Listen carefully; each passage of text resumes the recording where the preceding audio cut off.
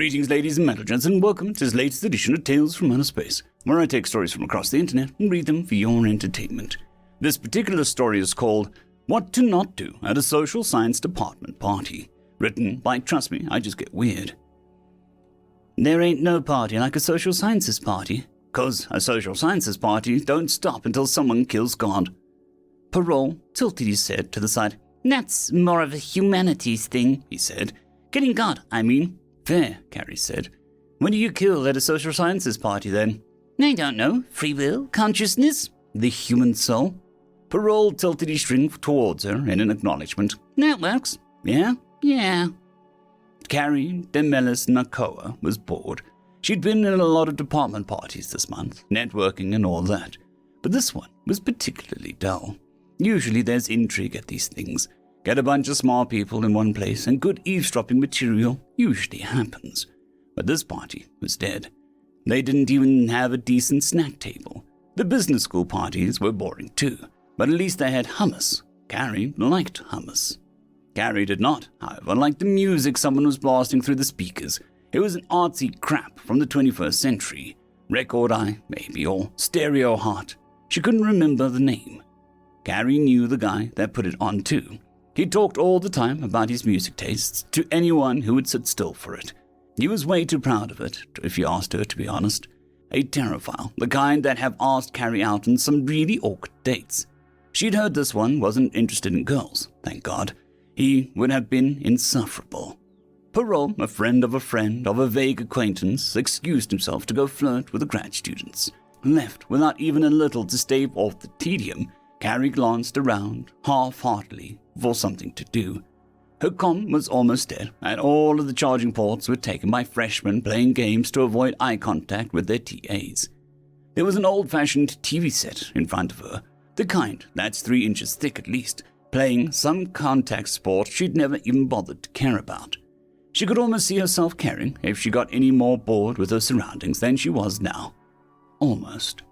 She picked up the drink can, empty now, that Parole had left on the arm of the disintegrating couch. She turned it in her hand. It was one of the new eco-friendly prototypes that tore like paper if subjected to anything higher than a 3 on the Mohs hardness scale. And screw the geology department here, she thought. The Bahuku hardness scale might be a standard in this galactic sector, but it was also inconvenient as hell. Mohs, on the other hand, made sense. Carrie tore off a piece of the rim and examined it. It curved in on itself in a way that drink cans usually didn't, like a ribbon twisted into a curlicue with the back of a pair of scissors. Burr. Back in the first grade, back on Earth, her class had made crappy little necklaces out of rolled-up paper beads. She ran her fingernails down the inside of the torn scrap of metal, encouraging it into a tighter and tighter curl. Rolled up, it was almost pretty, catching the light in that unnatural way that new drinks cans do. So, with nothing else to do but listen to the music playing over the speakers grow increasingly discordant, Carrie kept going, tearing off bits of the can and twisting them up one by one. Parole was still trying to talk up the grad students, and he was striking out hard. Truth be told, it was funny to watch. She almost felt sorry for the guy. It was like watching an antelope puff up its chest and strut while surrounded by lions. By the time Carrie ran out of drink can, she found herself left with a small fortune of tiny twisted-up metallic tubes. After a second's thought, she began to arrange them on the ground in front of her, a slow gradation from the smallest to largest. Parole landed on an especially bad pickup line, crashed and burned, more like, and the grad student laughed. Carrie found herself again, almost feeling sorry for the guy. Almost. The beads, she thought she could call them beads, were pretty. The twisted-up bits of can were sparkly and weird and cute in that quirky DIY way. A loose thread protruded from the sofa arm next to her, and she tugged on it, hard enough that it came loose in her hand. The thing was falling apart anyway. It wouldn't do any harm. It was honestly pathetic. The thread was just shorter than her line of beads, so she tugged at another and tied them together with a mostly adequate square knot. And with nothing else to do at this god-awful party, she started threading her beads. She was through about half of the strand when Parole wandered back with his metaphorical tail between his legs. There, well, somewhere else to be, he said, trying and failing to put on an air of nonchalance. Yeah, well, that's life. She kept threading her beads, and the music hit an especially discordant note. God, can someone turn that off? Parole shook his head with a snort. I'm not going to talk to him. That guy's annoying. He looked down at her with a frown. What's that? Carrie threaded the last few beads on the string and tied the ends together with a flourish. She held up her finished necklace, glinting in the light like the world's worst recreation of the necklace of a harmonica. I got bored. Check it out. As he examined the beads, Parole's face went through about 5 emotions in 6 seconds. Feigned interest, confusion, recognition, excitement, and finally guarded, but still devilish, expectancy. Did you just make that? Carrie shrugged. Yeah, I was bored. She shook the necklace and made it a light, pretty jingling noise. Out of a can? Yep. Parole was smiling now, and Carrie couldn't help but feel nervous. What? Parole held up his hands, grinning. Stay right here. He practically vaulted over the couch and ran back to the grad students. He said something Carrie couldn't hear over the despondent guitar playing too loud over the speakers, gesturing back at her and the TV with an over-eagerness many people would find hard to match. The grad student's eyes, previously rolling, actually seemed to listen, expressions moving like he stood through a befuddlement and straight onto excited curiosity. One glanced over at her, goat-slitted eyes alight with excitement, and Carrie looked down. Nope, she was not dealing with that. Carrie kept her head down until the tapping of a finger against her shoulder forced her to attention. It was a smiling girl with bright yellow eyes and a smile like an anglerfish. She remembered her as a TA from her Xenoanthro 101 class back in first year, before she had changed her major to something reasonable. Hi, she said. Carty, right? Carrie, actually. Carly? Oh my gods, it's so hard to pronounce, sorry. Can I see that? She pointed at the necklace in Carrie's hands. Sure. She handed it over, a bit of apprehension creeping into her eyes. The girl paid no mind and snatched it away. She turned to show it off to the rest of the grad students like an unearthed treasure, and they began to chatter, and Carrie could only pick up bits and pieces. And she made this, oh my gods, just like we read about. Fascinating. Remember that article? Almost primitive. Well, shit, we're not supposed to say that. Give it to me. I need to text Liu. Carrie could only watch the spectacle of academic nerddom mouth agape. Parole flitted around the edges of their group like a moth beating itself to death on a lantern. The grad students ignored him, almost carelessly. The goat-eyed one waved over at a group of older undergrads. Carrie thought they were from the xenoanthropology department too, and beckoned them close enough to get a look at her crappy handmade necklace. A few of the grad students launched into the tangled, info-dumping way of overlapping lecture that is only achievable by a group of young academics that still have hope in the world. The xenoanthro undergrads' faces grew more and more gleeful, glancing over and her with an examining kind of anticipation that Carrie usually associated with entomology majors pinning a new specimen. She felt her face go red and ducked behind the couch. Parole appeared next to her, leaning down to wave a greeting. Mind if I join you? She tilted her head non-committally, and he took that as an invitation. Sliding down to sit on the floor next to her, he looked dejected, apparently having given up on his romantic conquests. But Carrie didn't have the energy to deal with that right now. So, she said, hands held in front of her. What are they doing? What the fuck? He smiled sheepishly and shrugged. Anthro students, he said. You know what they're like. Not like this, I don't. Carrie spared a glance over the back of the couch. The entirety of the xenoanthropology department was gathered in a huddle, still reverently passing around a beaded necklace made from a discarded soda can. She ducked back down before anyone could see her. Wow. Parole laughed. Yeah, wow. He held out a can of soda to her. Drink? Sure. She accepted the drink and downed half the can, willing the voices from across the room to fade into background noise. The game still played on the TV set in front of them, and the discordant 21st century art pop was still playing over the speakers. She took another drink. Carrie heard a sharp voice, older and more authoritative than the rest of the gathered conglomerate, crack out over the chatter. The human, it said. Where is she? Carrie braced herself as she heard half the dozen voices stammer at the point towards her current hiding place. The same sharp voice rang out above her. Excuse me. Harry looked up to see a face appear over the edge of the couch. A stressed-looking woman, with an impatient look in her black eyes and a crisp white shirt wrinkling up her collar, held out her hand, the one not holding onto that cursed metal bead necklace. "I am Dr. Halakanaka." Carrie recognized the name, an adjutant professor, one of the dozen she knew of trying to work their way to the tenured track. She was specializing in material culture, if she remembered right. Or maybe it was omnivorous K-organism-based societies. Maybe both. Carrie sat up and shook the proffered hand. "Hi, I'm Carrie." "Carrie, good to meet you." The professor shook her hand with a firm grip. "I'm sorry for any trouble these students may have caused." Carrie waved her hand in a way that she hoped came off as casual. Apparently, it missed the mark, because the professor scrunched up her face in a tired kind of annoyance. "I do apologize for them. They tend to be a bit tone-deaf. We are working to teach them some sensitivity." Carrie tried and failed to suppress a snort. Tone-deaf was an understatement. Left wild, the type of xenanthro students sometimes traipsed into full-on offensive. She apologized quickly. "Sorry," she said. "For the fuss, I mean." The professor cracked a smile that was almost warm. "No, not at all." She held up the necklace and Carrie's heart sank. "With your permission," she said, "I'd like to get some pictures of this for my research. May I?" Carrie was struck with mild surprise. "Oh, sure." The professor thanked her and whisked it to the coffee table set up near the TV. She laid it out on the black jacket stolen from an especially brown-nosing undergrad and began to take pictures with her phone. Parole leaned over the couch, watching her retreat with no pretense of doing otherwise. Carrie settled back down and took another sip of her drink. Okay," she said. "That happened." Parole continued to stare after the professor, lit-up eyes looking somewhere between admiration and fanboyish wonder. "Yeah, it did. Oh my God, that was Halakanaka. I love her." Carrie nodded, a bit dumbly. "Yep, I can see that." Parole slid back into the base of the couch and held up his drink. "Yep, she's awesome." He frowned. He downed about half of it and groaned. "God, you're so lucky. You're a human."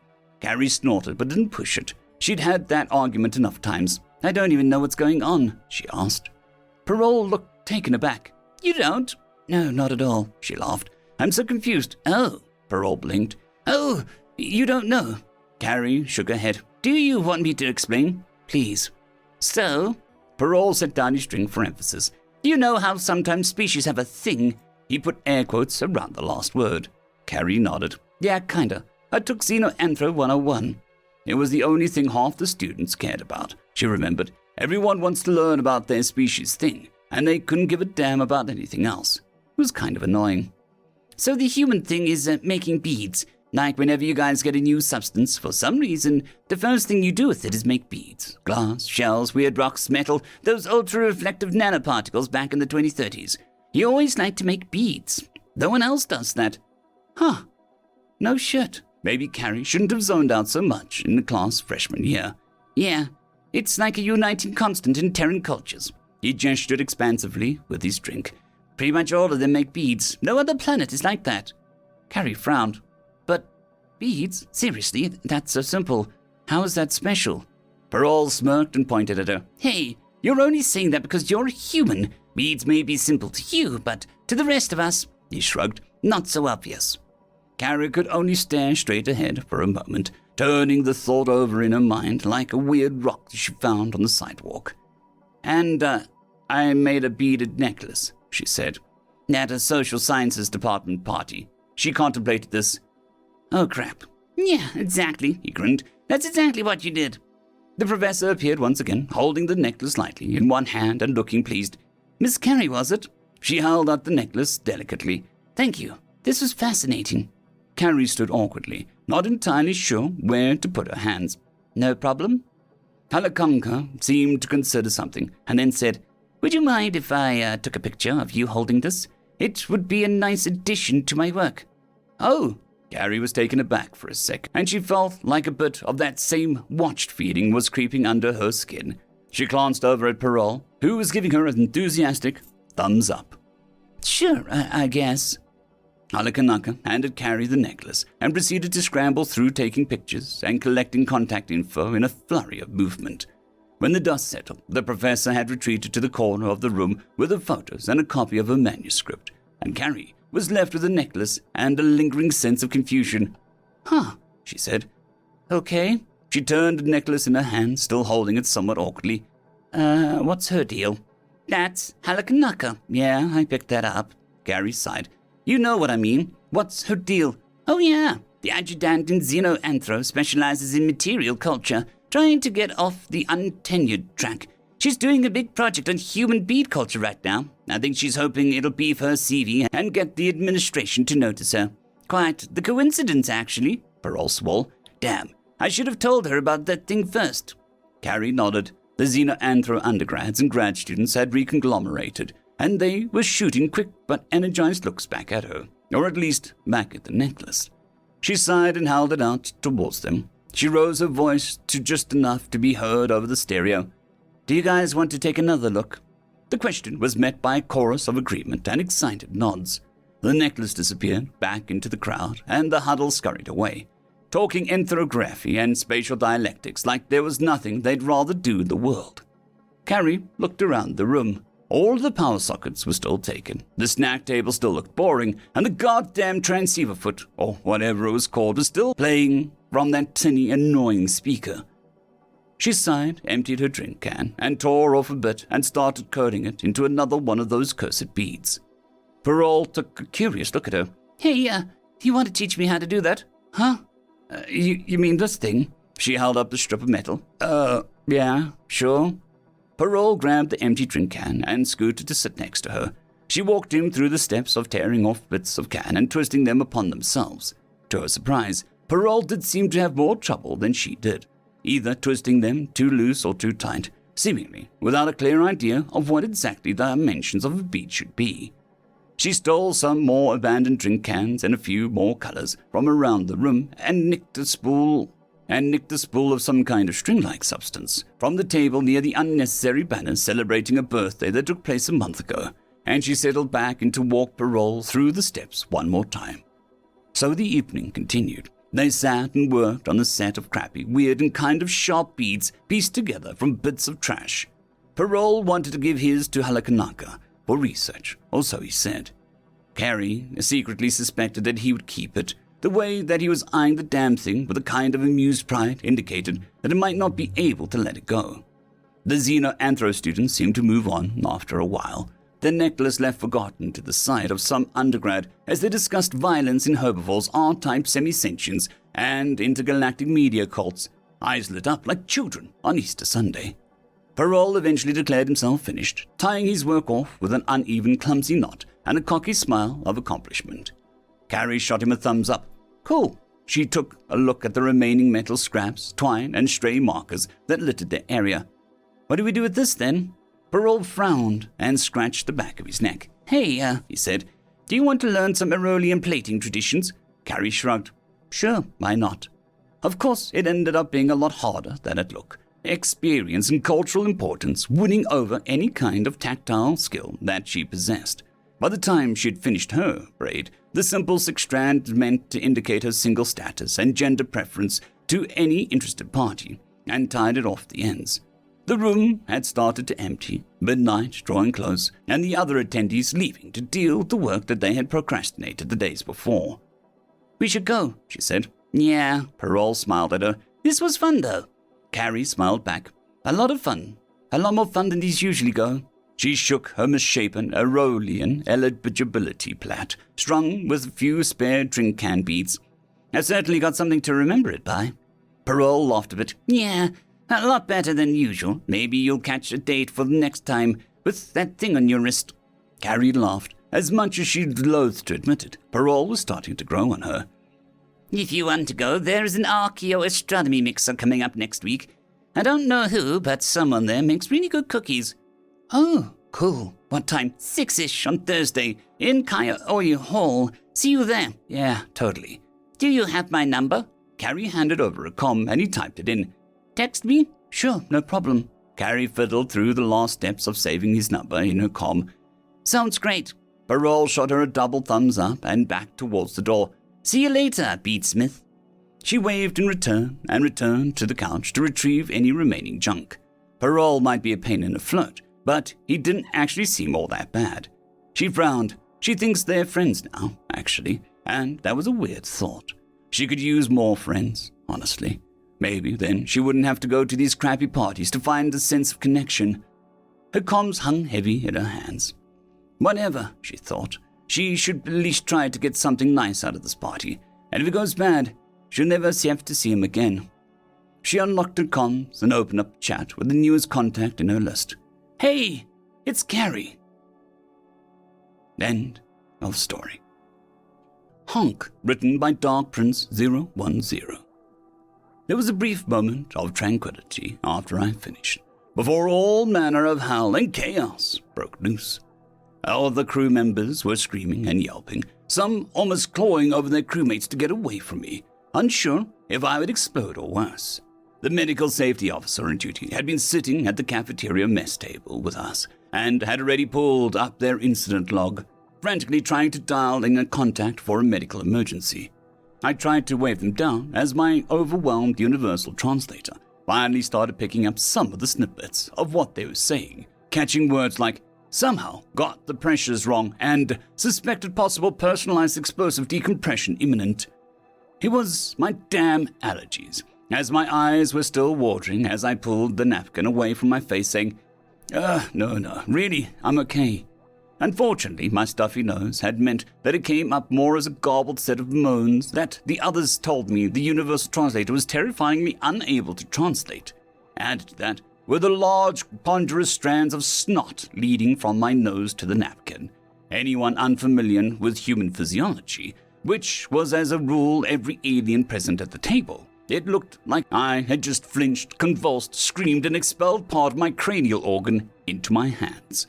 This resulted in the second round of screams, yells, and oaths to various gods and deities, as several crewmates were sure they were about to see a good friend perish in front of them as their brain dribbled into their hands. While it certainly sometimes felt like I was blowing a chunk of my brain out with these damn allergies, I quickly cycled through as many of the languages that I could to reassure them that I was actually fine, and then nothing was the matter. Still, I was regarded with a bit of suspicion, and I knew that quite a few were likely wondering if I was trying to pull some other fast one on them.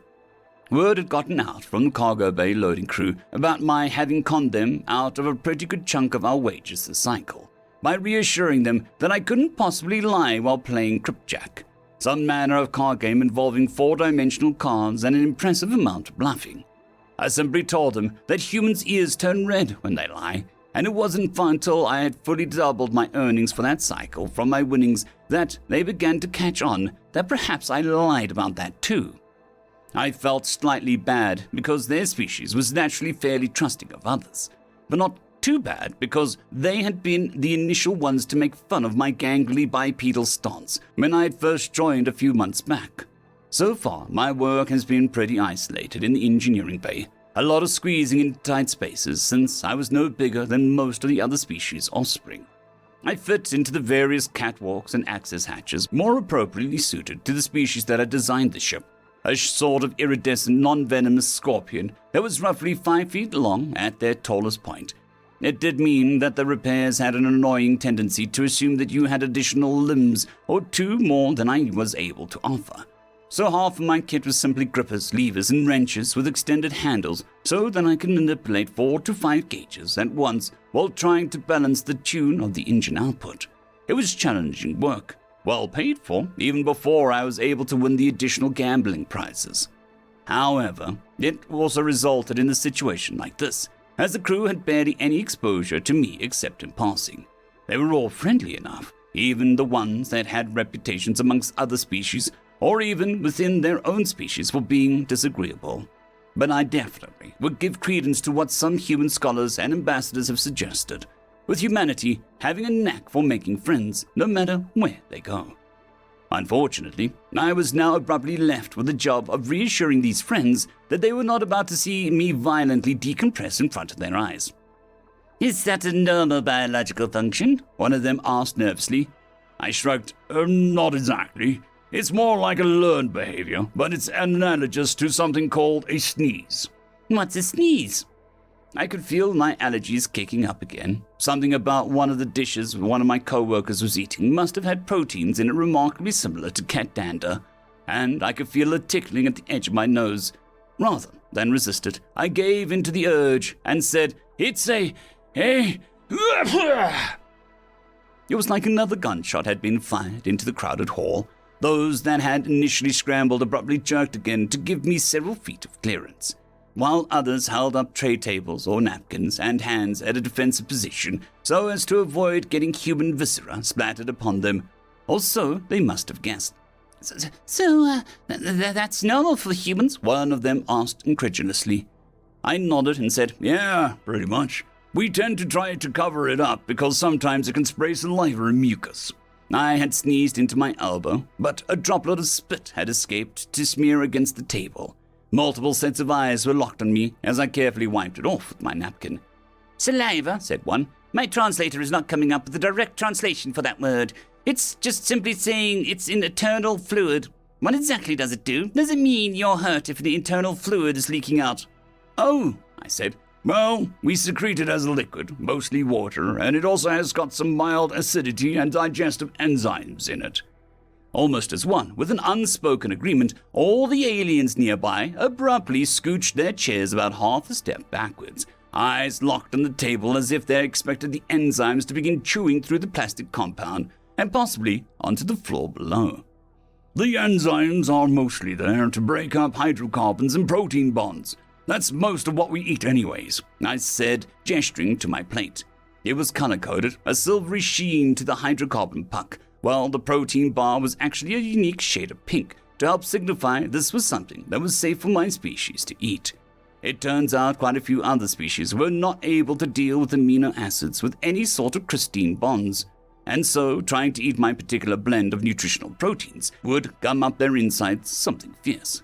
A few of the others around the table had similar hydrocarbon pucks, and one or two had protein bars of different hues, typically tailored to their own species' digestive capabilities. Still, those nearby hadn't relaxed as I hoped yet, and one of them pointed at my face saying, Human, I think your organ is still falling off, they said haltingly, and I couldn't tell whether it was due to either difficulty with the universal translator in passing their language, or concerns they might appear rude or forward. I chuckled, wiping my nose and the back of my sleeve, instinctively before realizing my mistake too late, as there were visible sounds and motions of revulsion and disgust, as I seemingly nonchalantly smeared my primary neurological organ on my stained and oil-spotted jumpsuit.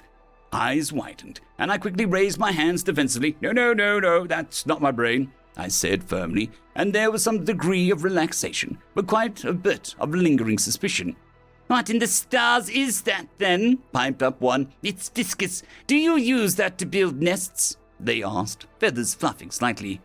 I shook my head. No, it's another secreted solution called mucus. Our body uses it to protect thin membrane areas and to capture viruses and bacteria to prevent bodily infection.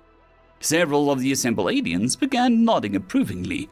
Many species had some sort of similar biological process to prevent infection, and it was required part of multi-species integration and cooperation to be at least passingly aware of the risks offered by alien pathogens.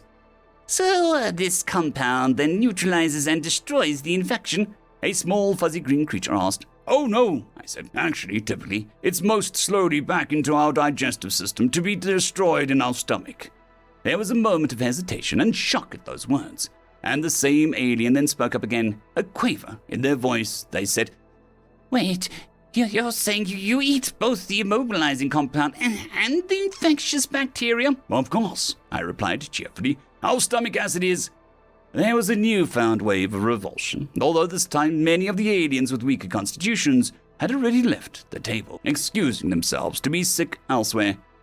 It's actually quite effective, I said, still feeling the need to defend my species in the face of a bunch of aliens who were now quite sure humanity was some sort of perverse biological joke.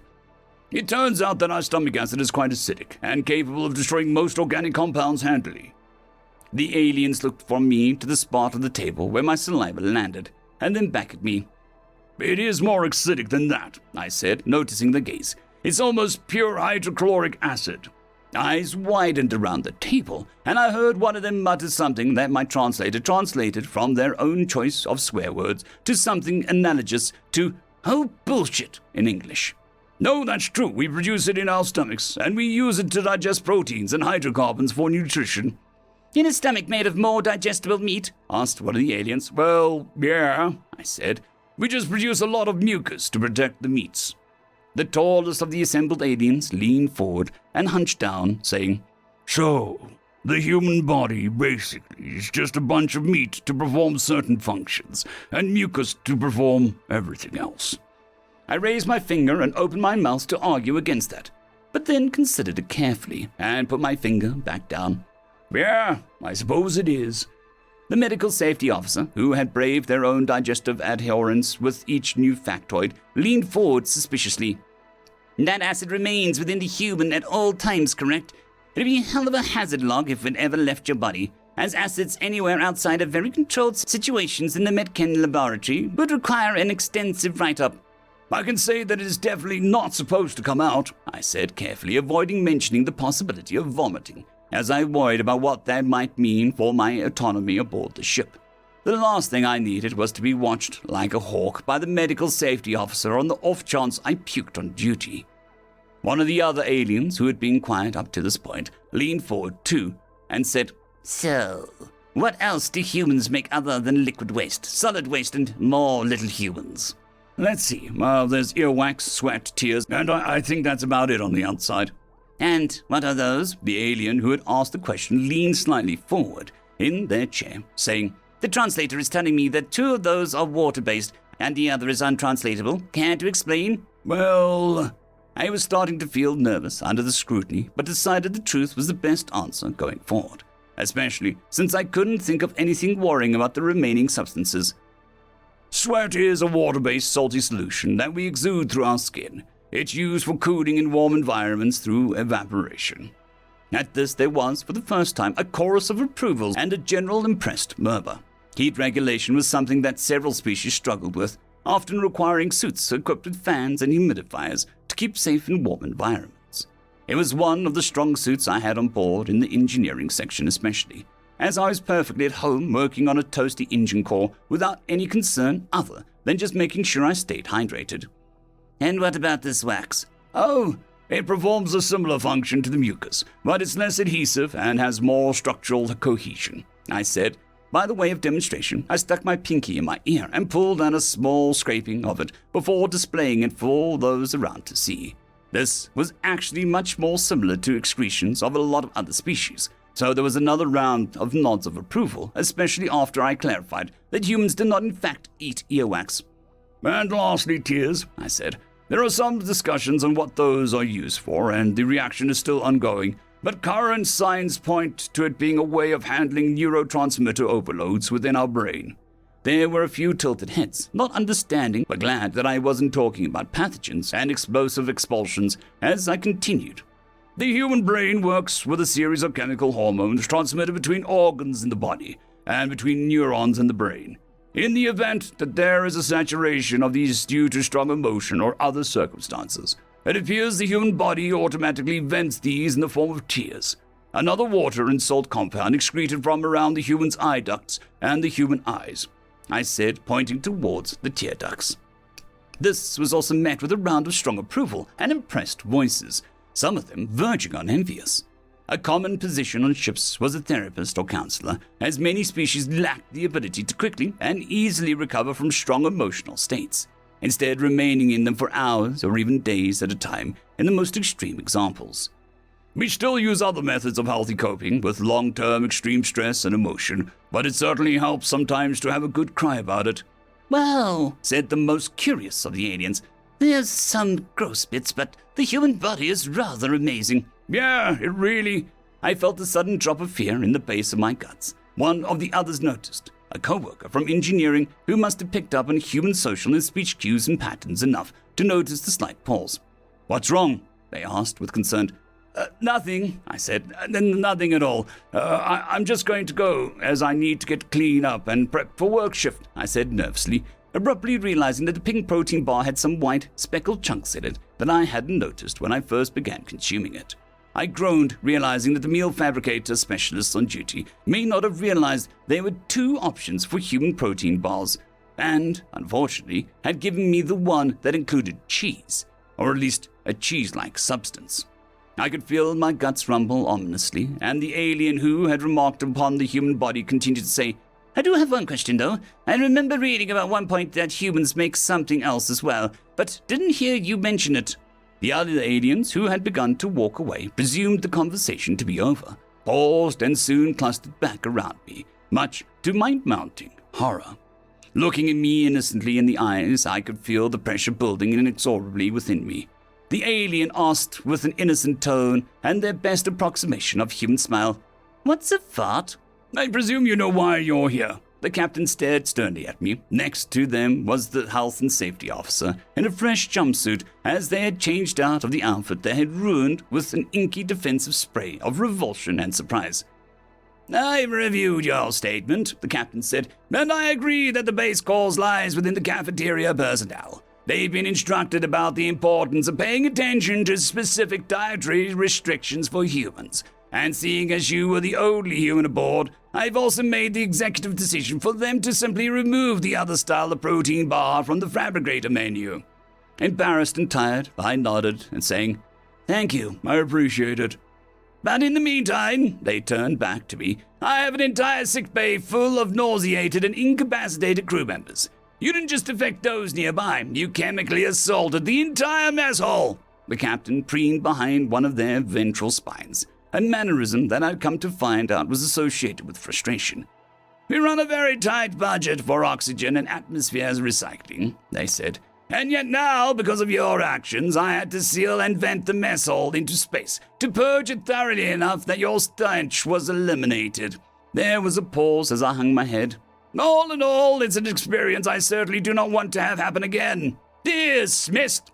As the door sealed behind me, the captain turned to the medical safety officer, muttering an exasperated tone, "If I ever agree to have another human on board a ship under my command, I want it to be on record that I've gone insane and to be committed to an appropriate recovery facilities immediately.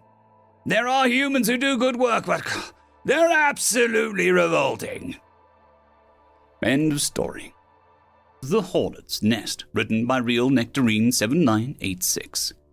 Point of view, Executive Taladis of the Cthulhu people.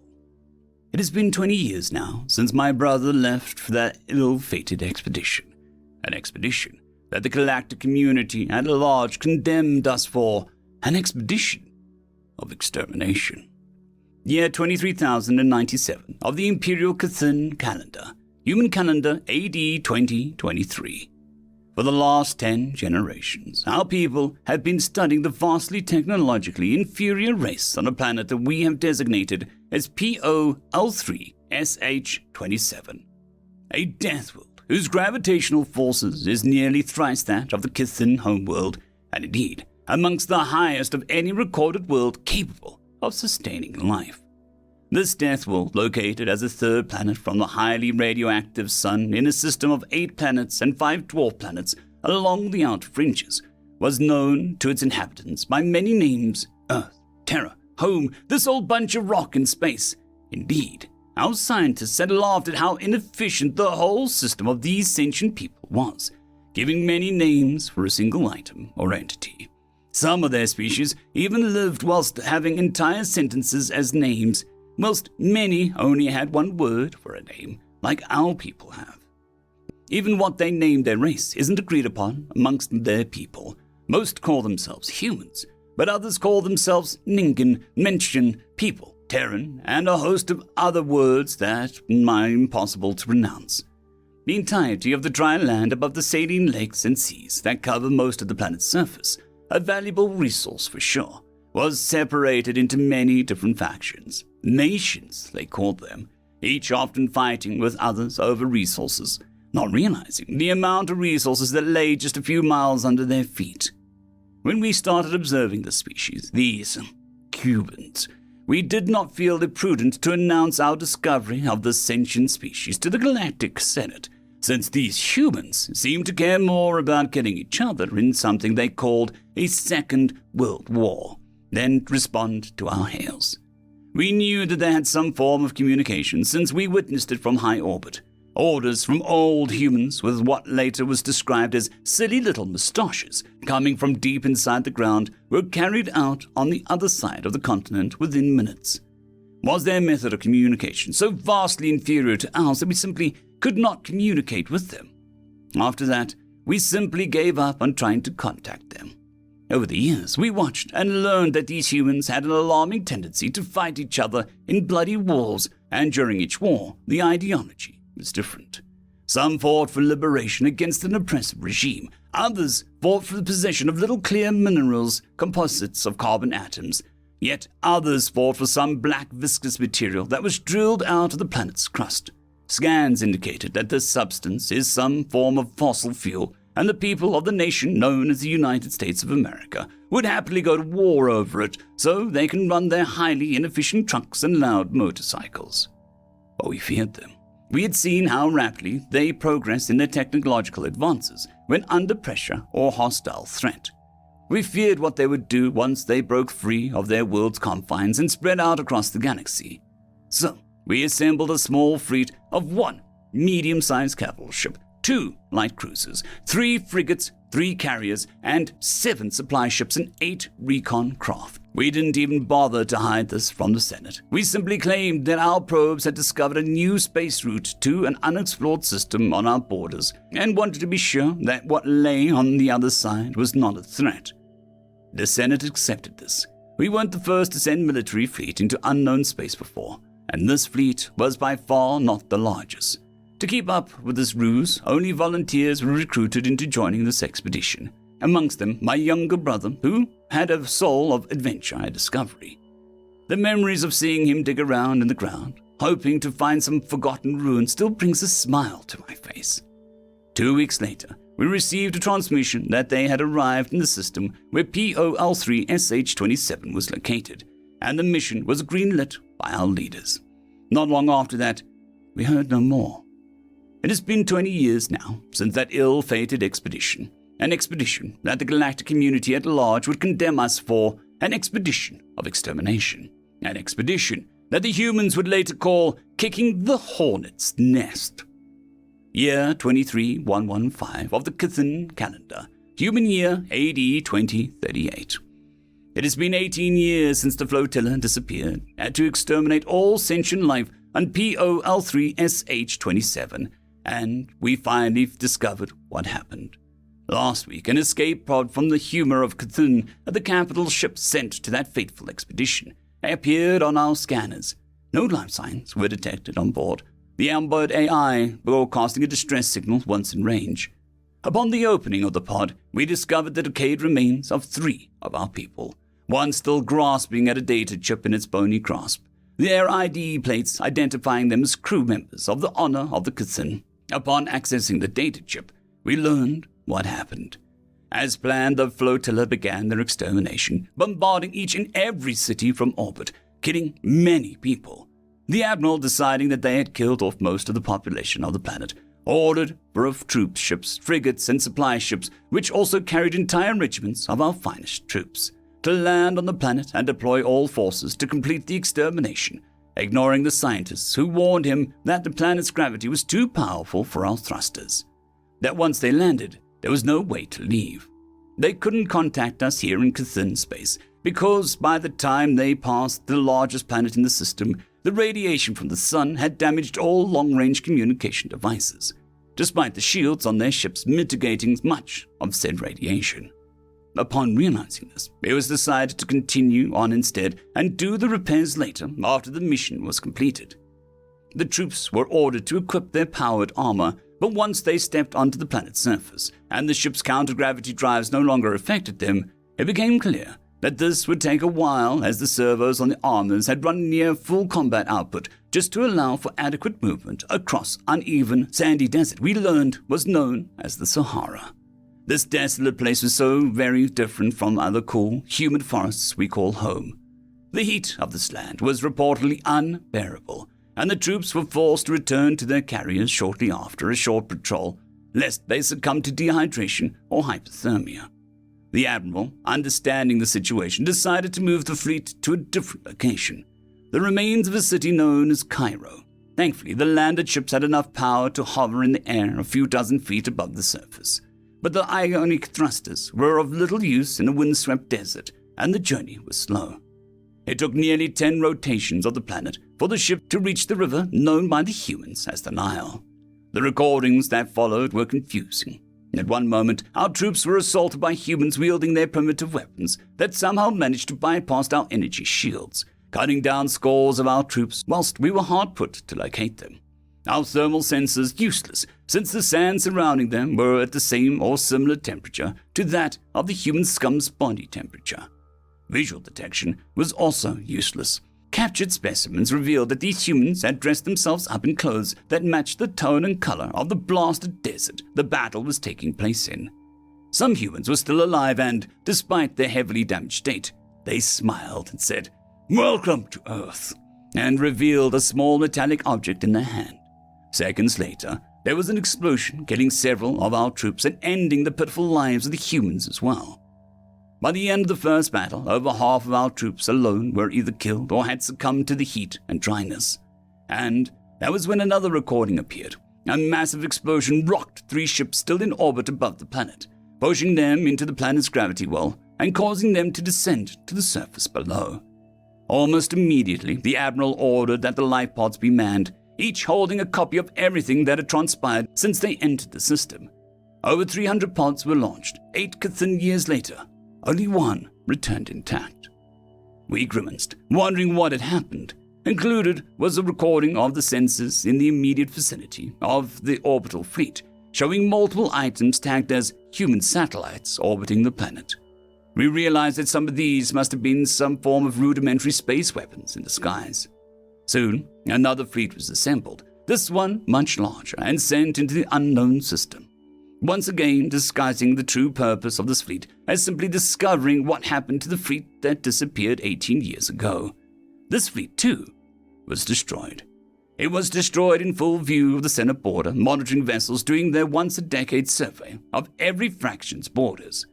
It was destroyed just after crossing our border and into what we believed to have been wild, unclaimed space. It was destroyed when a fleet of warships of unknown affiliation appeared, no, not jumped in, from hyperspace. They simply were there. The first thing they did was broadcast a message over every known channel in Senate space. "We, the first fleet of Terran Interplanetary Union, demand that the Cthulhu intrusions and attempts at our people's extermination cease immediately, else we will resort to martial actions." We knew it not at the time, but the humans, or Terrans as they would become known as the galactic community, had in the span of less than 2 decades reverse-engineered our technology, improved upon it to the point where even their Deathworlds' high gravity was no longer an unsurpassable barrier, and their sun's radiation no longer caused any issues to any of the instruments, and had built a massive fleet. When our fleet ignored their warnings and continued onwards, weapons emplacements appeared on the Terran warships, pointing warningly at our approaching ships. Another warning was issued. "We say again, cease any and all aggression immediately. We prefer peace, but are ready for war." Still, our fleet had ignored their warnings. Instead, our dreadnaughts had fired upon the Terran fleet, our weapons harmlessly bouncing off their shields. The sight left us stunned. Our shields worked by stopping any energy-based attacks dead in their tracks, but theirs seemed to simply deflect the attack from our dreadnaughts, like still water would reflect light coming from an angle. "It is saddening to us, but you have chosen war," was broadcasted from the Terran fleet. Suddenly, dozens of Terran ships simply appeared on the flanks, and our ships were decimated. The Terran weapons shooting projectiles that exploded mere moments upon impacting our hulls, bypassing our shields entirely. Through millennia, ever since the predecessors of the Galactic Senate first invented shielding technology, the use of armored hulls became obsolete as cheaper alternatives became widely available. By the time of the first attempted extermination of the Terran people, the hull of our dreadnaughts was just thick enough to survive the vacuum of space, the projectiles of even the Terran frigates tearing through the hull and shredding anything in its path. Afterwards, the Great Invasion began. Year 23117 of the Cthulhu calendar, human year 2039. It had been 20 years since we first attempted to exterminate the Terrans on their homeworld, 2 since the start of the Terran invasion, and the invaders have nearly reached our homeworld of Cthulhu. Every fleet we built and sent at the invading forces was cut down as ruthlessly as that very first fleet we sent 2 years ago. Every world they attacked fell within weeks, as our static defenses, our military bases, our forces, all were bombarded from orbit before their troops arrived, wielding new powered armor of their own, superior to ours, allowing them to wield massive weapons capable of destroying even the heaviest of our armored vehicles.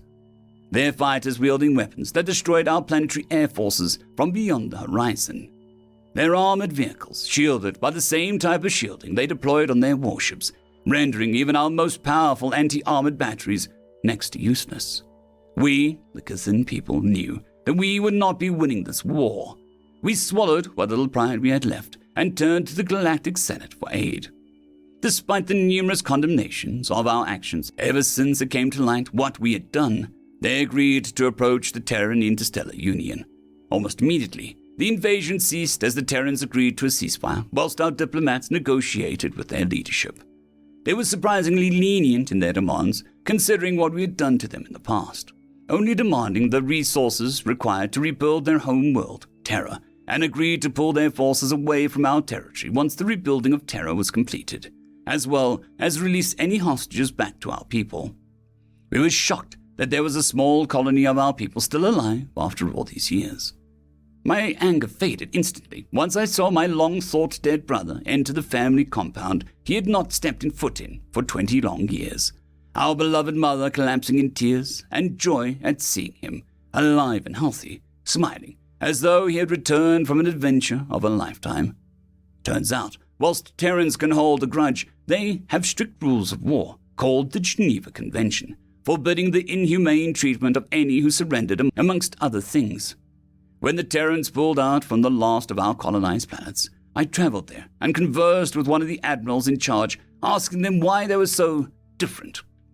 "You have kicked the hornet's nest when you invaded our home and slaughtered our people," he said.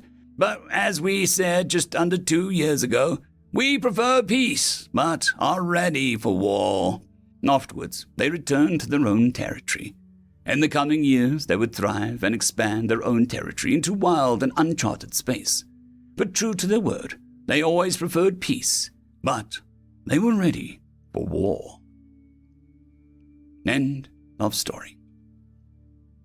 Teaching Elven Maidens How to Use an Anti-Tank Gun, written by Farmwitch4275.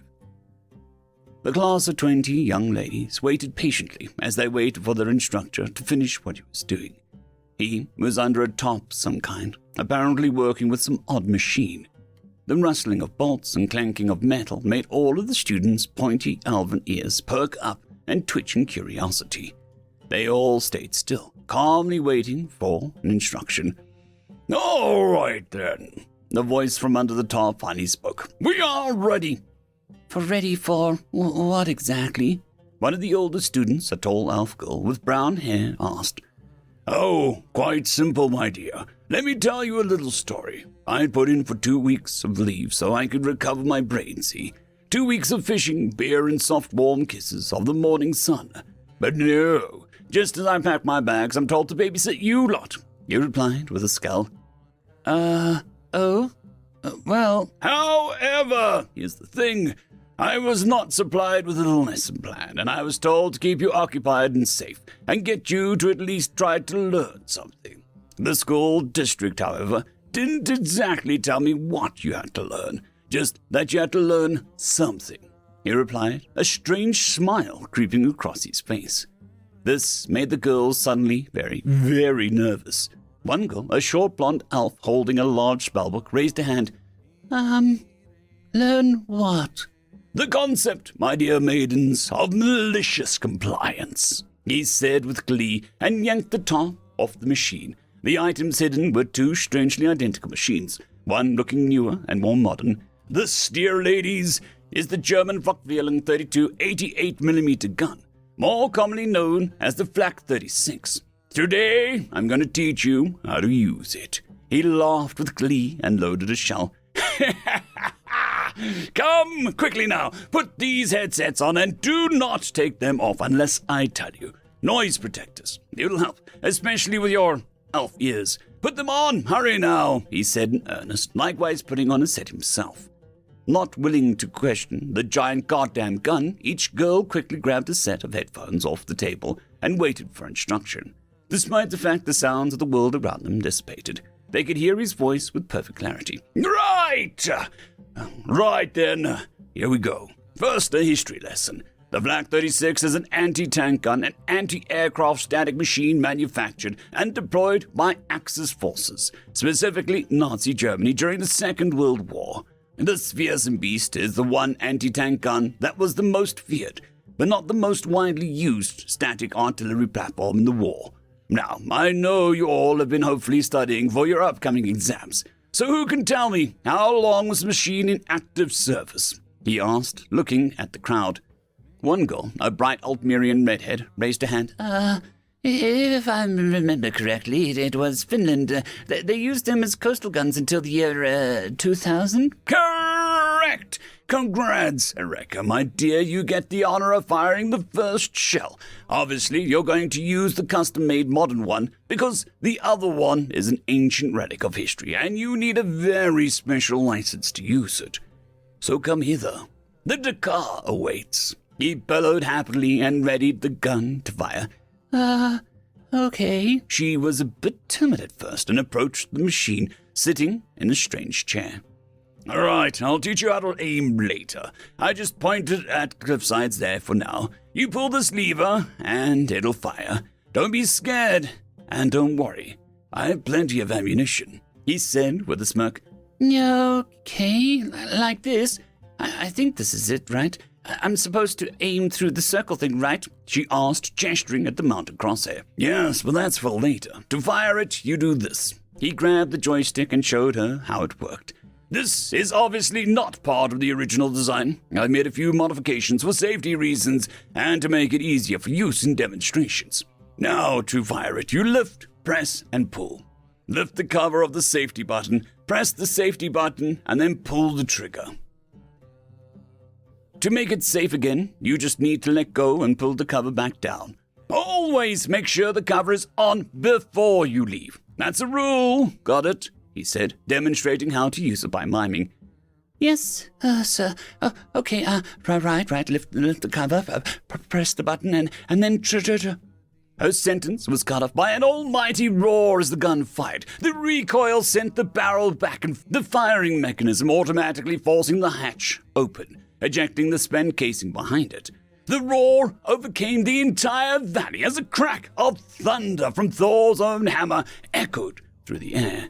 The shell flew through the air, a stark yellow streak of fire and steel, towards the side of the cliff a mile away.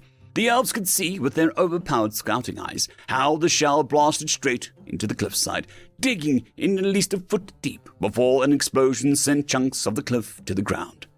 A mixture of emotions ran through the crowd as they stood silent. Ereka sat there, shaking slightly, as she recovered from the shockwave of the recoil she felt as it fired. She slowly craned her head to look at the smoldering remains of the expanding shell casing. Fantastic! Well, now, you know what it does. The question is, do you know how it does it? He asked, looking at Erika's terrified face. I don't want to, was her meek reply. Ha! A lie if I ever heard one. Come, let me show you. He gently cradles Erika's terrifying form and helps her off the seat back onto her feet. He returned to a table and removed a tarp covering a display of sorts. On it were diagrams, cutaways, and dioramas of shells, the guns, and various historical articles. A perfect display of what you might see in a museum. This is how it all works. A modern bullet consists of a tube and a shell casing, with the bullet affixed at the front end, the percussion cap or primer at the base, and a propellant powder contained in the tube. Upon being struck by the gun's firing pin, the percussion cap detonates and ignites the propellant. The resulting rapid expansion of gases in the gun's closed firing chamber propels the bullet forward at high velocity down the bore. The cartridge case is left in the chamber and must be ejected by mechanical means, he said as he demonstrated. The girls looked at him confused for a bit, and after a while a black-haired girl raised her hand. Sir, is this how all bullets work? What about the big guns and those battleships? A very good question. They work in a similar manner to standard shells, but not quite. There's a twist. Instead of a shell casing, a shell containing explosives is loaded into a barrel. Then something like this, only much bigger, he showed them with a cloth satchel of gunpowder, is loaded in after. 1, 2, or 3 of these bags are loaded afterwards, and then aimed, then fired. Depending on how many bags are loaded, it increases the range. Maybe one of these days I can get in touch with a Navy buddy of mine at the museum, and I can show you how that works, he replied, using various props to demonstrate. Okay. Good. Now, to teach you how to aim the gun. There's a very specific way to do it, but to know who is first, answer this question. Who knows the muzzle velocity of an 88? He asked. A few moments of silence followed. One girl raised her hand and then spoke. My calculations say, I think, 3,000 feet per second. Close, 3,280 per second. Come here, the smart one. You win. Now, since you are so good with math, this should be easy, he said and helped her into the seat. Okay, so I aim through that? She asked. Well, yes, but no, sort of. You first have to calculate distance. These are not plasma cannons or laser turrets you saw on your way here. No. These are ballistic shells, so you have to compensate for gravity. This is a standard German targeting reticle. See those triangles? This is all done by measuring a unit called Stritch. The big one in the middle is 4 Stritch. The one on the sides are 2 Stritch, and the spaces in between is 1 Stritch, he said, showing the girls a diagram. What's a Stritch? It is a unit that measures angles. You calculate the distance by taking a width of your target divided by the Stritch times 1,000, giving you meters. Now, see that over there? You are aiming at those, he said, and he pointed to a series of boards painted with bullseyes.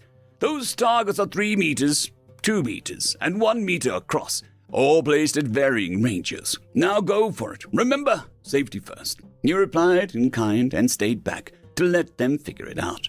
The girls all crowded around the device and chatted frantically about each other and what to do.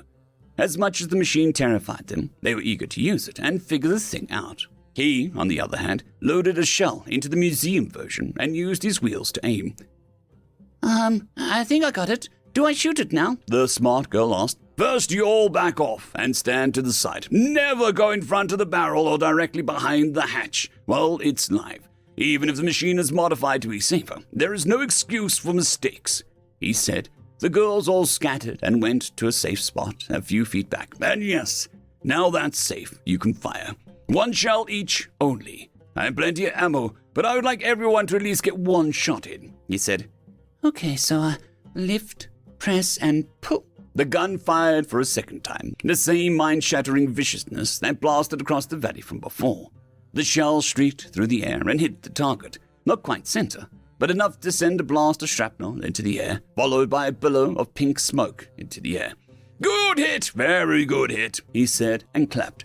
The entire class likewise clapped in response. My turn. He pulled the lever on the controls and the ancient cannon loosed its deadly payload.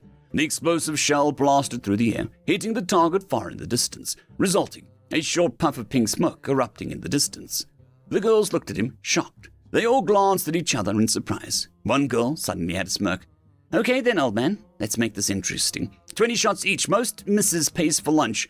Oh, excellent, he yelled out with glee, then stopped suddenly. Well, I guess the lesson's over. The school's principal arrived, a tall, distinguished elven man with heavy robes. He surveyed the scene and carefully looked at all the ladies. He carefully checked the equipment and checked to see if anyone had burnt hands. Satisfied with his inspection, he approached the teacher. He then went to the table, looking at all the items displayed. He then picked up a headset, put it on, and stood between the 2 guns. Okay then, 10 shots each. Nobody can afford giving anyone a free lunch. So how about this? You win, you can pass the class. You lose, and you do a pop quiz, he said with a smirk. The girls hastily loaded the next shot, and the next girl to fire took her seat. A chorus of cannon fires echoed through the valley, followed by either 1 or 2 puffs of pink smoke. End of story.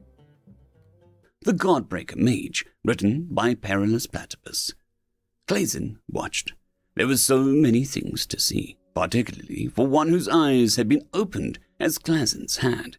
The path to awareness was a long one, measured across the many generations of his family.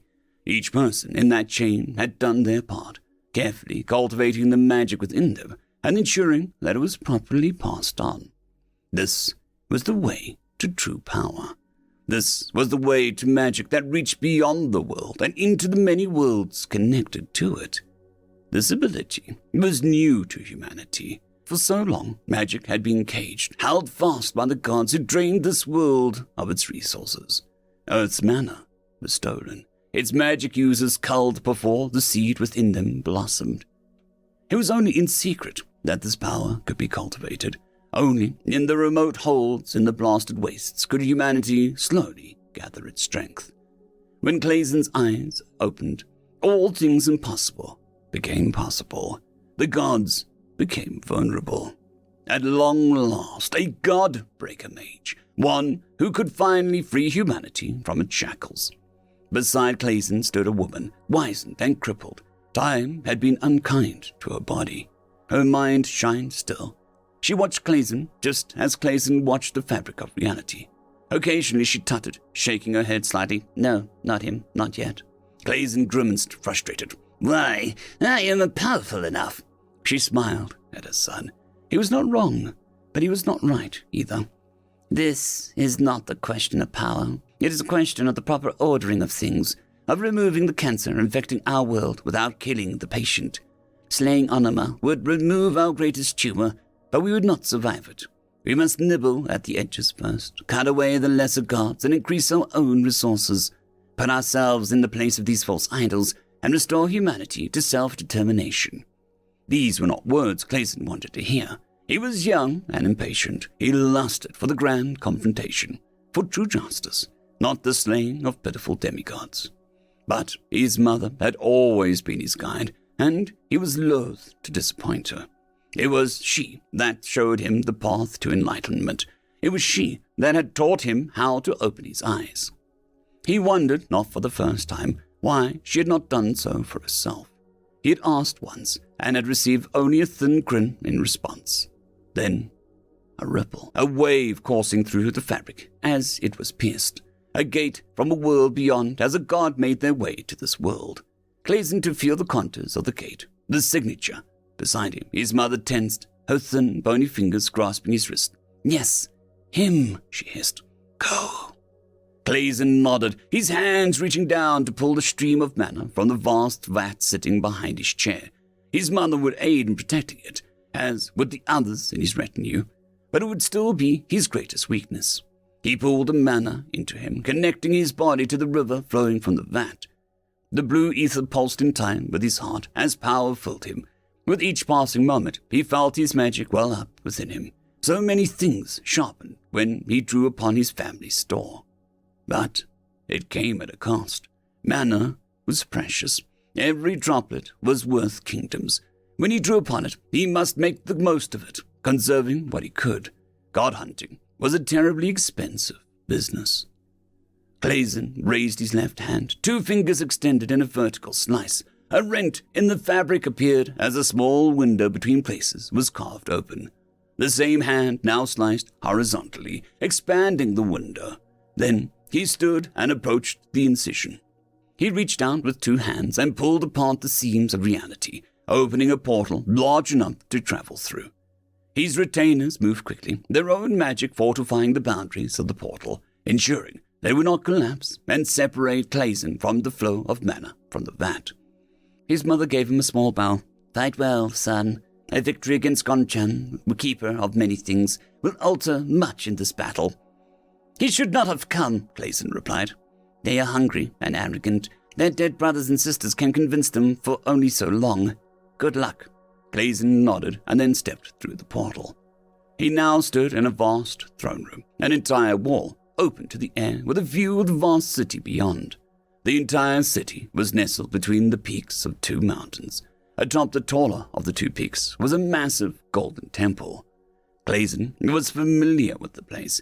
His tutors had taken care to instruct him on all of humanity's gods' cities. This was Gonjian, capital of the High Shelf. This was the seat of the power of Gonchan. the heart of the land that worshipped him, tithing their mana to him. Commotion commenced shortly after Clayson arrived. Dozens of bodies moved to intercept him as a shrill cry rose above the ruckus. "Intruder, protect the king!" Clayson watched them come, curious. He had been to many different lands, and he always found it curious how many things remained the same, despite the distance between them. All reacted much the same way to unexpected events, treating every surprise as a threat. It wasn't an odd reaction, and the King's Guard of Gongjian were to be commended for their discipline and speed. But it was still disappointing, and a waste of mana. "Stop!" Clayson said, raising his hand. His fingers now danced in front of him, directing streams of mana out. Within moments, the King's Guard was subdued. The joints of their armor melded together. They tottered for a few steps, and then toppled over. It would take considerable time and access to a blacksmith to remove them from the makeshift prisons. Grumbling, Clayson turned to the king. He expected a man, but found a boy, cowering atop an ornate, gold-encrusted throne. Clayson frowned. "Where is your father?" He searched his memory for the name and found it buried in a dusty corner, filled with history lessons from Scholar Hacken. "Yennis." The boy swallowed, a sheen of sweat on his forehead. Dead. "Fine. You are King Flairhog." It was a terrible name, but Clayson saw little purpose in pointing it out. The new king had enough problems. Besides, Flairhog probably already knew that. "King Flairhog, I'm here for Gonchan. I suggest that you and your troops remain here." His eyes widened. "Lord Gonchan, he's returned. It's been so long." A loud gong rang out from the temple above, reverberating through the valley, announcing the arrival of the god into his domain. Clayson arched a brow and pointed in the direction of the temple. "I'll make my way to him now," he began, to make his way across the throne room towards the massive set of doors emblazoned with the symbol of a giant beast. It looked vaguely like a cross between a dragon and a cat. Gonchan. Flayhawk swallowed. "Who are you?" He moistened his lips. "What are you?" Clayson paused. "I am the Godbreaker, Clayson." "Godbreaker?" Flayhawk repeated, trying to understand, but he would not. Not until Clayson had done what he had come here to do. There was no concept for a Godbreaker in Gongjian. There were only gods, but they would soon learn enough. Before Flayhawk could say more, Clayson was at the door. He pushed his palm out in front of him, and the doors slammed open, flying off their hinges and careening up the stairs beyond. He spared a brief glance back at the portal behind him and the thin stream of mana flowing through it. Members of the retinue were making their way through the portal, their shields marked with the Godbreaker crest. They took guard beside the portal, their faces grim. Seeing no reason not to trust the matter to them, Clayson reached to the smooth wall beside him. A hand of carved stone reached out of the wall and grasped his own. A moment later, Clayson was lifted up and then pulled along as the hand ascended the stairway. As much as he would like to float up the stairs, being dragged up by a wall hand was far more efficient. Perhaps, once he had access to more sources of mana, he could use it on luxuries. Just before the top of the stairway, the hand let him go, depositing him in front of the second set of massive doors. These too are subjected to the same treatment, blowing outwards and off their hinges, slamming into the temple entryway beyond. Screams rang out as attendants fled his arrival. Ahead, Clayson could see Gonchan stirring, awakening to his presence. Clayson wished that he could have simply opened a portal directly to the god, but it was too dangerous. Until the portal was well fortified, it was easy to attack, just as Gonchan's portal was right now. Clayson could feel the gate in the room beyond the entryway. The god had left it open, but had not protected it. Clayson wondered at the carelessness of the gods. Perhaps they had been too long unchallenged in their power to be anything other than thoughtless. But it still surprised him. Clayson had already killed 3 lesser gods. One would think that might create a reaction. But preferences created patterns. Patterns settled into habits. Habits were difficult to root out. Well, it was to Clayson's advantage. He crouched down, and 2 hands of polished marble reached up and lay a hold of his feet and ankles, yanking him forward and through the entryway.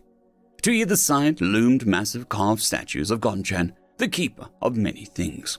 All these depicted was a mass of mouths, each open and waiting.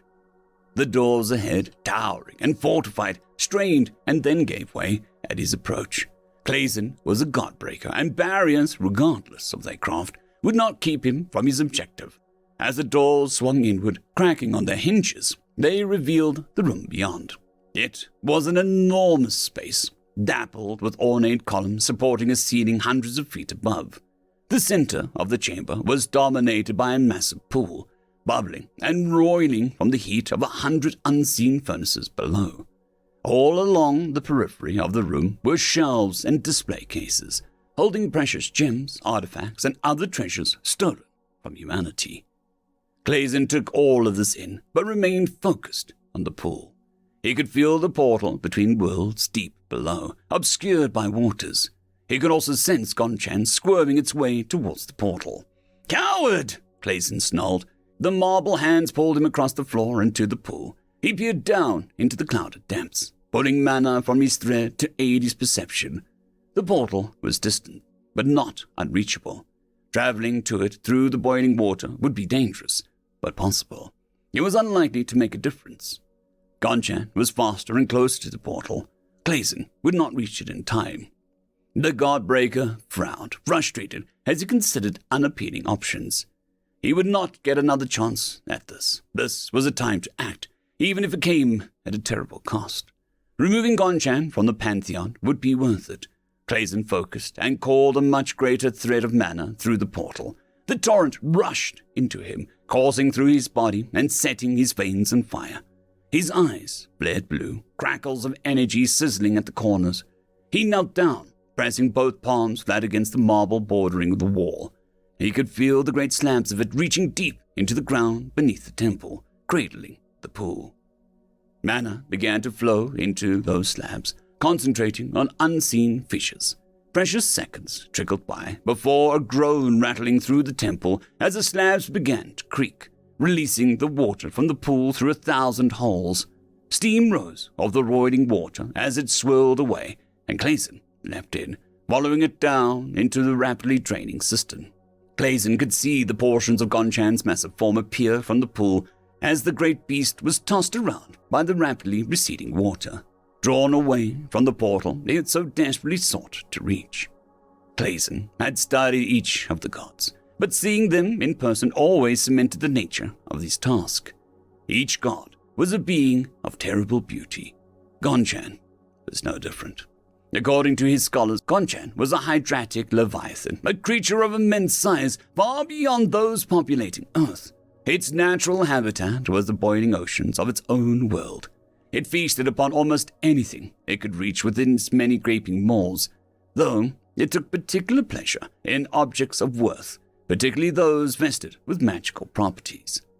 The vast shelves in the temple chamber were priceless by any measure, but in this place they were reduced to morsels for the god to dine upon at its leisure. The water continued to drain away, bringing more of Gonchan into view, steam billowing in great gouts around it. But Clayson could see the beast well enough. The center of its mass was an enormous body, mottled brown and oblong. Long, dragging tentacles emerged from it, interspersed with writhing serpentine necks, capped with mouths ringed with rows of gnashing teeth. On the body itself, a dozen oozing, unblinking eyes stared outward at Clayson as he approached. "Who are you to stand before a god?" The words rang out in Clayson, drowning out his thoughts and pushing a compulsion on him to kneel. It was not the first time Clayson had to contend with Godspeak, but it still frayed his nerves. His opened eye saw it for what it was, a forceful but intricate application of mana, and pushed the compulsion aside. Clayson would not bow before a god. "I am the God-breaker," he replied. He brought his hands up into a steeple before him, gathering a mana blade in the small space between them. Then he drew his left hand downward, pulling a now-formed blade along with it. It extended outwards from his hand by a few feet, a shimmering blue pane of energy. He raised his hand beside his head and then swiped it down in a chopping motion. The blue pane of energy released on the downward swing and flew through the air, meeting the fleshy neck of one of the mouths and severing it. the god squealed, black ichor spraying from the severed mouth. "You should not have come, Gonchan. This is not your world. It is ours." Another blade slashed out, severing a grasping tentacle in the process of trying to drag Gonchan along the floor of its cistern and towards the portal on the other side. "I am your end. I will feast upon you." A great gnashing of maws followed the words as multiple heads dove towards Clazen. Marble hands reached up and lay a hold of Clazen's feet once again, and he slid along the cistern floor in a half-crouch, occasionally leaping over the drainage holes he had created earlier. As the mouths darted forward, they were dealt with, the mana blade slicing through each, severing in some cases or carving off great heaps of flesh in others. Severed heads began to reform, two maws emerging from the oozing stump. With each additional set of mouths, the corpus of the main body shrank slightly, providing sustenance to form the heads. An ocean of mana flowed through the god as it sustained its attack. The assault was brutal but simple. Gonchan was a beast and followed its natural tendencies. These were understandable and exploitable. Clazen slowly circled the cistern, defending against the head and tentacles as he made his way to the portal. Unlike his own, it was a massive aperture, easily a few hundred feet in diameter. As a gate between worlds, Clazen could not peer beyond its surface, but he could feel the connection to the place beyond. Clazen wished dearly to move through the portal and wreak vengeance on the world beyond, just as Gonchan had done here. But it was not possible. His thread of mana could not follow him there. All he could do was punish Gonchan for coming here. Clazen began to tear at the unprotected edges of the portal, collapsing the rent in the fabric and helping the tear to mend. Gonchan began to emit a kneading wail as the portal began to fragment and dissolve. Clazen had little concept of how gods formed these portals, but he knew creating one was no simple thing even for the gods. Once lost, they became stranded in this world. Captured. Clazen studied Gonchan. Much of its massive body had been fed into new maws. Hundreds of them now swarmed about, snapping futilely at Clazen, who stood beyond the reach. "Feast! Feast! Feast!" Gonchan screamed in his mind. Clazen could feel the rage and hunger in the god. He could also sense the fear. Without the waters, it was growing cold and lethargic. With the new heads, it was draining its energy far faster than normal. It needed food. It needed to escape this cold, miserable place. It would not. While the heads and tentacles flailed and writhed, Clazen gathered pushed mana through his body once again, slowly shaping a ball of energy before him. It took some time to form. It was no simple thing to construct a weapon capable of killing a god. Once the ball had reached a sufficient size, he began to draw it out, pushing energy into an infinitesimally small point of energy, and then flaring out from there into a spearhead. By the time he was done, the mana spear was over 24 feet long, with massive rivulets of power coursing along its length. Dimly, Clazen could sense the draining tank of mana back through the portal and regretted the cost of the weapon. But there was nothing to be done. God hunting was a terribly expensive business. Clazen began to feed mana into the propulsion apparatus at the tail of the spear, loading it with enough energy to travel to and through the god. Only when he was absolutely certain he had done enough to complete the task at hand did he release it. The mana spear shot through the space between him and Gonchan, leaving a brilliant blue streaking after-image in Clazen's eyes. It pierced the great corpus of the god and disappeared in, leaving charred flesh at the entry point. Moments later, Gonchan's body began to pulse blue and white as destructive fire lanced through it, traveling up the necks of the maws and then spraying outwards as it was burned from within. Within moments, the god shuddered, and then was dead. Clazen stared at the beast, hating it.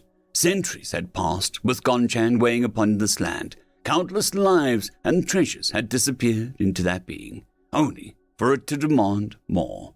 He was the keeper of many things, and it had taken all of them. There was no regaining what had been lost. The mana had been consumed or stored in the world beyond. It would take time for the people of this land to recover. He let out a long sigh. Marble hands reached up and lay a hold of his feet, pushing him up the cistern and away from the great body of the dead god. Another gone, So many still remained, 27, less and greater. Rashjan with the many heads, Nightstealer, Onima, they were all out there, taking from humanity.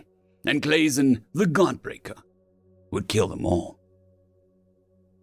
End of story. Each screaming, "Chocolate!" We done? We sure? Are you really sure?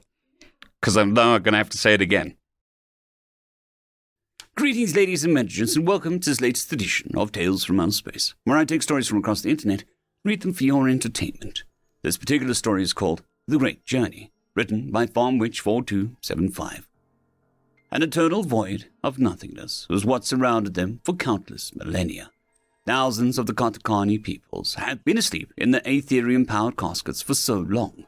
The loss of their home world now seems little more than a broken memory. The infinite void of space seemingly supplied them with a near-infinite gift of the great Aetherium they used to power their great ships.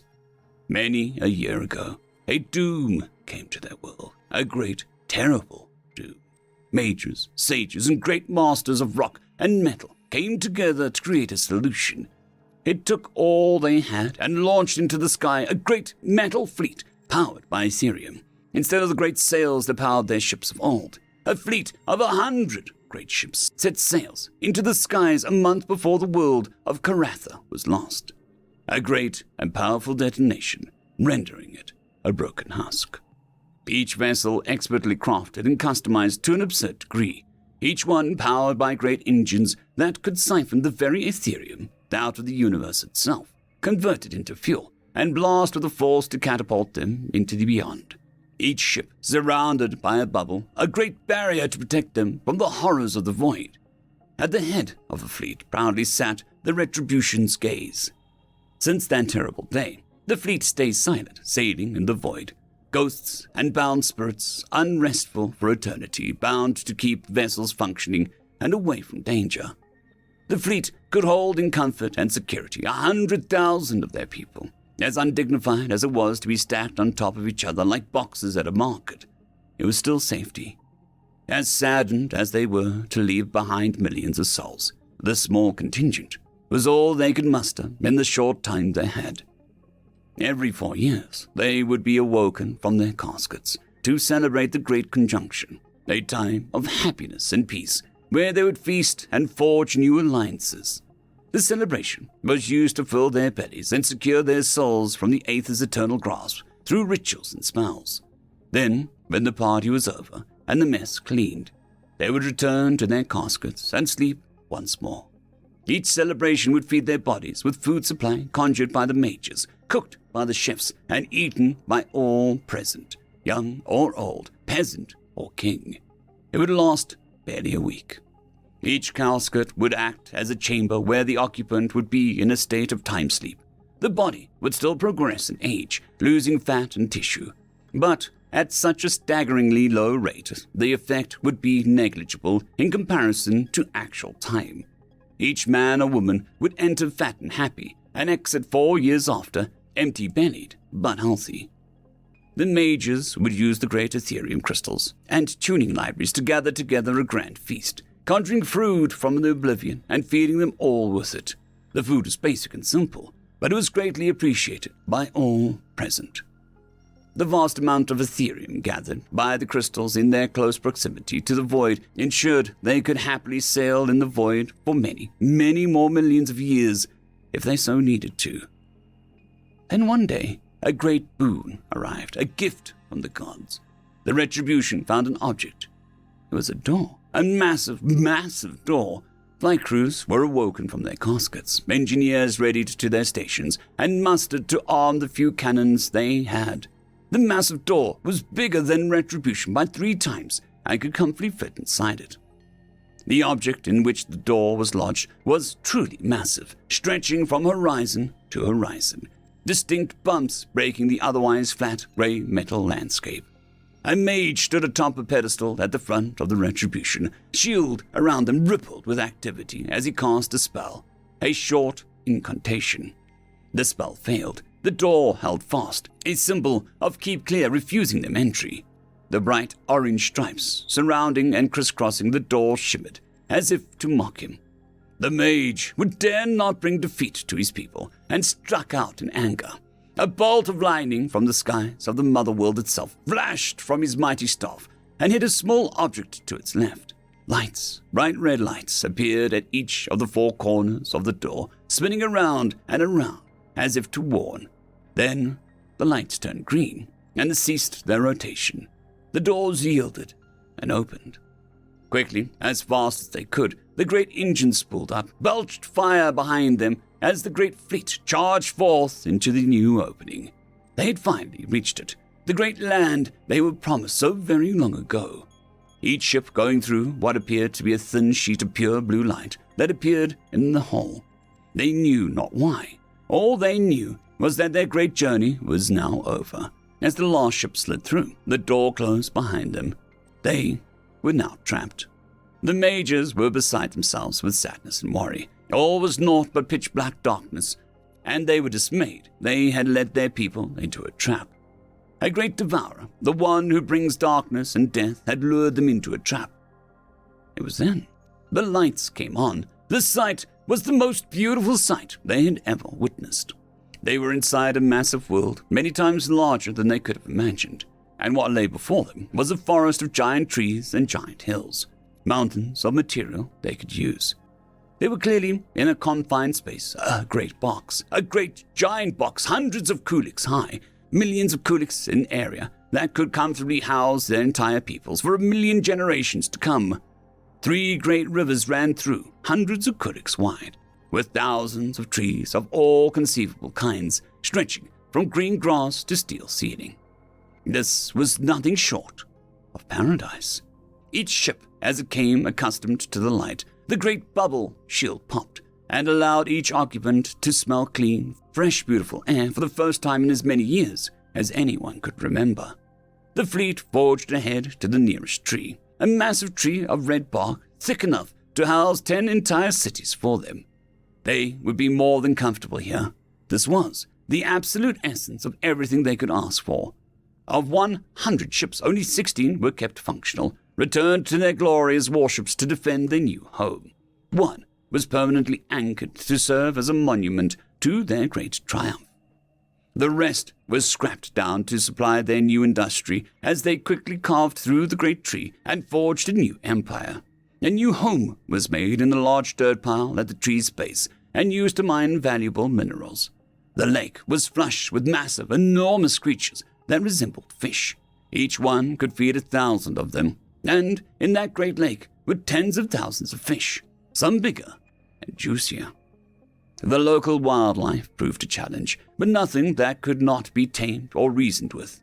And the giant birds and land creatures that populated this great place became mounts for work, flyers for security, travel, and beasts of burden. Soon, these flying beasts became mounts for explorers and sky dancers, and the land beasts known as mounts for warriors. Lesser and smaller beasts became farming helpers or beasts of burden that carried trade goods across vast distances. After 6 months of living, the population doubled, and a monument was commissioned by the magistrate court to commemorate the great journey. With surplus in resources due to their location and new burgeoning empire, nobody saw reason to judge, and so work began in earnest. A great site was determined, a place called Junction Box, and a monument was quickly built of stone and wood in front of this great place. Now known as the Junction, the mages and casters quickly began to use it as their headquarters. Quickly, a new guild was formed, and from this junction, an Ethereum siphon was constructed. The great pink crystal was 10 times the size of any other they had ever built. The mages' power grew, and soon they were able to manipulate the soil, and the crops grew faster and produced more food, fields never growing fallow. They had truly found paradise.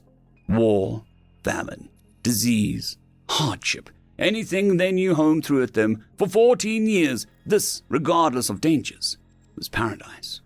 A war had come and gone between House Asterial and House Honorus, with thousands dead before it could be found out that conspirators had gone mad and were bent on everyone's destruction.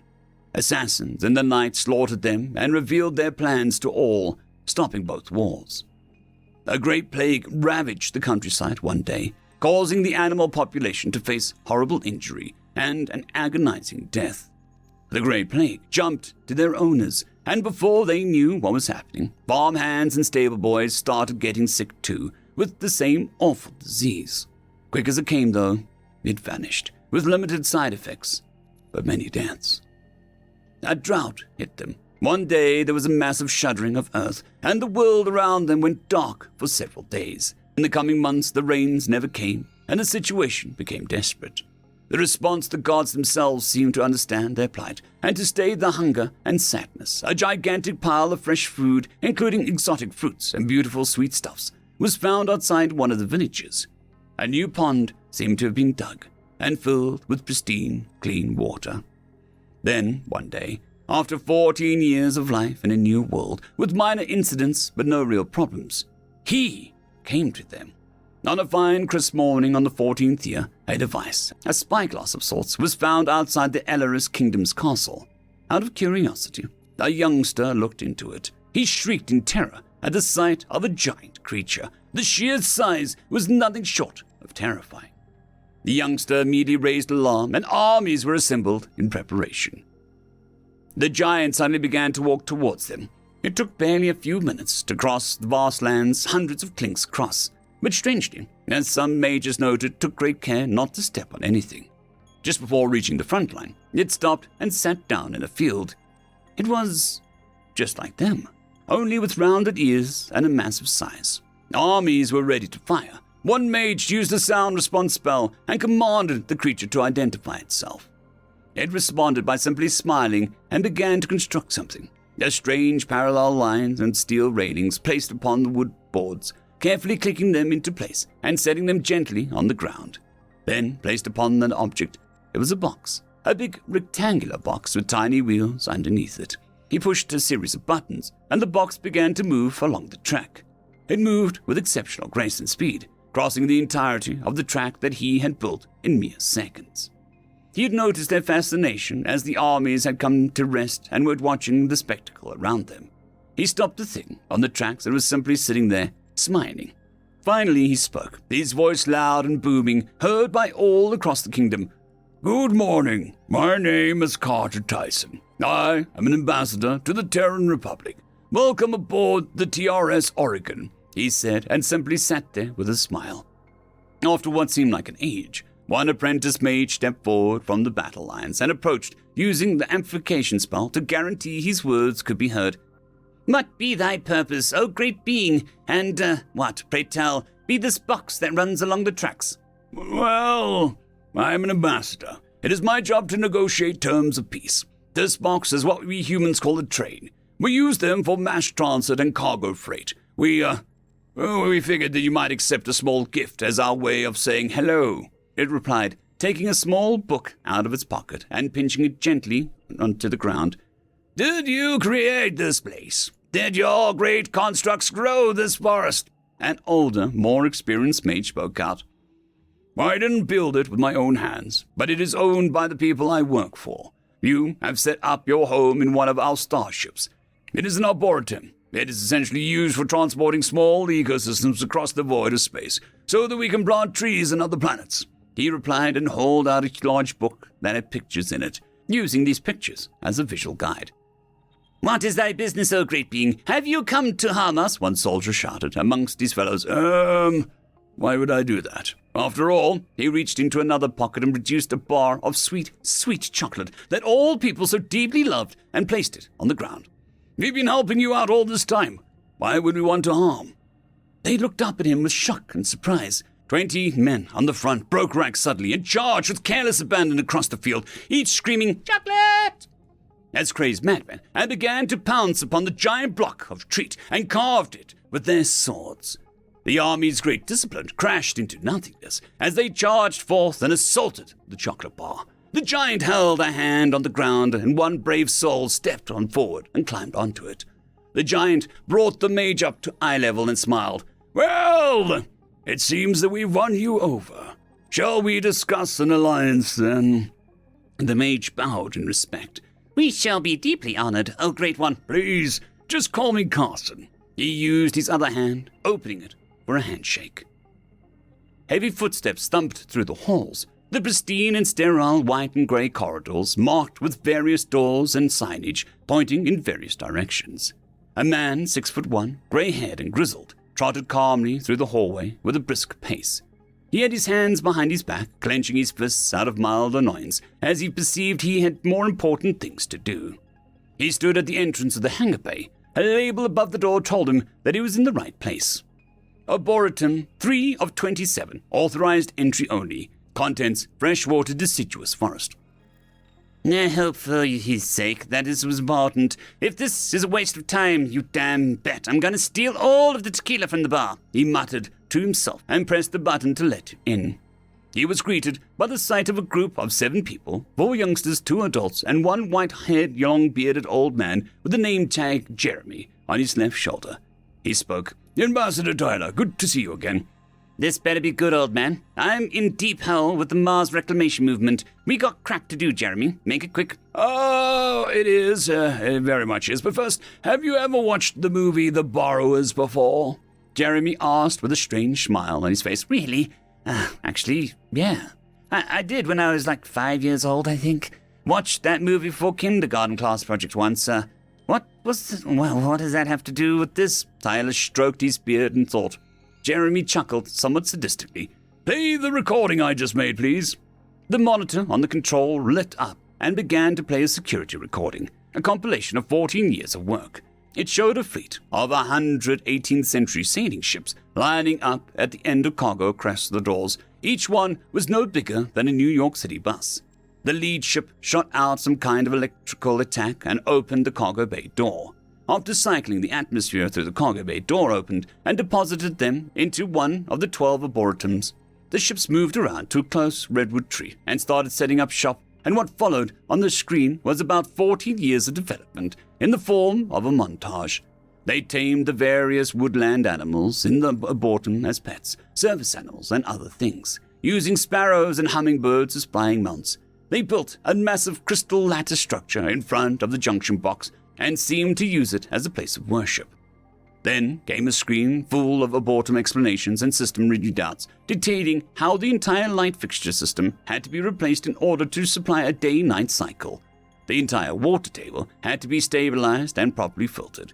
The koi ponds had to be slowly replaced with more easily replaced trout, and the entire fire suppression system had to be overhauled so as to not go off from residual smoke from the settlements. Cameras zoomed in on citizens living their lives, the minuscule race of humanoids barely 3 inches tall, but biologically exactly like humans, only with pointy ears. Images flashed across the screen of them, carving an entire city out of the trunk of 200-meter-high redwood tree. Smaller buildings made out of wood and carved out of stone, mined from various boulders, made up a majority of the large city, housing thousands of people. A simple life of medieval peasants in a world of magic. Ambassador Tyson was stunned silent. Seriously? It's 3183 DAD, and in over 1,000 years of empty nothing, our first contacts are tiny magical space elves? Jeremy simply shrugged with a smile. Better than being alone at least. We managed to recover one of the ships after it somehow lost power and crashed into the lake. It's in the lab so that we can try to figure out how their tech works. Have you done any contact ups yet? Tyson asked, taking a look around. No. We have left various trinkets, such as watches or nuggets or iron ore lying around in inconspicuous places. We've mostly been spending our time reinforcing the hull and upgrading the life support system so that we can keep them in here. We've just run out of funding. Jeremy tiredly sat back on his seat and leaned in the armrest. Any serious incidents? One more. We stopped them before they wiped each other out by using a remote-controlled drone to kill agitators and conspirators. One plague of flu that hit the squirrel population and jumped species after one of our interns dropped his water bottle into the filtration system. One serious incident was a drought and a famine that came after a meteorite struck and hit the climate control system hard, making us shut it down for 8 months. Had to go in with watering cans to keep the grass from dying and dig up new pond to keep it filled with water. Jeremy calmly explained, showing footage from various operatives during the time. Have you conducted any experiments on them? Nothing intrusive. Placing trinkets such as watches, giving them carrot seeds and seeing what they do with it. leaving a slab of chocolate out and seeing what happens. As it turns out, they are chalk addicts. They can't get enough of the stuff. Beyond small stuff, we simply haven't had time or opportunity just because we have been keeping this facility running. Jeremy guided his attention to the shelf nearby filled with various objects, including an electric train model scaled to fit the tiny elves. All were labeled to be used later. The ambassador sat thoughtfully for a moment. Are we good for first contact? That's why you're here, Jeremy replied. All right, give me the train and let me go set up some track. Let's give them a gift as our first hello. And also, your funding and personnel are doubled. End of story. Dealing with an unconscious human, written by Going Over That Cliff. So, what do we have here? It's a human, ma'am. That much I can see. What is he doing there? Lying on the floor, unconscious, ma'am. Yes, thank you, but why? What happened to him? We're not sure, ma'am. We dare not come within 10 steps of a human. Rumors have it they often try to procreate with anything that moves. Are you purposely surrounding yourself with idiots to feel better? The Salkati consul exclaimed as she turned to look at General Volkstar, Chief of Staff of the Salkati Uniformed Forces. Listen, it's 4:20 in the morning. Just 2 minutes ago, 5 soldiers tore down the door to my room and dragged me here in a rush. The last thing I need right now is you shouting at me. Consul Doria looked left and right for anyone whose expression did not increase her urge to slap someone's face. Since such an individual was extremely rare and not at hand, she limited herself to forcefully closing her eyes with her palms. She let out a loud groan, then a dental click.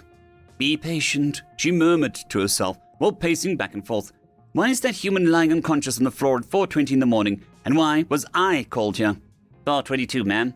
The consul's eyelids grew closer as she inhaled copious air through her nostrils, her every nerve contracting as she raised her right, dominant arm up in the air. She got close, within striking distance. Then, like a mighty sentence from the heavens, she unleashed a godly rage. You get me coffee! But, ma'am, I am a lieutenant. Go get you some damn coffee, for fact's sakes, and bring some for me as well. The general ordered, preventing bloodshed. They then strode up to the enraged female, still breathing heavily under her nose. He pointed at another unfortunate soldier and demanded some explanations. The sentry stumbled upon him while on duty. We have already called for a xenobiologist. We fear he's been poisoned. Poisoned? Who would dare? Within premises of the royal palace? The chief staff said as he gulped down the admittedly terrible cup of coffee. Wait, how do you know he's been poisoned even though you have not gotten closer? The smell, ma'am. Hearing this, the diplomat swiftly walked to the figure on the ground. With just a single whiff, she wrinkled her nose and started waving her hand to dispel the foul odor as she ran back behind the formation of soldiers. That stench! It's alcohol. Who could have done such a terrible thing? Someone really wanted this human dead. We need to rush him to the hospital. Quickly, call in an air ambulance. Yes, ma'am. Agreeing with the last statement, Volkstar nodded in approval. He then looked back at one of the sentries. Who is he anyway? That's a formal dress, if I've seen one. Sir, he is a guest of the king, sir. By the gods, call the ambulance again. Tell them to make haste. Yes, ma'am. He must be an important individual. We must treat his matter accordingly. Oh, yes, sir, I believe so. I think I saw him during the royal ball. The lieutenant replied as he brought another tray filled with coffee cups. So, he's the Grand Admiral Virene of the Human Astral Navy. Fecking what? Yes, one of the 2 officers commanding the 3rd Star Corps of the human military. How important is he, broadly speaking? Very much so, ma'am. A Star Corps is a fully independent, large strategic formation composed of Navy and Army units under joint command. In this particular case, the 3rd Star Fleet and 3rd Star Army, the 3rd Star Corps flexibility and effectiveness were highly praised by military analysts during the human intervention in the Coalition-Union conflict, to such a degree that many described it as the most aggressive and efficient fighting force in the last 100 years. You mean to tell me that this guy here controls, on behalf of the human Senate, a horde of war-thirsty apes? So it would seem, ma'am. Recall the ambulance. Tell it to stand down. We can't allow this to be known to the public. Yes, ma'am. Right. Awesome. Do me a favor and leave us some space to talk, will you? As the lieutenant and his men stepped away from the 2, the consul and chief of staff stood alone before a senseless human. They tried thinking of a way out of it. growing desperate by the minute. The feck do we do now, Vexstar? Oh, stop looking at me like it's my fault. What do you want me to do? Give him a passionate kiss to wake him up? If word of this reaches Earth, we're screwed. Can't we hide him or something? Hide him? How? Where? The 11th battle group is orbiting this turbo shuttle over Planetoid. Who do you think will be prime suspects if something happens? I don't know, Vexstar. You are the chief of staff. Can't we blow them up while they're scratching their ball sacks to buy some time before reinforcements arrive? I'm sure that I could rally some support with the galactic community. My beauty is pretty popular around this galaxy. Doria, have you gone mad? Do you really wish to be railed in the back by hundreds of magnetic accelerator cannons that badly? We stand no chance against a single Terran battleship, let alone one of the Star Corps, and there's 26 of those. As the discussion continued, a group of doctors appeared from the door at the comically long corridor. Spurred by the emergency and the soldiers' bayonets, they ran towards the two. Noticing their approach, the lieutenant pointed at the group. Sir, ma'am, Dr. Dim's team have... I have my own eyes, thank you. Breathless and panting, the doctors immediately got busy. They surrounded the human and, like a secretive cult, started whispering enigmatic phrases into each other's ears. Some moments of anxious wait later, the 5 physicians fell silent and, after nodding to each other, they took out a whiteboard on wheels from a god knows where and formed a line. As they were about to present a poorly made PowerPoint, they elect the speaker through the ancient ritual of passing clip notes around until one gives in. After an extensive group observation, we have come to a consensus, contributed by all in equal manner, that given the subject state, as noted by the team, our investigation was led to suspect that, reaching a unanimous conclusion. Please do something about it, Doria murmured, looking at the lieutenant. He stepped up, snatched the files from one of the doctor's hands, and cleared his throat. The sheet is blank. The loud collective groan came from the audience as the consul and general rolled their eyes and let loose of their stiff posture. Some threats and names were all Dr. Dim needed for a concise report. The Grand Admiral has ingested large quantities of alcohol. Doria needed to be tackled and physically lifted by 2 soldiers to prevent her from grabbing an unholstered handgun of Volkstar. Receptive to the situation, the doctors resumed a circle formation around the human to continue their observations. We are unfamiliar with human physiology, but we have reached out for a second opinion. We managed to contact a distinguished board of medical experts easily accessible in what humans call the internet. What does it say? Dozens of replies came within a few minutes, but we focused on the one with the most interactions. It said, and I quote, "He'll be fine." What? That's it? What about the other answers? I'm afraid some experts might have misinterpreted the situation as a popular reply and said, give him hover car keys immediately. The audience limited themselves to nodding in confusion. Another such answer to the question made us realize how limited our medical knowledge must be, as none of us understood what they meant when the luminary addressed us as, and I quote, Sir, big trouble! A guard interrupted, screaming and running towards the group, now seated on plastic foldable chairs as a consequence of a tiring speech. What is it, Private? Annoyedly growled the lieutenant, interrupted from investigating accurate human translations and interpretations. Human Praetorians, sir. They are looking for the Admiral and suspect him to be here.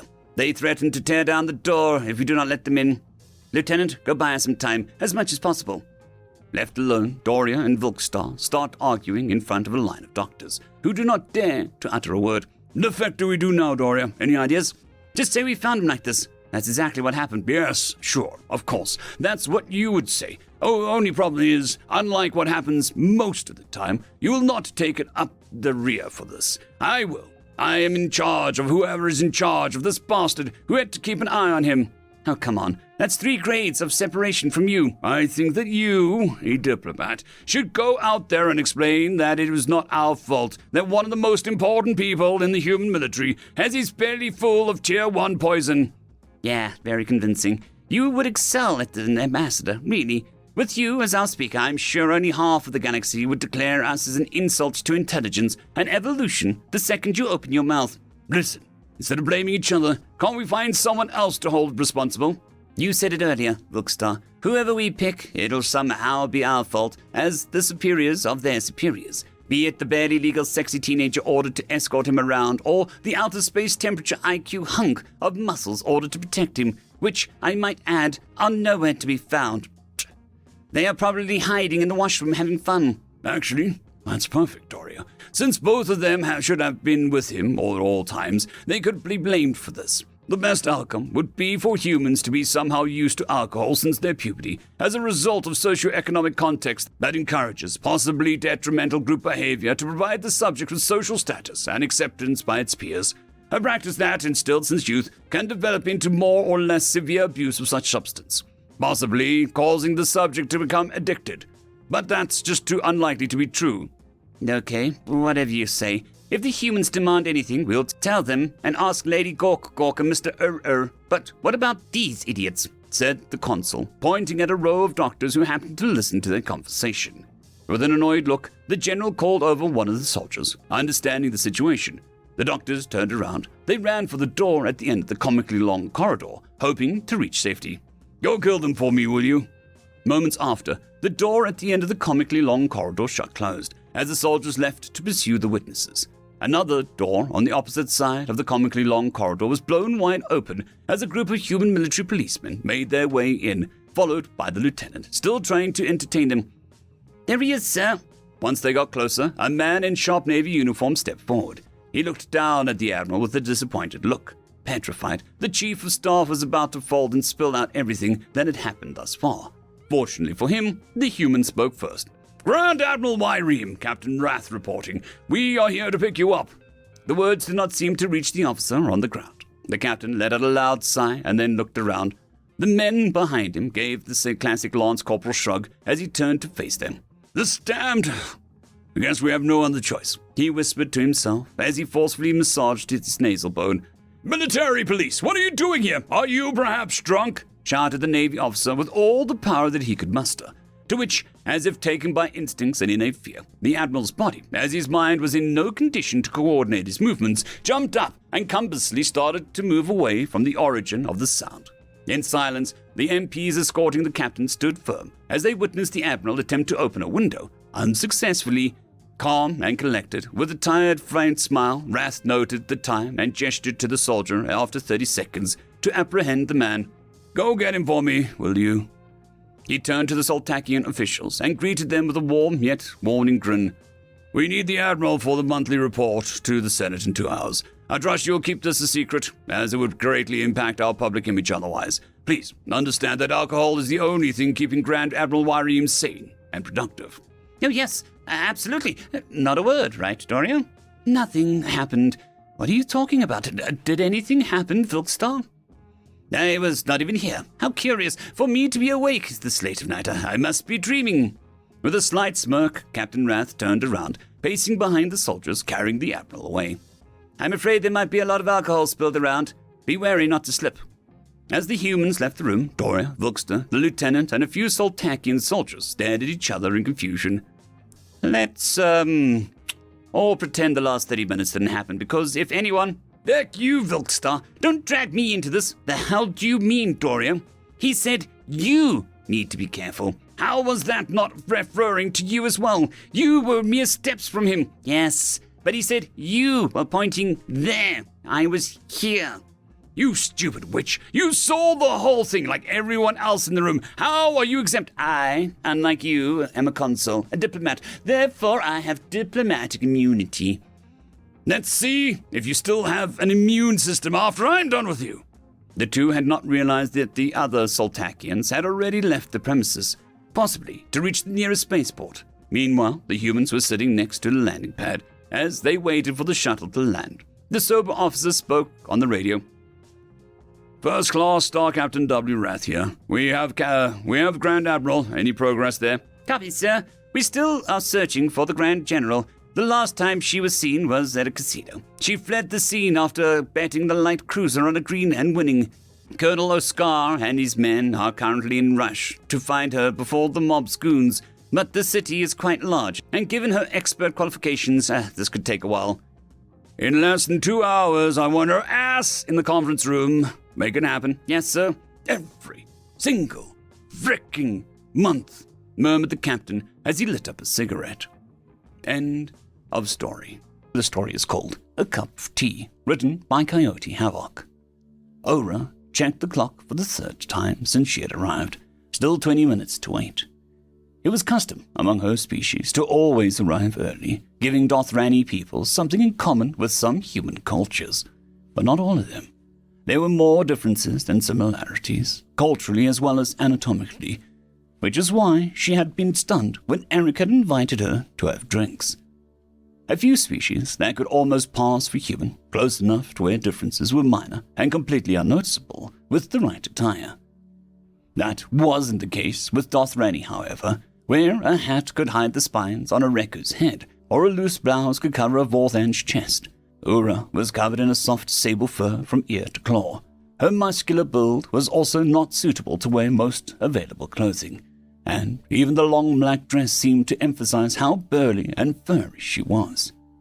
Human women seemed to relish in teasing her, often referring to her as a bear or some other wild animal, which made her feel even more awkward. Their outfits were scandalous, seemingly designed to show off as much skin as possible, and they also seemed to delight in how embarrassed such clothes made her feel. There had been more than a few pranks at her expense, as well as name-calling like Fuzzy Wuzzy or Smokey, and a few human males participated in the jokes.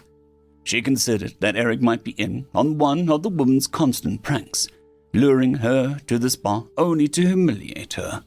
She considered leaving. She had almost not come in the first place, and it wasn't like anyone would stop her from getting up from her stool and walking out. But what if Eric really did want to get to know her better, as he has said? First date? Ura was shocked back into reality, embarrassed by her quirky shriek. I didn't mean to startle you, the bartender said. It's just that you look so different, Ura asked. Pensive, the bartender corrected. I was going to suggest something to take the edge off. I can't consume alcohol, Ura commented. It's deadly to the Dothrani. We have more than alcohol here. Let me whip something up for you. Ura tried to protest, but it seemed to bounce off the broad shoulders of the bartender as he retreated into the back room. She wondered what he was planning on serving her, and the thought gave her chills. Alcohol was out of the question. Even a beer would make her violently ill. Soft drinks and coffee had far too much caffeine. She wouldn't be able to sleep for days. Several juices were also widely viewed as toxic to other species, including her own.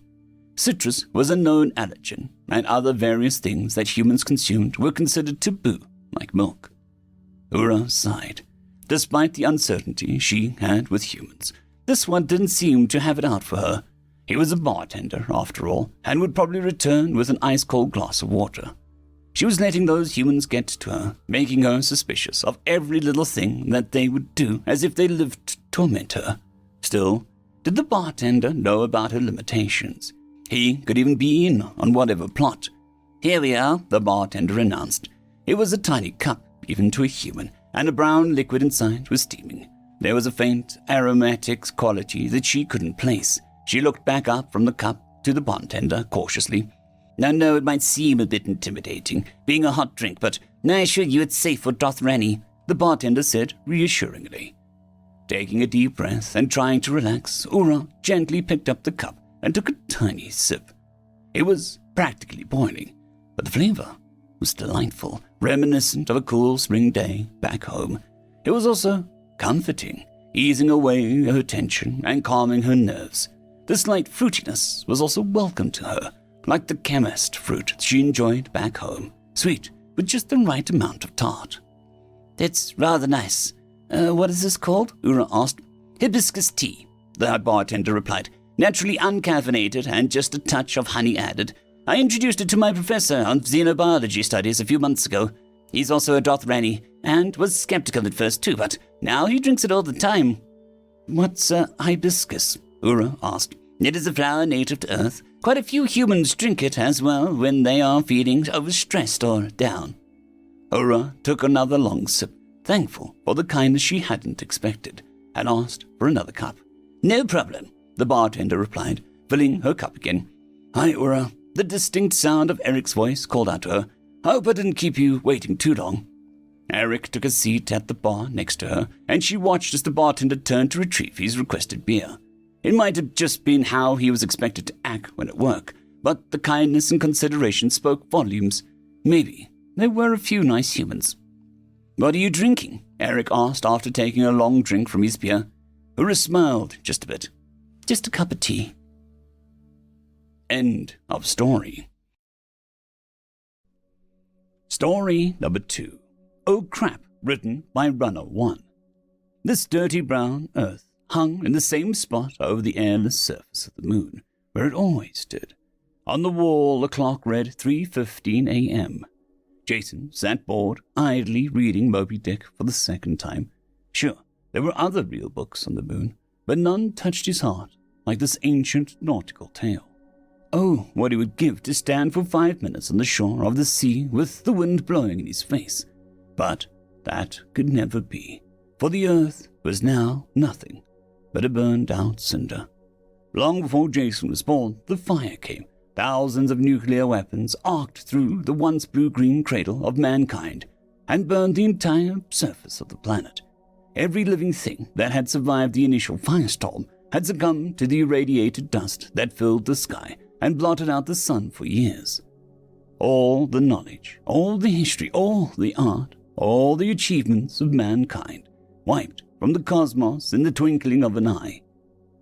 A race numbering in the billions, reduced to just about 1,800 people who were part of an experiment.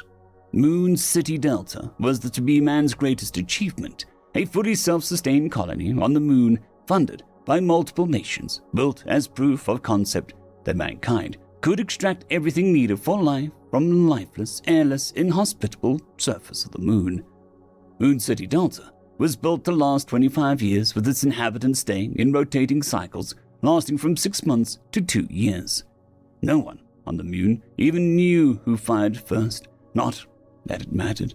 All the inhabitants of the moon Delta knew was that they no longer had a home to go back to. What had been intended as mankind's vanguard into the cosmos had become the last hope of humankind. That was some 150 years ago. No one now living on the moon had ever set foot on Earth. How could he miss something if he never had it? Yet Jason did. As he thumbed through the pages of the ancient manuscript, he dreamed of a sea while the chatter of the nighttime work shifts filled the room. Nighttime, a funny concept on the moon, for nights were 2 weeks long, but humans were born of Earth, a world of days and nights that were counted in hours, not weeks, and so Moon City Delta still followed a schedule of the long-dead world. Life on the moon was hard. In the first 5 years after the Day of Fire, Moon City Delta lost nearly a third of its population, many to suicide. But mankind was resilient. Mankind had persevered, and now there were nearly 3,000 humans inhabiting the once lifeless moon. Jason was lucky. His job was an easy one, as long as nothing went wrong. It was his job to monitor the night shift radio communications and respond if there was an emergency. As Jason sat reading and daydreaming about what would never be, an unfamiliar voice emanated from the long-unused speaker. "Moon City Delta, come in." At first, he was confused. The voice had come from the other side of the room, separate from the normal chatter of nightly life. As he searched the room for a source of the sound, the voice repeated, "Moon City Delta, come in." This time, he spotted the source. Under a protective cover sat a long-unused and forgotten transceiver. A transceiver he didn't even know existed. Lifting the protective cover, he swiped the dust away and noticed the label, Mission Control Backup Link. A third time, the voice sounded out, "Moon City Delta, come in." Reaching up, he pressed the transmit button. "Who is this? What are you doing on this frequency? Jim, is that you playing a trick?" Long seconds passed as he considered the possibilities. It could be someone playing a trick, but the only person he knew that would possibly play such a tasteless joke was his friend Jim. But Jim would surely be in bed at this hour. He hated night shift. There was no way he would be up at this hour. And besides, it sounded nothing like his friend's voice. Finally, the voice returned. This time, he was sure it was not his friend Jim, or anyone else he knew. "Oh, great fast-speaking tower, I have performed the rituals as set forth by the sacred manual. Let me speak to the sky spirit so I may learn of its wisdom." Suddenly, the realization hit him. His hand trembled as he lowered the protective cover back over the ancient transceiver. "No crap," was the only words out of his mouth. End of story. If you are interested in some new merch, there's some new merch in the merch store. merching around. Maybe merch over there and merch it. I don't know. It's similar design to this, but a t-shirt. Yeah, anyways. Have fun. An Alien Plays Tear Down. Written by FarmWitch4275. Just as a quick side note, if you do like these sorts of videos, I'd be very much appreciative if you click the subscribe button and the like button and all that other YouTube gunk. More importantly, let's head on to the story. Great days and glorious victory. My name is Spifflemonk, and welcome to my Let's Play. Today, at the recommendation of my physician, I'm going to play a game that has almost landed me in what the humans call the funny farm. A game called Tear Down. No, I shall not beat around the bush. The game almost drove me insane. It was the catharsis, I believe is the term. Spifflemonk starts the game up and comes to the main menu, clicking on the campaign button, starting a new save. The game starts up, and the player character standing outside a construction site, a run-down building with various empty boxes lying everywhere. Spiffle quickly demonstrates the game's physics engine by picking up an empty pallet and throwing it away with an odd chuckle. Oh, gods, I enjoyed this. Far too much, judging by what happened last time I played this. So in any case, I shall be playing the campaign. Let's see. Here we are. First mission is destroy the house outside of the Evertide Mall. Right. Spiffle collects his equipment and sledgehammer, fire extinguisher and spray can and heads to the computer, starting the first mission. Spiffle loads into the level and laughs in a rather disturbing manner as he uses his sledgehammer to whack a few clumps of grass and knock a tree down. Oh, crap. I'm here for a thing, aren't I? Right. I have to, destroy this. Okay, then. What are these red things? The game shows a prompt on the screen. Propane tanks explode when thrown. As he approaches the red cylinders on the ground, he laughs in a rather disturbing manner as he picks one up and tosses it towards the house, causing a small explosion, destroying part of the wall and window. Oh, God, that's fun. Very little dialogue follows as Spiffle begins to laugh in a rather disturbing way as he demolishes the house. He uses the propane tanks to destroy the chimney, then whacks away at the walls with sledgehammer until the house is completely destroyed. Spiffle breathes hard and fast for several moments, an unmistakable smile on his face as he collects himself and heads for the van, finishing his mission. Righty then, why am I finding this so fun? I don't get it, but God, it's fun. Why is it so fun? Oh, I have a new mission, I suppose. Apparently I'm in a bit of trouble. That house was a historical landmark of some kind. Apparently I have to go to a place called Lee Chemicals and steal some computers, or get sent to prison for destroying the house. Oh dear. Well, I guess I'll have to do it then. Spifflemonk begins the mission and finds himself at the entrance to a chemical factory. He suddenly laughs in a very sadistic manner as he notices various things he remembers from the first time ever playing the game in his very map. Oh, gods, I remember this. I played the sandbox mode the first time I was here, and I spent 2 hours disassembling every single solitary pixel of this entire map. Alas, I must do a mission, so I guess I'll wait. Now, look at the map and ejectors. Guess I'm going there. Spiffle heads towards a small shed nearby and bashes the door open with a chuckle. He enters the building, grabs one of the computers as his objective, and moves to the next objective on the list. He heads into a larger house, picking up a computer on the 2nd floor. The last objective is high up in the corner office in the factory building. There does not seem to be a way in, so Spiffle explores a bit, encountering a boom lift. He drives it around for a bit before smashing it into the office above him. Oh dear. I think wait. I can get up there now. Yes.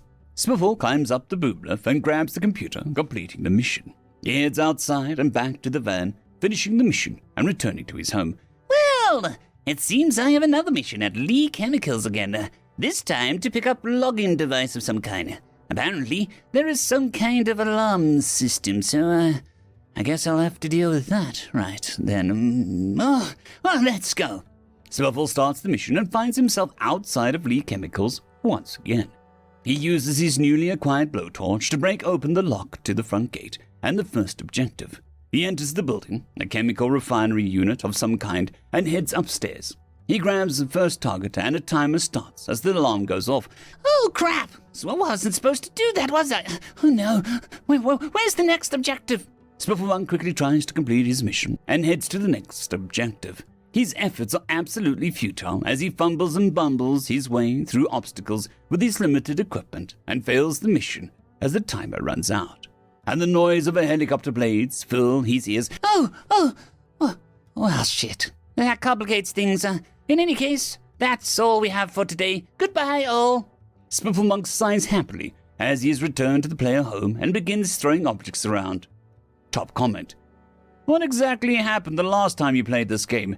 Funny Farm? Did you enjoy such a cathartic experience that you were institutionalized or something? In any case, good video. Looking forward to more. Great days and glorious victory. My name is Spifflebunk, and welcome to my Let's Play. Today we're back to Teardown, the catharsis game, the relaxation game. I do not know what it is about this game that makes me so strange, but I love it. Today we shall complete our objective and finish Lee Chemicals Part 1. Then maybe we'll have a bit of fun with mods. Maybe. Let's begin. The channel intro plays and Spiffle quickly gets into it, starting up a campaign and entering Lee Chemicals. He starts to try to analyze the situation more closely, but is distracted by destructible objects and ends up setting the shed on fire by throwing a propane tank at it. He notices a new bar on his HUD rapidly filling up. Oh, what's that? Fire alarm? Will that start up the... crap! The bar fills up rapidly, setting off the fire alarm. Spiffle panics and tries to get to the first objective marker, only to immediately fail the mission. Without commentary, he goes back into his home base, restarts the mission, and re-enters Lee Chemicals. The camera on his face shows the sheer amount of willpower he has to use, veins bulging out of his forehead and hands visibly shaking as he restrains himself from destroying anything. Why? Spiffle keeps repeating this statement as he begins to meticulously plan his route, using the spray can to plan and plot his route. Using the sledgehammer to break open the roofs and walls, he sees a propane tank. He has to physically move his camera away from it to stop himself from picking it up. Finally, after about 10 minutes of him working hard, he finally quick saves and starts the timer with the first objective. Oh, gods! If this works, I planned it. I planned everything. If this fails, I'll be very... A vein visibly pulses in Spiffle's forehead, owing to how tense he is, and he starts the sequence. He grabs the first heist target in Northeast Chemical Processing Building and charges downstairs to a door on the right. The door leads to a gangplank connecting two structures together. Spiffle jumps down from the pathway and weaves through a series of cargo containers, turning as fast as he can and heading upstairs to a storage building with a forklift. He dodges and weaves through the obstacles and heads upstairs to grab his second target. Yes! I'm doing it! 20 seconds! Spiffle panics even more than he already is and charges towards his next objective. He moves through the doorway he opened earlier, using the carcass of a car he drove into the river to make himself a bridge to cross, and enters the last building, climbing stairs to grab target 3. He quickly zooms back downstairs and gets into his escape vehicle with 2 seconds to spare. Yes! Oh, God, yes! Spiffle is visibly shaking. He is sweating bullets and veins are visibly pulsing in his head. Why am I shaking so much? Look! Spiffle brings his hands up, and they are shaking like he's in an earthquake. Why am I sweating? It's quite cold here. Why are my heart's beating so hard? Spiffle holds a sweaty hand to his chest, feeling his double heartbeat going wild. One can visibly see his chest rising and falling in response to his heart's going crazy. Spiffle momentarily grabs the camera, aiming it at his face, staring at the viewer dead in the eyes as his shaky hands try to center the focus. What the fuck did you humans make me do? What did you do to me? What is this game? Video simply cuts to no channel intro. Top comment. Holy crap! Are human video games like crack to aliens? That's just like mission number 2, and Spiff had that kind of reaction. Is he going to be okay? Great days and glorious victory. My name is Spifflemonk, and welcome to my Let's Play. After a much-needed hiatus, I am back here with Tooth Teardown. My physician has strongly advised me to not play this, but I'm somewhat stressed, so I will technically follow his orders and simply enjoy the destructive experience. Maybe I'll play the heist aspect some other time. Anyway, let us begin. Spiffle opens the main menu and clicks the Mod Manager button. Several mods are already active, indicating that he's playtested it before off-camera. Several well-recognized mods, such as Thor's Hammer, Thermite Cannon, Breaching Charges, Meteor Strike, and AC-130 mod are active, as well as several maps that are still there from way back in the game's early dev days. Right. Surprisingly enough, the current publisher of this game sent me an email the other day, giving me recommendations on some of the more popular maps that the game has. Mods such as the first map we played called Human Playground. Let's go for it then. Spiffle starts the map, being offered several options. He picks the normal option and goes wide-eyed. He starts in a house and bashes the door open with his sledgehammer. He ignores the world around him and spends a good 10 minutes with an oddly disturbing smile on his face as he meticulously dismantles the interior of the small brick house with just the hammer. Finally, he opens the door and steps outside. Oh my gods! This is... what? The map is a huge flat white playground full of voxel models of human figures with strange expressions and moustaches. To the left is a huge billboard-style collage of all the map contributors, featuring the flags of the countries they came from standing behind them. Other human tubers who played the map or featured it. The game's 3 developers and the map's creator itself, including one of the 2 modders astride a voxel beast of some kind. Oh dear. I can't destroy anything in this map. Destroying humans, even facsimiles, that's just unthinkable. I can't do this, I can't... Spiffle's train of thought derails as he accidentally selects his rifle, putting a bullet into the strange pendulum device nearby. The huge hammer-like device swings down, smacking into the rear of one of the mustachioid human figures, sending it flying. It rolls to the side and shows that the interior is just as detailed as the rest of it, and you can fully see destructible models. Ribcage, spinal cord, brain, every single part of the human is fully modeled, even the inside. The model lands on the ground, impaled on a bed of spikes. Oh my, this is... oh my goodness, I shouldn't be doing this. Spiffle, visibly shaken, aims his weapon at the next target, seemingly involuntarily, and sends a hammer pendulum with a sharp edge careening towards another dummy. The hammer hits the target, splitting it in half, sending dozens of parts flying everywhere. Half of the dummy flies upwards, while the other flies downwards, making the top of the torso splat in front of Spiffle. Humans actually enjoy this? Spiffle stares into the camera.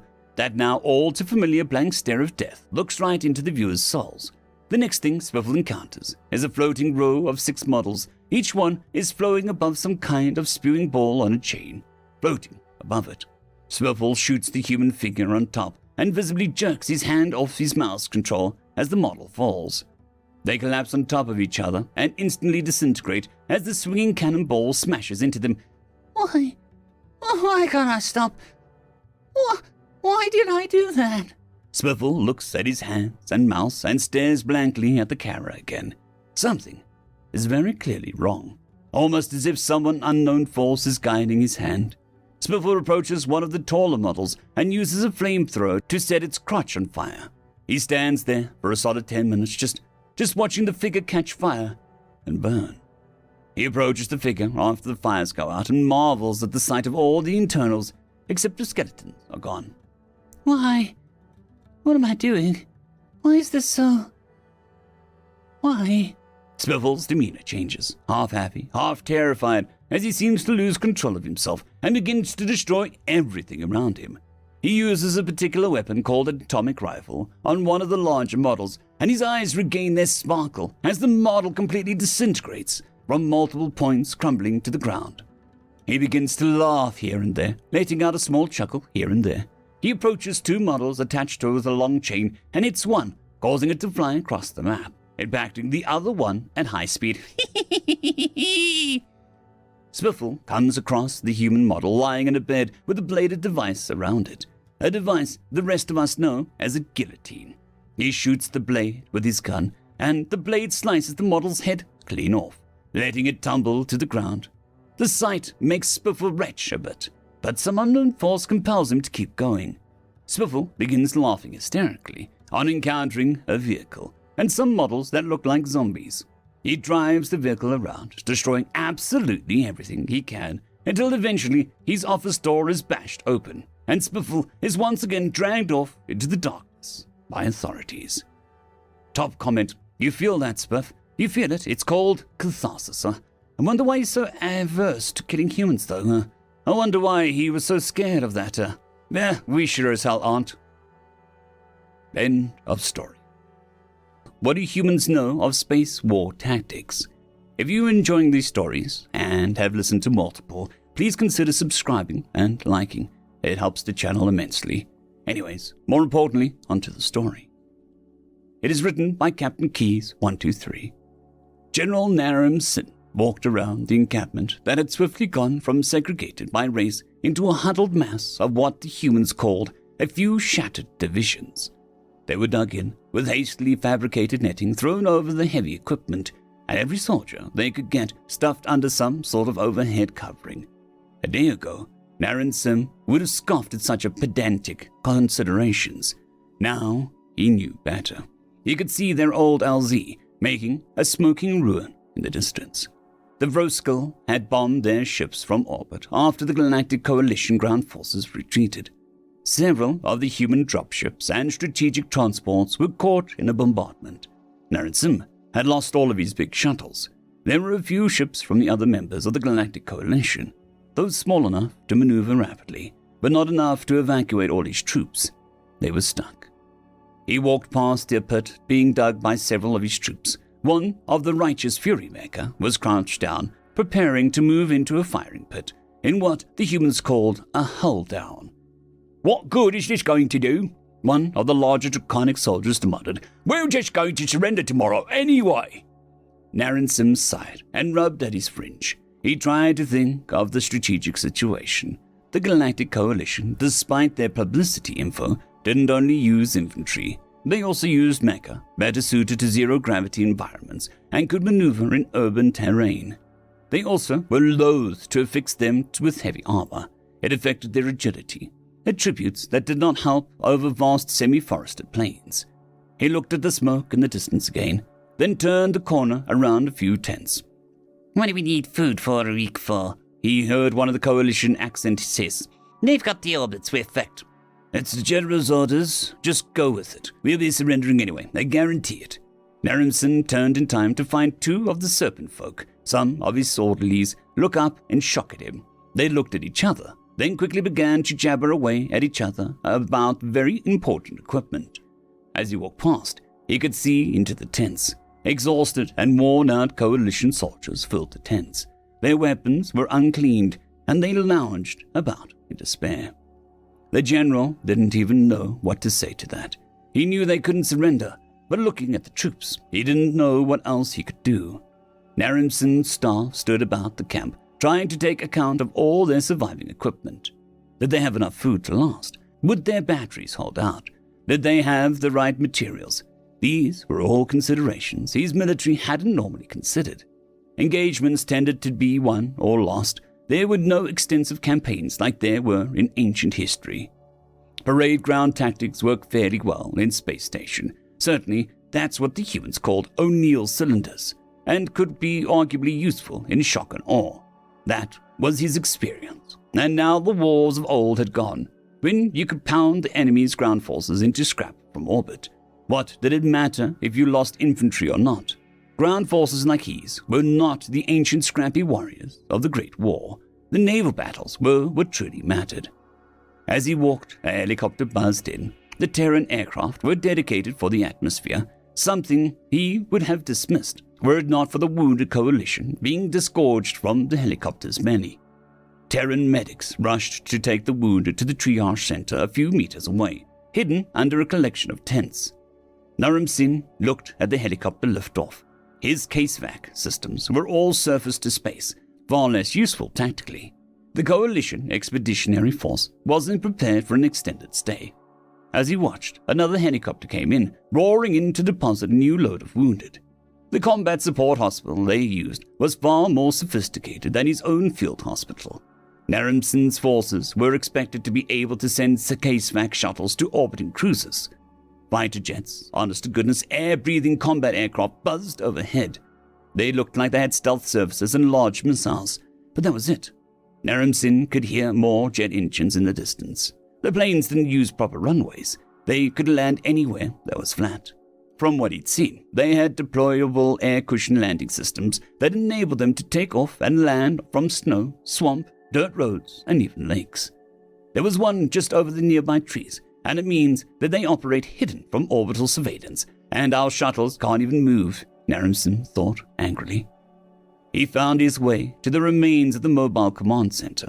It was a small chamber with a few consoles and one particular chair for him. It was mostly empty. The console's dark.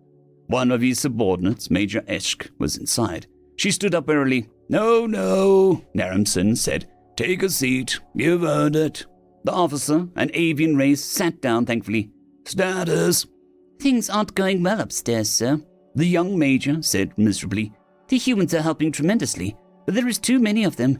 Seems the enemy had all the eggs covered, and they're curling in on us.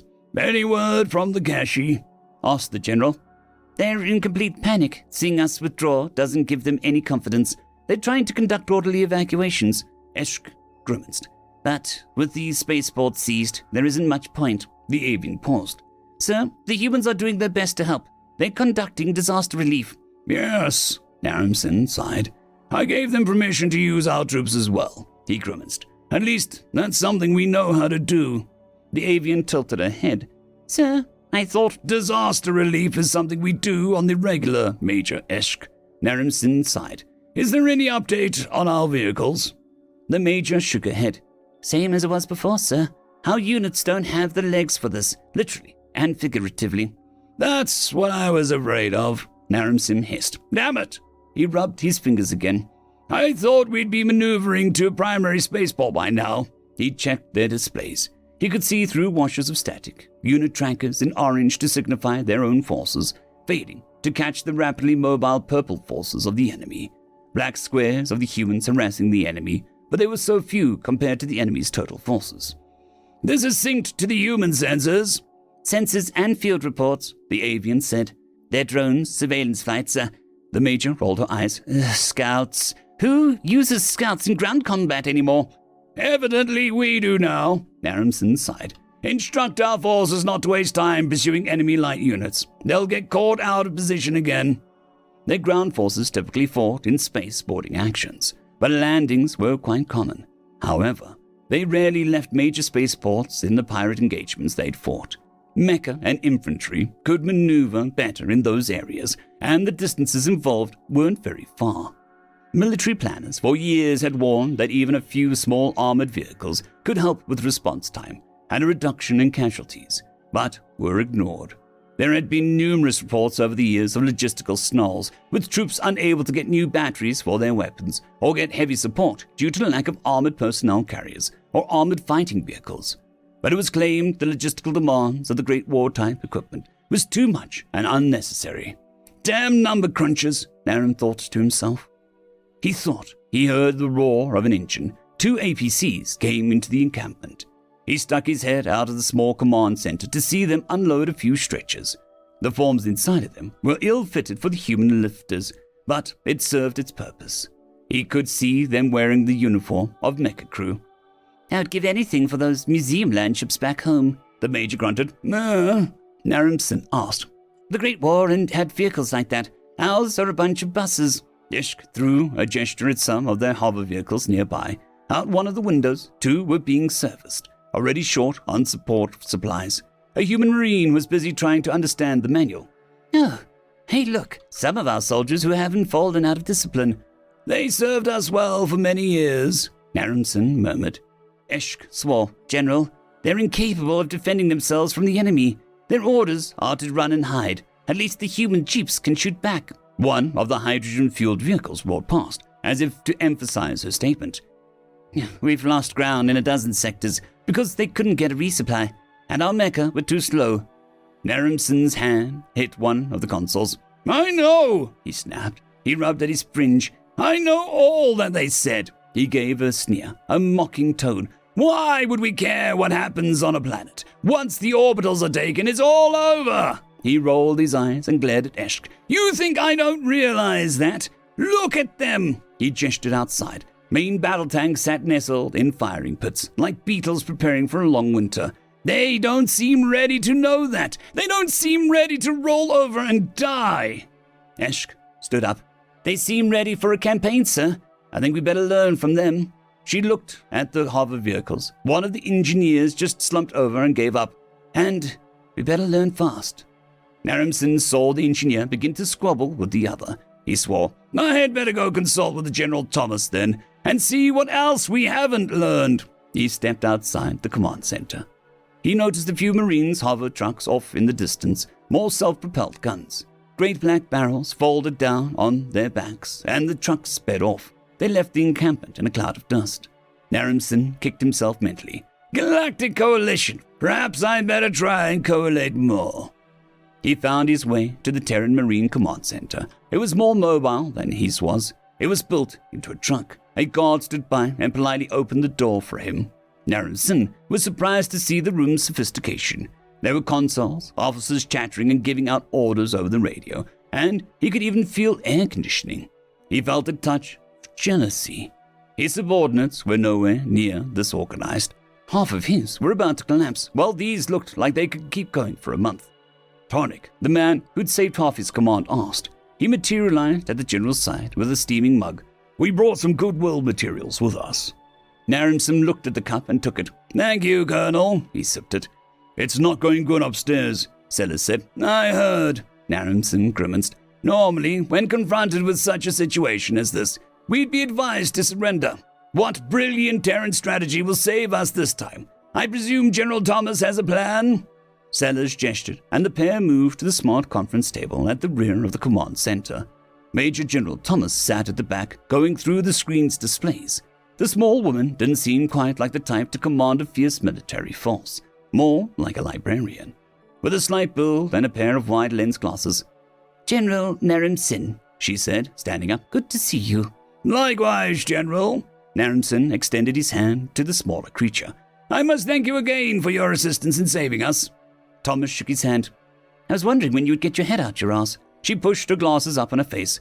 We're in a tight spot, and I'd appreciate it if you get your rock-headed staff to... She paused. Ah, crap. You don't have any of the rockheads on staff, do you? She looked at Sella. Hey, Sellout, do they have any? I don't know, General, Sella said sheepishly. Some good you are. Thomas rolled her eyes. Yes, ma'am. Not a librarian, or perhaps too much of a librarian. Naramson didn't know whether to be offended or to fall in line in respect. The general appeared to speak in profanity to anyone she knew, yet as she glanced at Sella, he could see that he respected her, like she was his personal deity. No, though in their culture, that's something of a compliment.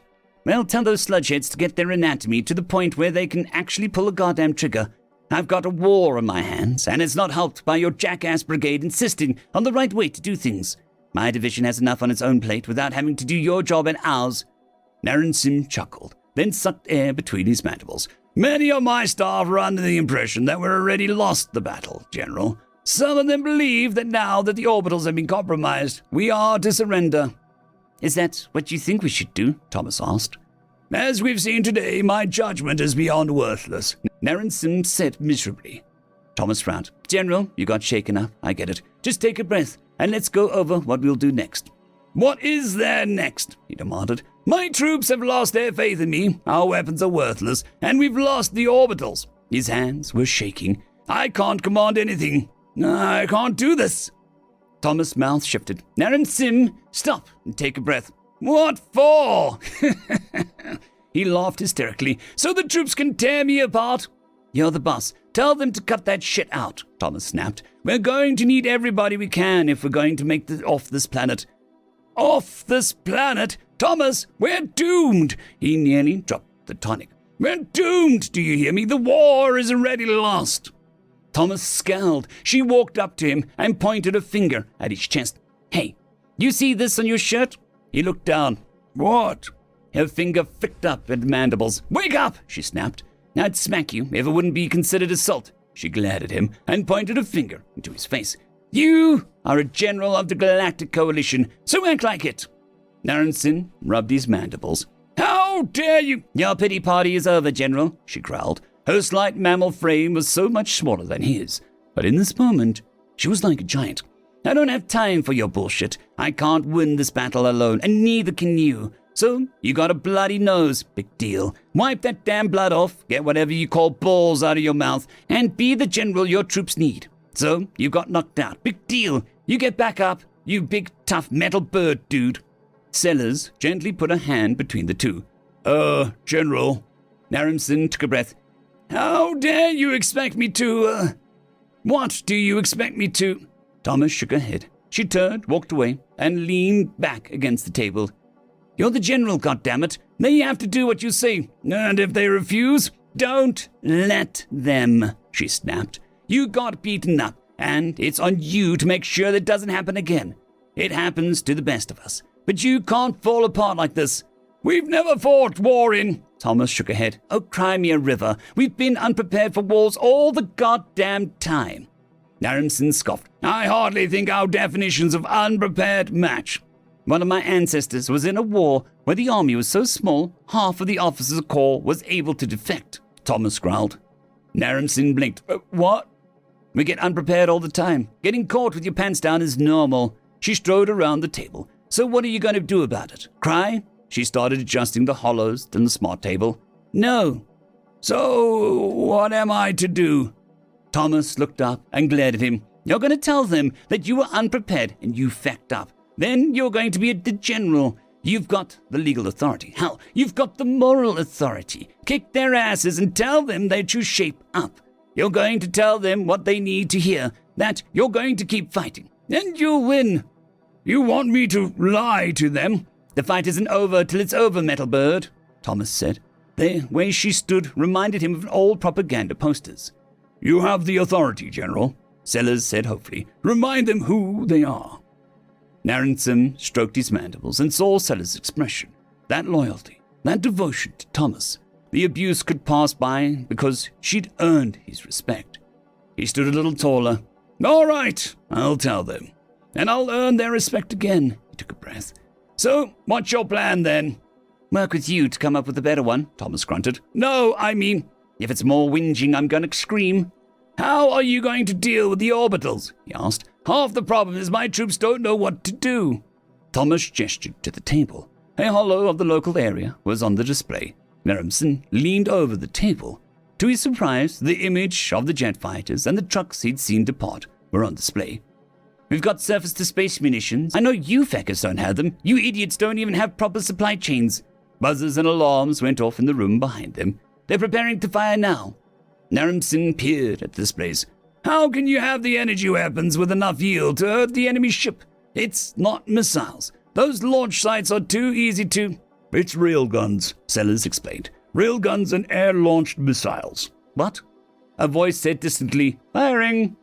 An animation of the trucks played, unfolding and firing the grey-black barrels. Narenson frowned. I don't understand. Railguns don't leave the kind of signature a rocket does, and a shell doesn't need to achieve orbit. It just needs to get there, Thomas said with satisfaction. She gestured. Our fighters are launching now, too. As Narenson watched, the fighter jets boosted into supersonic zoom climbs, primitive aircraft, still using jet turbines and unable to leave the atmosphere without rocket boosters, and even then, only suborbit to be caught by a passing ship. Launched a dozen missiles straight up into the sky. They'll try shoot at us, but they'll have to dodge, Sellers said. We can shoot down troop transports they send at us and take pot shots at the big ships. It might not kill them, but it'll sure make them mad. They must want something here, Thomas said. All the surface batteries in the world wouldn't make the difference any more than conventional forces did back in the Cold War. But the ability to annihilate something doesn't mean a damn thing if you're not in a war of annihilation. And these idiots want this world alive and unspoiled. Narenson considered the implications. Orbital defense batteries mounted on the backs of a truck. Any human world with any sort of infrastructure could pose a threat to ships in orbit with these weapons. Wait. What did you say? Cold War? Was that your Great War? Seller and Thomas looked at each other. Excuse me? Seller asked. Was this how you fought in your Great War? Huh? Galactic standards are clear, Aronson said slowly. A final Great War or even two are fought when a civilization reaches the industrial age. Then they either annihilate themselves in the atomic era or make peace and reach for space. The humans were silent. I know not what weapons World War III will be fought, but World War IV will be fought with sticks and stones, Seller murmured. Naramson heard the words. His mandibles fell open, and he took a step back. Thomas frowned and looked at Sellers. Great War. You don't suppose he means... Sellers scratched his head. Oh, shit. No wonder they haven't gone past Napoleon. They used to have tanks, though. Yeah, but if World War I was the only big war you fought, why would you make better tanks? World War I? Narimson echoed. He took another step back. He looked at the drink in his hand. He looked back at the room of dedicated soldiers behind him. He realized with horror that it wasn't that they were primitive. They had survived the final conflict, and then fought several more. The sound of guns. End of story. First Contact at Fasty's Fast Food, written by Farmwitch 4275. Galactic Council Protocol for Discovery of New Species is generally down to the individual race or empire that encounters them. This was the most abnormal, odd, and peculiar situation that we could have imagined. We had exited hyperspace and performed a scan as per the norm, only to be greeted with not one, or two, or even 10, but 37 separate ships in the system, all crowded around one large station. We saw a dozen warships, several cargo freighters, and a few other large or small fighter craft, personnel transports and whatnot, all heavily armored. Our protocol was, when we encountered a sufficient military force, we give a show of power and strength, then test a potential opponent. They either stand down or a standoff ensues, where we talk scanning, testing. It's essentially a wang measuring contest, where the winner is the guy that bloviates the most and calls the bluff. Naturally, with the level of armament, we assumed that it was a warship fleet. I was sitting in my communications desk, just taking notes on the situation as the Admiral prepared us for the fight. With shields raised and phase cannons charged, I opened comms and hailed the station. The Hollywood screen appeared above the Admiral's chair, and we waited. We are the Iridani Imperium. Stand down your weapons. We are the masters of the sector, and your pitiful military will submit to our rule. The Admiral's voice was masterful, deep and strong, as any leader should. An image appeared as the entity on the other end received the call.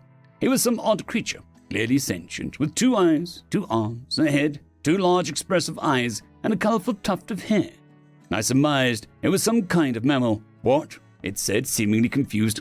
Your tiny fleet is no match for our Dreadnought, I'll say again. You will stand down, the Admiral commanded. It was true the warship stationed here was small, and we could easily wipe them out without much effort. But something was wrong here. The creature looked at the Admiral almost as if it were bored, annoyed, or confused. What? You're ordering burgers or what? Stand down and prepare to meet our new masters, the Admiral commanded again, his voice filling us with a certain degree of pride. Oh, Jesus, I'm not paid enough for this. Hey, boss! Boss! Got a car and alien asking for a manager again. I'm gonna make some fries. The creature said and buggered off the screen somewhere. It was generally bored of its existence and had no clue what it was going on. The Admiral seemed to be most irritated at this point. I took the opportunity while waiting to perform some scans and take some photographs for recon data to send home. I was genuinely confused at what was going on. Again, something felt very, very wrong about this place. The situation was ridiculous. I carefully looked at all the photos. My first thought was, is this a military outpost or is it a food storage? Because clearly, these items were foodstuffs of some kind. All of them looked, quite delectable, actually. A new creature similar to the other one, only with darker skin and a big beard resting on some kind of netting on his face. I'm the manager here. How can I help? Yes, you can help. You can submit your empire to my rule and stand your ships down, the Admiral annoyingly commanded. What? Sir, this is a fast food restaurant. Those ships already are standing down. Can you hurry this up, please? We're in a lunch rush. The creature replied with a tone of boredom. What is this idiocy? The Admiral yelled out. I heard a sensor ping come from my communications array. Looking at it, a very, very large warship had entered the star system, but I was too distracted with what was going on to bother with it. Oh, for Jesus. Oh, for Jesus. Not this stupid shit again. What is it, the 10th time? The creature on screen said, slapping his face in frustration. 11th, actually. We had them spider people last month, a voice from behind said idly. Oh, Christ, okay. Hey, big shot. Are you listening? The creature asked. Do not ignore me, you. Shut the hell up, you twat. The creature commanded, with more authority and strength than even the Admiral could usually muster. The creature took a deep breath and tried to stay calm. We are human. You have entered frontier space within the human sphere, as we call it. There is no grand empire. There is no ownership of the system. There is no fleet you can fight. No grand enemy you can dictate. And frankly, I don't care. This is a fast food restaurant, not an outpost for some grand civilization. Please shut the hell up, the human said, then walked off the screen. Shortly thereafter, a new human, a shorter but slightly younger version, appeared again. This one was clearly female, and I confirmed they were in fact mammals owing to her chest. Welcome to Fasty's Fast Food, fastest food on the frontier. How may I take your order? The Admiral sat in silence for what seemed like an eternity. Finally, he spoke. So, your leaders aren't here? No, this is a fast food restaurant, sir. We only have what's on the menu, she replied. So, those ships are cargo freighters? The Admiral asked sheepishly, taking a closer look at the dock fleet. Well, these ones are, but the big ones that appeared behind you aren't, she replied again. It was our turn to crap ourselves as we took careful stock of the new signatures that just entered the system. Directly behind us, within weapons range, a local security fleet had appeared and had us dead to rights. 24 Super Dreadnought class signatures, with several Titan class signatures to boot. The Admiral sank in his seat, pressing his hand to his forehead, not only having made a huge mistake in exposing a Dreadnought to an assault that would end with our embarrassing defeat, but also ending up threatening a restaurant due to his overeagerness. My lord, multiple weapons locks detected. Those weapons will ignore our shields and go straight through us. What do we do? The gunnery sergeant said. A few moments of silence followed as the sight of a human in full military dress appeared on the second screen. This one looked very, very annoyed and itching for a bloodbath. I saw the glint in his eyes that meant checkmate. I moved up and stood next to the Admiral while we waited for what was most certainly a horrible death and looked at my readings. The creature looked at us, attentive but clearly bored, as if she were waiting for something. I said, and held up a picture of a board by the station. Can I please have a big smoke? I think that's what it says. It's a special order thingy, I said, ordering what I believed to be the yummiest looking item on the list. All it was a desperate attempt to try and de-escalate the situation with a modicum of dignity. The entire crew looked at me like I'd just kicked an infant, but considering the circumstances, it was all I could think to do besides unconditional surrender. And what a humiliation that'll be. 2 number 9s, a number 9 large, number 6 with extra dip, number 7, 2 number 45s, 1 with cheese, 1 with a large soda. Is that just for you, or are you ordering for everyone? Shall I just even the order for you and barrack size it? Looks like you got 87 crew on board. We can handle that, she asked with a smile as the nimble fingers rapidly typed away behind the screen. The Admiral and I shared a terrified look. They had scanned tech so detailed that they could find the entire crew count. That was horrifying. Yes, please do that. Barrack size, big smoke for the plea, please. Why did I feel silly saying that? Oh, I forgot. Are you active military, sir? She asked again, with that bewitching smile. Well, yes, I am, but not your military. Why? I asked calmly. Well, our species has a tradition of valuing its military service personnel, regardless of nationality. If you present your ID card and any relevant credentials, military service personnel are entitled to a discount if they are active duty. she said with a more bubbly, happy tone. A moment of silence was passed, and we all went, "Wait, what?" And I presented my military ID card anyway, curious as to what they'd do. "I mean, okay," I said, and let her look at it. She waved a senior individual over, and he looked at it. "Well, he's definitely an alien, but that's a military ID, no question. They're similar to ours, see? Insignia, badge number, and even laminated on everything with a watermark. Go for it." "Your orders are being processed. Do you want to eat on your ship, or do you want to eat in the station? We got plenty of room," she said, with a bubbly smile.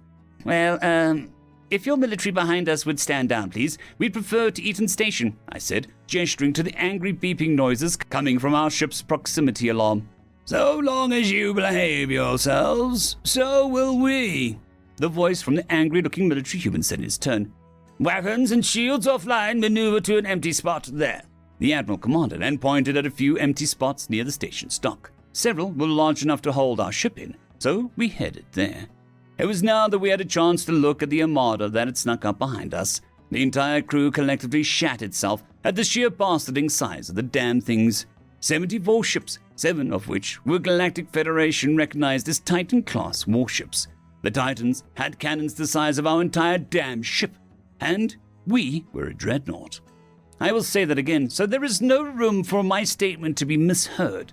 Their cannons were the size of our dreadnought. Clearly, these humans had a severely warped sense of scale and the engineering expertise to carry out that delusion. We were very heavily outmatched here. The Admiral looked at me in a thankful, pleading way as we docked to the station. I had just narrowly avoided a catastrophe, and we were about to get a discounted lunch. That's a victory as far as I'm concerned. We all docked up. It seemed like the connection ports and locking mechanisms were all universal electromagnetic design, so we were pretty locked firm there. I shrugged and headed to the storage bay to acquire what I believed to be a suitable form of payment: gold, silver, platinum, and other metals they might find useful, or at least maybe enough in trade, as we hadn't much to offer. We were only an expedition ship, after all, not a merchant or diplomatic ship. With ingots and coinage in my arms, I handed them over to the Admiral and gestured for him to lead the way. We were greeted by a slew of humans, most of them carrying heavy firearms and wearing metallic combat armor, including a few of them that were very tall and heavily armored in powered battlesuits. Before we could go further, we were stopped by a human soldier with a cart full of what turned out to be oxygen rebreathers. "Hey, you breathe oxygen?" he said. Yes, I responded in kind. Standard procedure. Take one of these and keep it at the ready. The overshield we got on this place is pressurized, which is why you can breathe in space. On the dock," he said, handing me one of the masks. I was wondering about the, Thank you." I smiled and put it on my tool belt. "The pressure shield has never failed. 10 years of service, and we've had no issues with it. But hey, better prepared than frozen and dead. One for each of you. Feel free to take them home with you. Might be useful," he said with a shrug, then returned inside. Each of us took one, put it in our tool belts, and headed inside. My brain nearly exploded as my nostrils were flooded with an ocean of heavenly smells and scents. The smell of food nearly made me pass out, and I had to steady myself.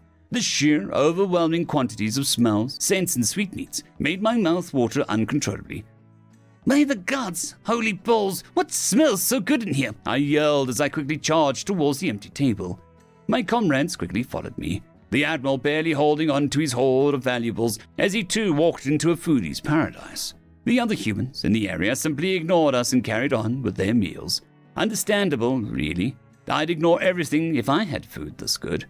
Within moments of us sitting on the tables, we had our food. What? How did you do that so fast?" "There's a reason why this stuff is called fast food, sir. Please enjoy," the human serving us replied with a smile. "We will have to ask them how they do that, but for now, food," the Admiral said idly and put down onto an oddly flat cylindrical item called a burger. His face, heart, soul, and everything else just completely melted. He entered a universe of pure bliss as the flavor started beating him to death. At least, that's how I interpreted the sounds and motions he was making. I tasted my own burger thing, and likewise suffered the same fate of having the entirety of my senses overwhelmed by deliciousness. The meal didn't last long. We stuffed ourselves full of food, each one of us having a burger, a chicken drumstick, and something called a buffalo wings, and salad. Being omnivores ourselves, we were fine with the food selection. More than fine. A few of us didn't like the capsaicin selection on the wings, but it didn't stop them from eating every single morsel they were given. The human who greeted us, after our embarrassing moment, appeared and smiled down at me. "Hey, enjoy your meal." I did, and went to paradise with every bite, I replied with a loud belch. "Good to hear it. Do you have any items for trade or anything to pay for your meal?" he replied. "We have gold, silver, and platinum for trade. Is that okay?" the Admiral replied in turn. "Good to hear. There is no need for it, though. I've just been given the bill from the military unit stationed here. You know those guys in the battleship out there. Consider this a gift. Do stay as long as you need to recover from your, food binge. Let me know if you need a drink or dessert," he said with a smile. "What is this thing you call dessert?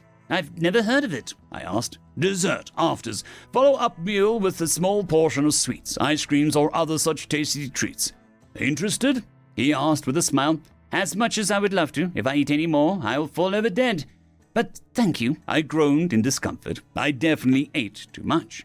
Just like everyone else. "Fair enough. Well, let me know if you need anything." He walked away with a smile. We were unable to do anything about the human military officer and his entourage of soldiers walking in and approaching us. He stood above the Admiral, who had fallen to the floor with the biggest smile on his face, and simply stayed there. "Why, hello there," the human said. "Hey, good food. Really good food. Sorry about the whole thing before, but we've had a lot of bad first contacts. Aggression usually pays better dividends these days. Sorry about that." The Admiral, sounding almost drunk, said in turn, "Fair enough. Gotta say I wasn't expecting this. First contact with an alien species, then suddenly we become best of friends over some cheap fast food. You okay down there?" the human officer asked, seemingly genuinely concerned. "Yes, I'm fine. I just..." the Admiral belched loudly. "I had far too much. I would love to open negotiations, but I'm a bit too, fooded. If that's a term I can use. To do anything right now, yes. Far too fooded. Oh, can we talk later?" "Certainly. I'll stick around for lunch in that case. See you soon, then," the human officer said, and headed to the counter. "That was certainly more interesting than the usual FCPs we do, my lord. I wouldn't mind if they were all this enjoyable," I said idly. "So let's recall what we just went through here. First, we find a species whose engineering prowess is so absurd that their sense of scale is warped to ridiculous levels. They create ships nearly 5 times the size of galactic standard," I said calmly. "Then to find that they are master artisans with food. So much so, they not only have it in such surplus, they can cook an entire fleet's worth of meals in a matter of minutes, and maintain an incredible flavor," the navigations officer said.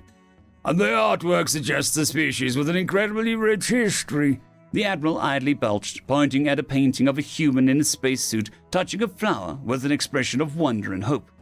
"I think we may have found the golden children of the galaxy. The Emperor must be informed of this," the Admiral said further, getting a nod of approval from us all.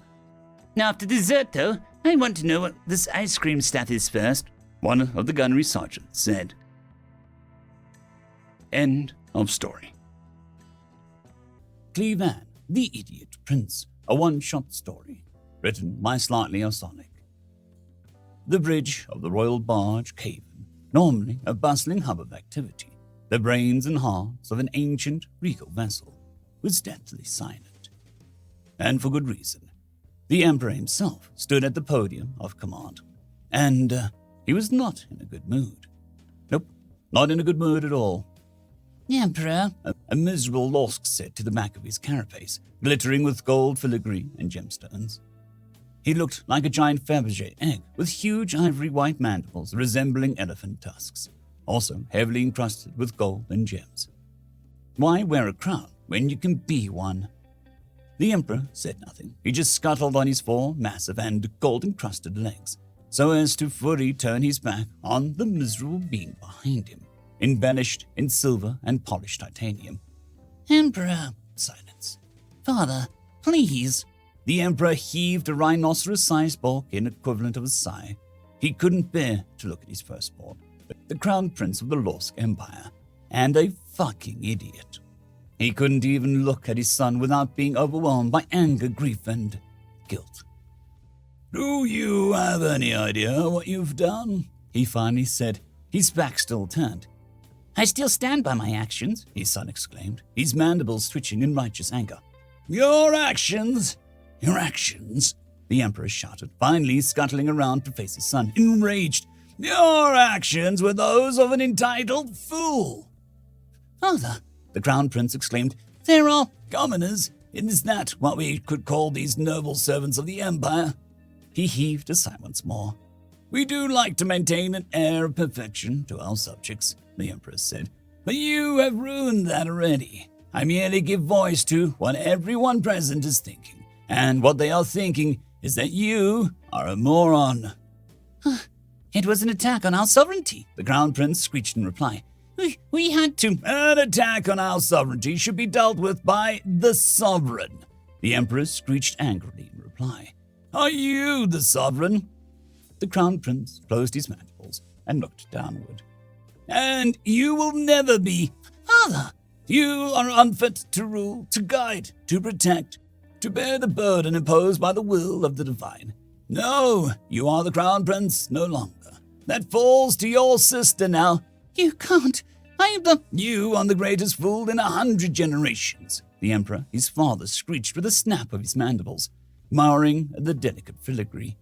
"You are wrong," the Crown Prince shouted, causing everyone to gasp in shock. "Am I?"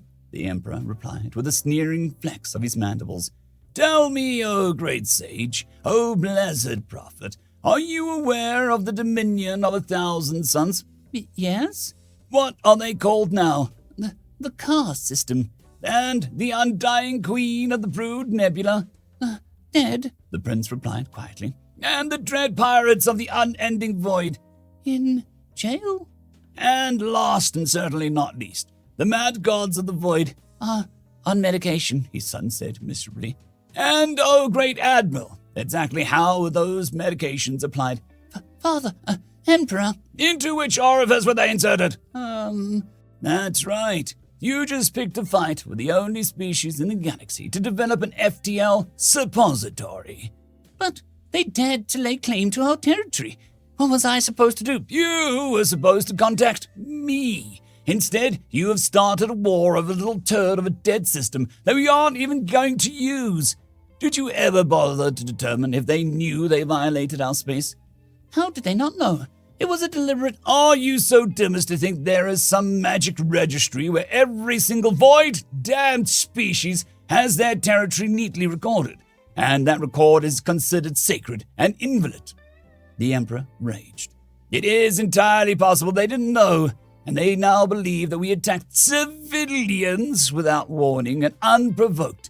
Thank the now quite reasonable and well-adjusted gods of the void that they had not completed the colony, that there were none of their brood present."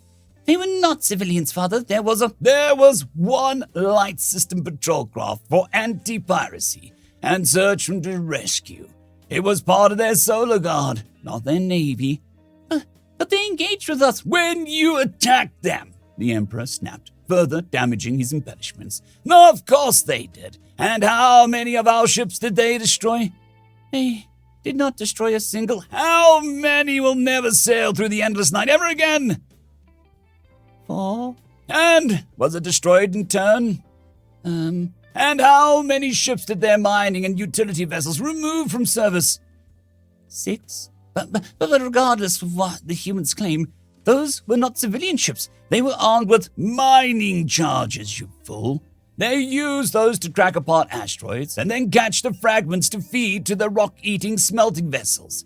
You do remember that vessel, don't you?" The Crown Prince said nothing. He definitely remembered that beast. It ate a quarter of his flagships before he could get away. The hatch to the bridge opened, and a smartly embellished Lorsk entered. "Excuse me, Emperor," she said. "The test you ordered has been completed." "And, Emperor, out with it." "Yes, Emperor. Crown Prince Sylvan is indeed your progeny." "Ugh, drat!" "Father, you dare doubt my mother's—" With a wicked snap, the Emperor's mandibles snapped open as he heaved his massive bulk, sending his son and no small amount of gold and jewels flying across the bridge. Keep my wife's name out of your fucking mouth. The Emperor roared. How dare you insult the Empress's honor? I will kill you where you stand. It will not fall. The Emperor fell silent. Then why did you order the paternity test? The prince demanded, as his shell, cracked and bleeding, picked himself up off the deck. To see if some traitor had not stolen my true heir and replaced it with an idiotic spawn, the Emperor snapped, gold hanging from his mandibles in raging pieces and gemstones falling to the deck. But no, you are of the royal light. Mellow gods, take us all. Switched. That happened 12,000 years ago, the Emperor shouted. Had you actually paid attention in those tutors I assigned, you would know. 12,000 years ago, in a 67,000-year civilization imperiled by your foolishness. You aren't saying that our great armada will be defeated by the humans? Fearsome as they are, they can't possibly... Of course I'm saying that, idiot. Should it come to that, we will wage such a war the galaxy will quake. We will give battle, and we will prevail, the Emperor proclaimed, with the confidence he wished he felt. But it would be ugly. The humans, they made suppositories the signs of battleships. Kind gods of the void only know what they would make for our embellished backsides. Whatever it wasn't going to be good. Those fuckers were nasty. But my former crown prince, the Emperor continued, will lose billions of our subjects. Remember them. Those people who have been entrusted into our care. Billions will die, and our empire, win or lose, will be severely weakened. The humans aren't the only fiends in the void. We become weak and they will come. The humans won't be the only war we fight because of your idiocy. After the humans, the Korra, the real enemy, will come once again. After them, the Bursa. Then we will start to see uprisings likely empowered by Void knows who. The no longer Crown Prince looked at his father in horror. And all of it, is thanks to you, the Emperor hissed. However, we will survive, we will endure, just so that we can curse your name for eternity. Emperor, the captain of the vessel snapped with military precision. We've arrived. Now they're here. Yes, Emperor. What abomination awaits us? The Zellan sky. Emperor. How greatly we are honored. The Emperor chuckled. I wish to see it. Yes, Emperor, the captain snapped. Activate the main projector. A hologram of an ancient Ganymede-class battleship appeared. Look at this magnificent beast, the Emperor exclaimed. Love them or hate them, whether they be friend or foe, one has to concede they know how to build them. Imagine being able to get so close. The Emperor cast the captain a sidelong glance from one of his large chitin-covered eyes. You're scanning it, correct? Yes, passive only as per your command. We are getting volumes. How about the armor? Anything? That can't be right. He turned to his sensor operator. Is your equipment working properly? Yes, Captain. Well, don't keep me in suspense, Captain.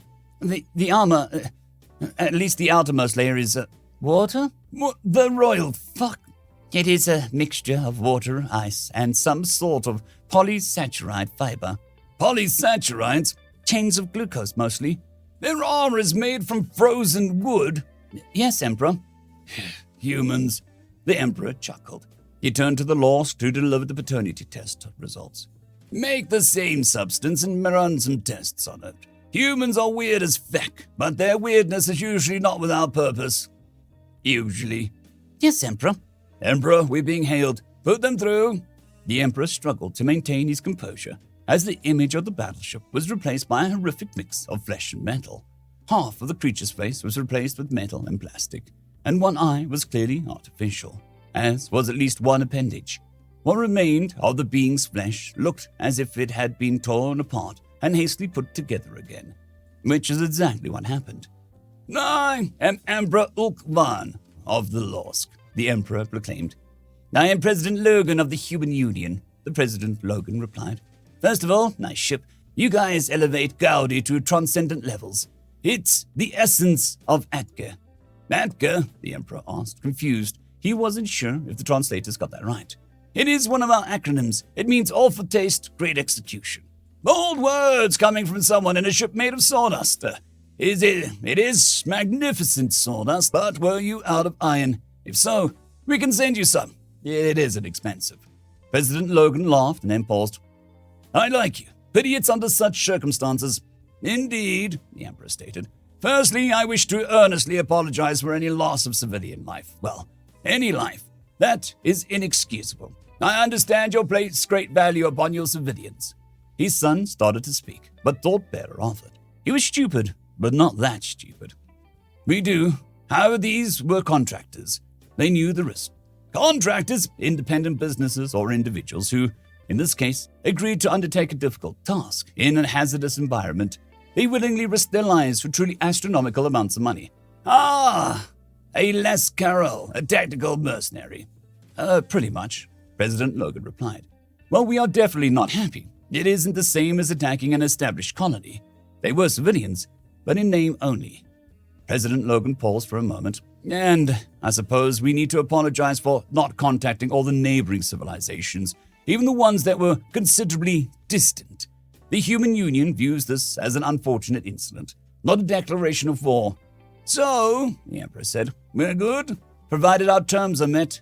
The Emperor bobbed up and down in a nod. All human prisoners and captured equipment, and the one mining vessel we disabled, will be returned along with the appropriate compensation for any damage or loss of life. He sighed a pained sigh. And we'll hand over the individual responsible for the attack. Father, no! The price of peace is sometimes costly, my son. I can lose one Lorsk, or I can lose 1 billion. I am truly sorry. Idiot you may be, but you are my idiot, and I do love you. But I love the Lorsk Empire more. Forgive me. As his son wailed as he was dragged away, the Emperor turned to the President. What will happen to him? He'll face justice, the President replied. If his actions were not an official act of the Lorsk, then he is guilty. He stands accused of piracy and murder. He'll be tried and, if convicted, face the same sentence as a human who committed those acts. We haven't had a death penalty for quite some time, so he'll be imprisoned, likely for life. He is to receive no special treatment. Honor demands it. He won't, President Logan replied firmly. The Emperor looked away as he gathered himself. Is it possible to send him gifts or otherwise aid him? I know in our prisons the families can. The President smiled gently, or probably did. His face was fecked up. War will do that to you. You can, after a fashion. There is an account that you can deposit funds into. They'll be available to him to purchase items approved by our prison systems. Can I visit him? Of course. And that's why they call me Your Majesty. A battered and muscular Lorsk laughed as he reclined in his bare concrete floor. So you really are royalty, a tattooed, muscular and wicked-looking woman in a quilted undergarment that served as a base layer of the protective armor needed outside of hellish snowball they were on this year. She pressed a nail gun against the Lorsk shell and fired another nail into the thick carapace. Part of an intricate design with both Lorsk and human characters. When polished with a buffing wheel, it'll look quite nice. And, it was determined that a lifetime of labor building the exact thing I destroyed would be what you humans call poetic, and what I call you all being assholes once again. The human laughed and drove in another snail. Sucks to be you, the woman snickered. It's strange, the former prince said, as another nail was driven home. I am actually happier here than I ever was as a prince. Bullshit. As a prince, I was in many ways more constrained. Honor, duty, impossible standards to meet. A brilliant father and sister against whom I always fell short. Because I am a moron. You don't have to tell me. Feck you. The former prince, now called Your Majesty, or just Madge, amongst his many friends. What you call prison, I call freedom. You been drinking paint stripper again? The woman asked. I still can't believe it doesn't kill you. I especially enjoy the stuff in a red bottle, Madge said. But think about it. The man, don't hassle us down here. No way they are setting one foot in this shit heap until we are done. They just drop off supplies and feck off. You trustees run the show, and you guys aren't that bad as long as I pulled my load. Well, except for Donald. He was an arsehole. Yeah, the woman said, as she pulled out some bronze brazing wire and a hammer. Pity what happened to him. A real shame. Truly tragic, Madge snickered. But you know what they say. Snitches get run over by an earth mover. Ha, the woman said. Now, hold still. Epilogue. Sister! Madge exclaimed, beside himself with joy, as he jumped out of the shuttle at the orbital platform, orbiting yet another toxic world. His sister gasped when she saw her brother, or what was supposed to be her brother. What rushed to embrace her was scarcely recognizable. His carapace was deformed, warped by bulging muscles underneath, crazed with cracks, and decorated with strange barbaric runes, mostly in some unknown script, assumably human. The one she could read, she wished she couldn't. One of his arms was missing, replaced by a ghoulish undead contrivance of metal and plastic. He looked like something right out of the history books in one of those silly holovids. Except this wasn't makeup. Clevan? She asked as the strange and monstrous thing grabbed her. I haven't heard that name in decades now, He said. I'm Madge now. He paused. I'm sorry about Dad. Dad? Sorry, Madge said. It means father. I hope his passing was as peaceful as his reign, he said, trying to adopt the way of speaking that had been abandoned long ago. It was, his sister, the Empress, said.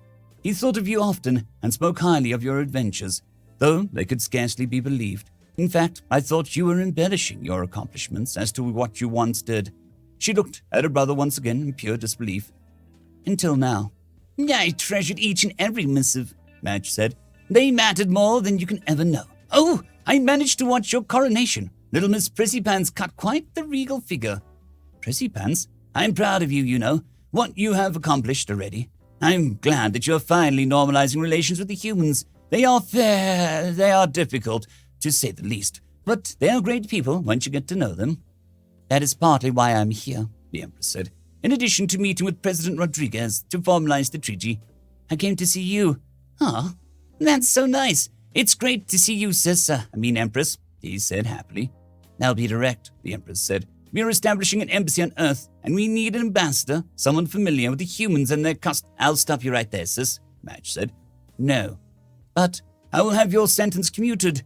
You'll be free. No, I won't, Madge said. I'd take that job, and I won't be Madge anymore. I'll be Clevan, the fool, the fallen prince chained to a diplomatic post as far from the palace as possible, as dishonored exile.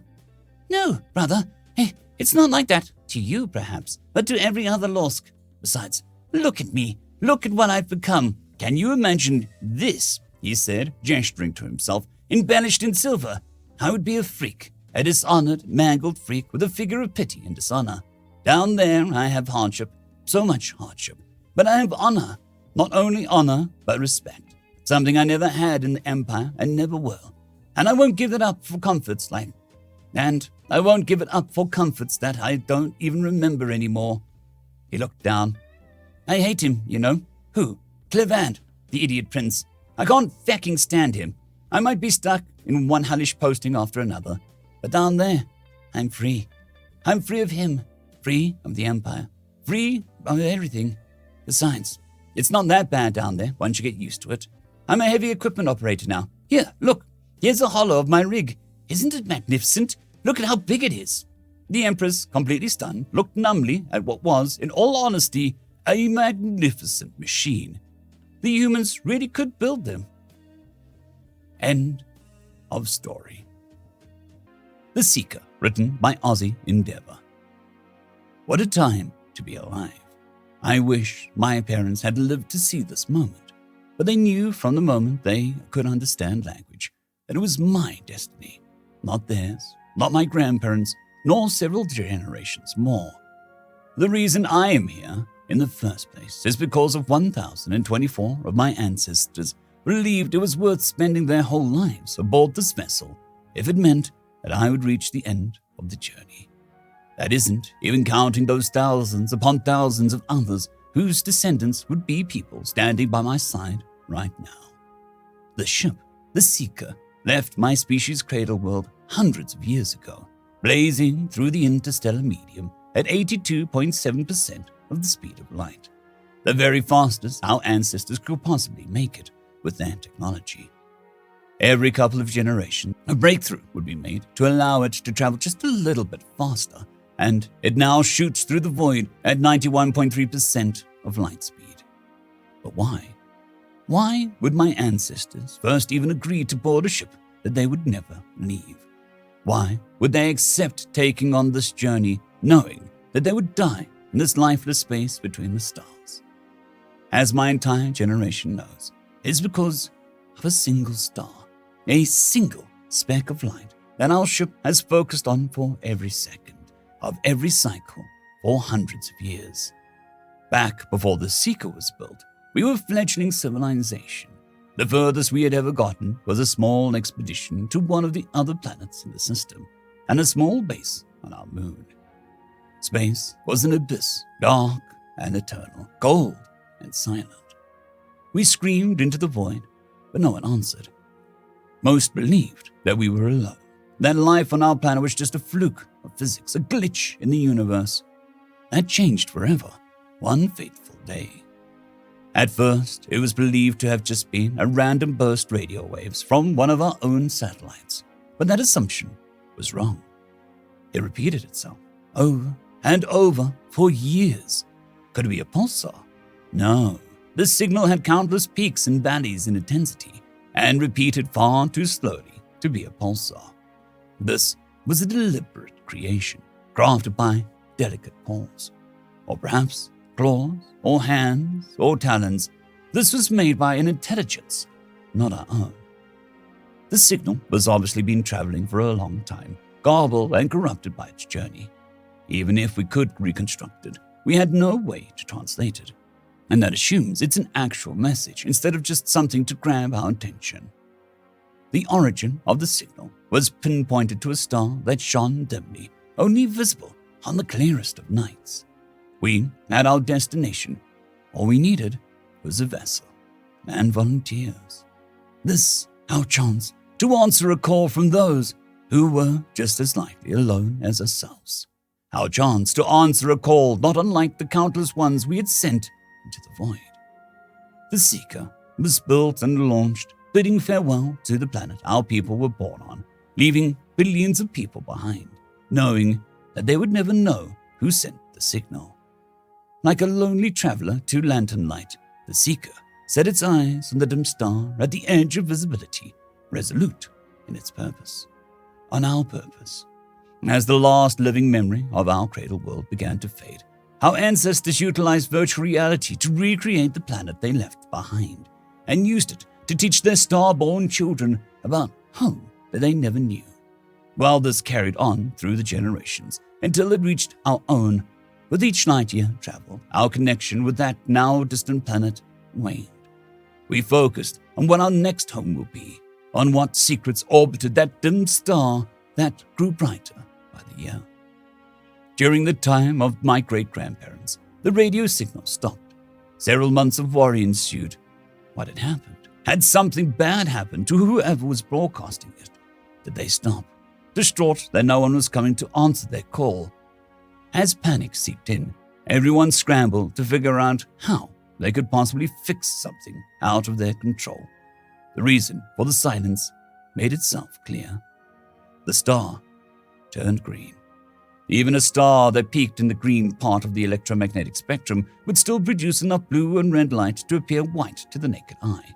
Our great-grandparents waited for months, years, and then decades, waiting to see if perhaps the impossible color was caused by a passing dust cloud. The color never faded. The once dim star, now amongst the brightest in the viewport, shone a brilliant green. The easily missed radio signal was replaced by something that could not be ignored. A star impossible in the natural universe. Undeniable proof that there was some form of intelligence out in the void, and that it wanted to be seen. A cosmic beacon beckoning anyone and everyone to follow the light. The Seeker raced ahead, unwavering in its goal. When the green star officially became the brightest we could see, we knew we were drawing close to the end. My parents were growing old, just a few light years away from the end of our journey. I had to say goodbye to them, knowing how unbelievably close they were to making it. If those breakthroughs in speed had come just a little bit sooner. Less than a light year left, and the Seeker was full of celebration. Our generation would be the ones. We will see the secrets of the green star. We would finally meet the sapient life that had called out to us hundreds of years ago. Closing in on the system, our senses could distinguish individual planets and planetoids. The exterior of the Seeker, which had known nothing but darkness for centuries, was bathed in green light. Finally, we had arrived at the system's interior, passing a ring of icy asteroids and planetoids orbiting the star. We sent a scan out to see what we could glean from the star system that had seemed like a distant fantasy not too long ago. When the scan slowly returned at light speed, what they revealed caused the whole ship to go silent. 4 rocky worlds, 4 gaseous giants, and countless smaller moons and dwarf planets. From the surface of planets 3 and 4, from the orbits of the gaseous giants, from the Lagrange points of each and every major mass, a deluge of light and radio waves flooded the silent void with sound, intelligence, life. As the Seeker erupted into exultation once more, continuous scans recorded a dozen objects emerging from the system, heading directly towards us. Our ship, for the first time in existence, slowed down. When the 12 objects entered visible range, their true nature was finally revealed to us. Like angels bathing in green light, 12 spaceships approached the Seeker. They sent more signals, clear and purposeful, directly to us. Even if we couldn't understand them, we knew what they were: requests for communication. 12 faces, unlike anything that we had ever seen before, popped up on screens throughout the Seeker. Reptilian, avian, mammalian, amphibious, and several others we couldn't begin to name. They too were celebrating a warm welcome that transcended the language barrier, that transcended divisions of species. We had made it. We had met the people that sent the first signal and had turned their own star into a beacon. But there was 12 different species here, not including the people of the Seeker. Who sent the signal? That dawning question would be answered soon, but for now hardly mattered to us. The Seeker moved through the system, a victory lap well-deserved, as we steadily spiraled closer to the star, flanked by 12 ships meant to welcome us. Around each gas giant, huge space stations orbited, entire continent-sized constructions, housing possibly hundreds of millions of sapiens each. On planets 3 and 4, city lights could be seen shining from the light sides, displaying the homes of billions. Finally, resting at the Lagrange point of each planet, megastructures floated in the void. They were each the size of the small planetoids, and my mind could hardly fathom how many people they could house. At last, the Seeker had arrived at the planet orbiting closest to the green star. At first, it seemed like this rocky world was the only one in the system untouched by sapiens. But a closer look revealed the truth. 11 colossal spaceships were in orbit around the small planet, a few just barely smaller than the Seeker, the rest slightly larger. Generation ships. The celebrations in the 12 guiding ships had quietened, and 11 of them had gone completely silent for a moment. One remained in contact with us, a single alien visible on the screens.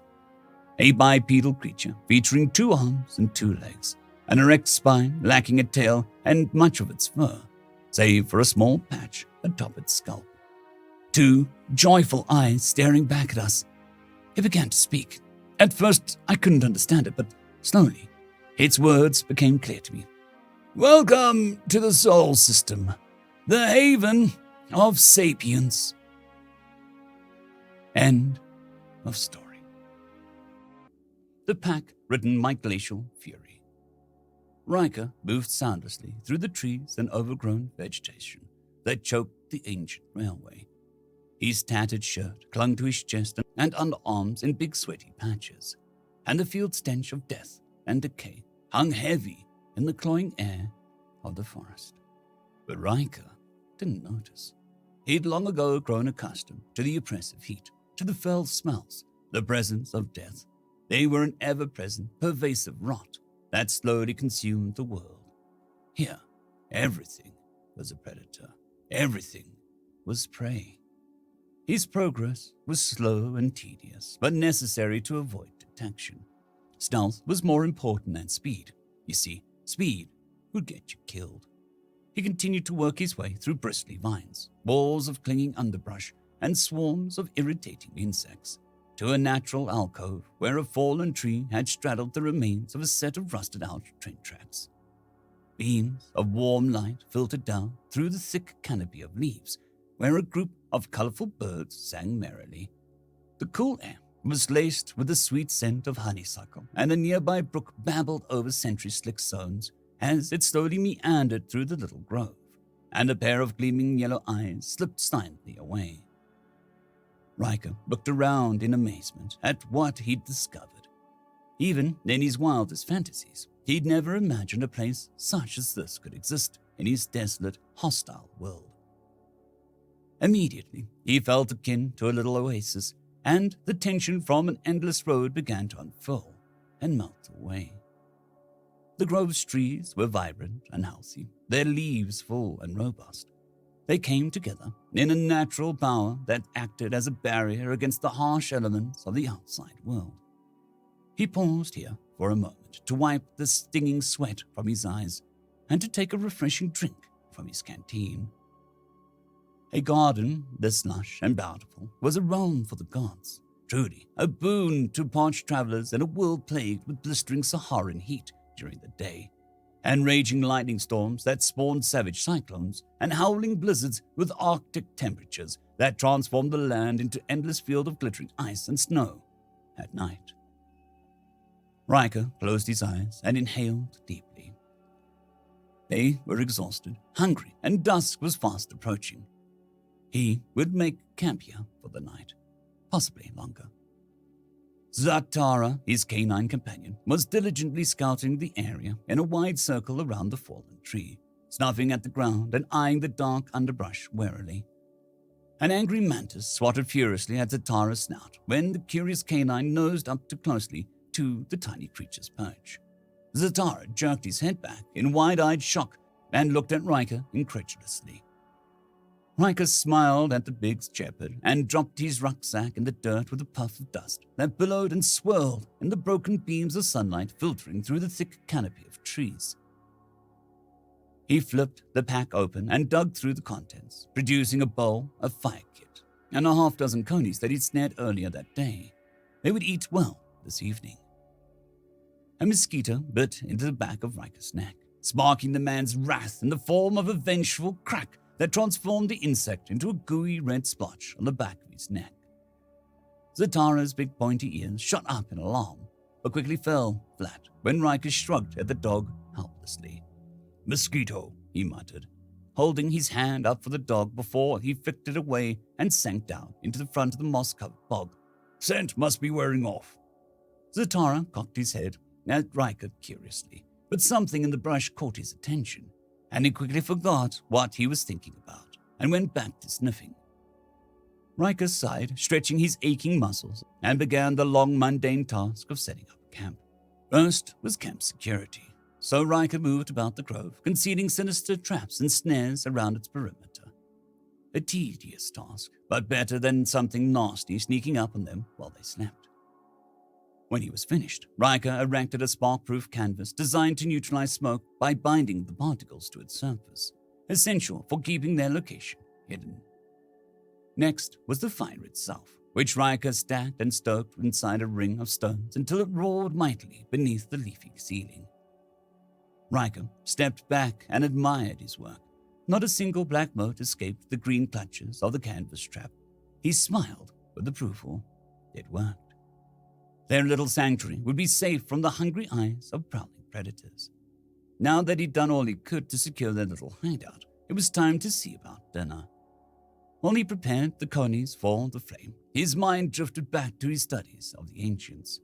They didn't need fire to cook their meals. Everything was done for them with a mysterious device inside their fortress of steel. Their ancients never knew hunger or thirst or disease. They conquered them all, even death itself, for a time. However, as the centuries rolled slowly by, the ancients grew increasingly bold and reckless, arrogant to the point of blindness. Drunk on their own power and full of insolence, they believed their might sufficient to challenge the gods, and they reached for the stars. But the gods grew angry with the ancients, and in a moment of divine wrath, destroyed them, and cast their ruin across the land. But the ancients didn't go quietly into the abyss. They had one final trick up their sleeve. On the eve of their destruction, the ancients used a secret weapon so powerful it annihilated the gods in a blinding flash of retribution, and transformed the land into a sea of glittering black glass. An arcane device so destructive it was forbidden to ever be used. A cold horror crept over Riker as he visualized such a weapon. The realization that mankind had once wielded such power was terrifying. Riker blinked and shook off the reverie. He leaned in close to examine the sizzling conies as tiny droplets of fat hissed on the fire's scarlet embers, still not ready. He sat back and watched the flickering shadows dance along the tree line as the crimson sun painted vivid pastels across the sky. The conies were beginning to turn golden brown with a hint of char to add that delicious, slightly burnt taste to the flavor of the meat. Riker eyed them avorously. It had been weeks since they'd eaten this well. The smell alone was torture enough to drive a man insane, since the companions had grown shaky and weak from a diet of insects and grass, mainly grass. Zatara finished skulking about and appeared satisfied that nothing lurked in the darkened woods. With a final huff, he padded over to where Riker reclined by the fire to drool and stare.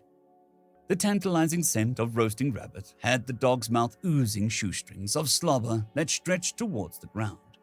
"Food!" Riker grunted and absently scratched behind Zatara's ears while jabbing at the softly snapping logs. His stomach grumbled in solidarity with Zatara. Riker glanced at Zatara, then back at the conies. Maybe just this once, he mused. What could it hurt? One little taste, that's all. Riker was reaching for the rabbits when Zatara's high-pitched bark snapped him out of his trance. He blinked in horror as his hands hovering above the partially cooked rabbits. Riker snatched it back and wedged it fully under his leg. More than one man had gambled on undercooked meat and paid a terrible price. No matter how hungry they were or how long the road, everything had to be fully cooked every time without exception. Even fruits and veggies. If Riker ever failed in this task, even once, he risked the parasites taking him, a fate worse than death. The elders taught that the scourge was a curse cast upon the ancients by dying gods, a final revenge from the abyss. Riker didn't know if that was true, but he did know that nothing was safe. He'd seen the vacant stares of those afflicted with the scourge. They became mindless husks that savagely attacked anything unlucky enough to wander into their path. Even the flesh of the few remaining plants and animals hardy enough or stubborn enough to avoid extinction was tainted. Not yet, but soon, Riker replied softly, more to quell his raging stomach than to appease Zatara. You know the drill. Zatara groaned mournfully and dropped his big head between his paws to wait out the agonizing eternity until the conies were ready. Riker popped his rifle against the fallen tree and gazed up at the ghostly shapes moving around in the branches. They spun and twisted mischievously. The fire snapped softly and the crickets chirped. The shadows took form. Their sway was hypnotic. Join us, they whispered cryptically before dancing away.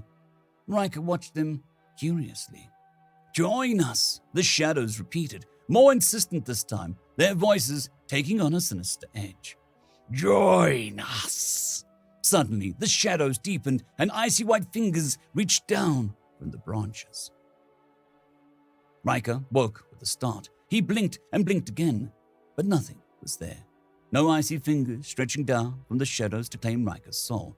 Just the leaves rustling in the frigid wind. Riker rubbed his eyes and yawned, just a trick of the shadows. Riker glanced at Zatara, who was curled up next to him with his fur soaking up the fire, snoring determinedly. Riker shook his head and leaned in once more to check on the conies. A sigh of relief escaped his lips.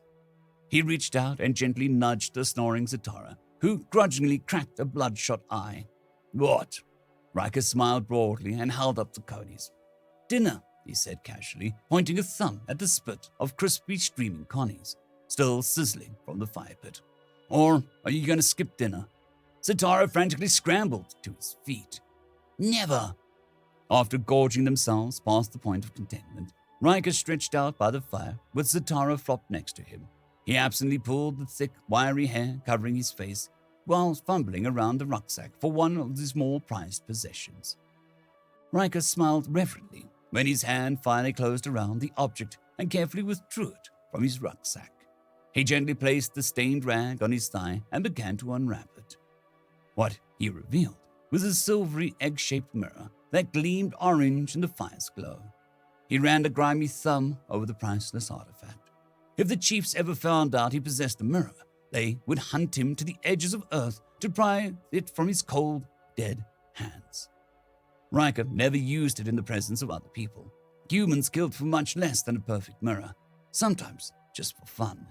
He once saw a son murder his father over a half a potato, his father's life before half a tuber. Madness. Riker glanced in the mirror and examined his wind-burned face. Fierce violet eyes, ringed in dark circles, and sunk slightly in his face, stared back at him. A coarse black beard covered a face cold with horrors of the past, and a hideous purple scar cut a jagged path across his face. He ran a hand through an equally dark mane of hair and briefly considered a shave and a cut before dismissing the thought entirely.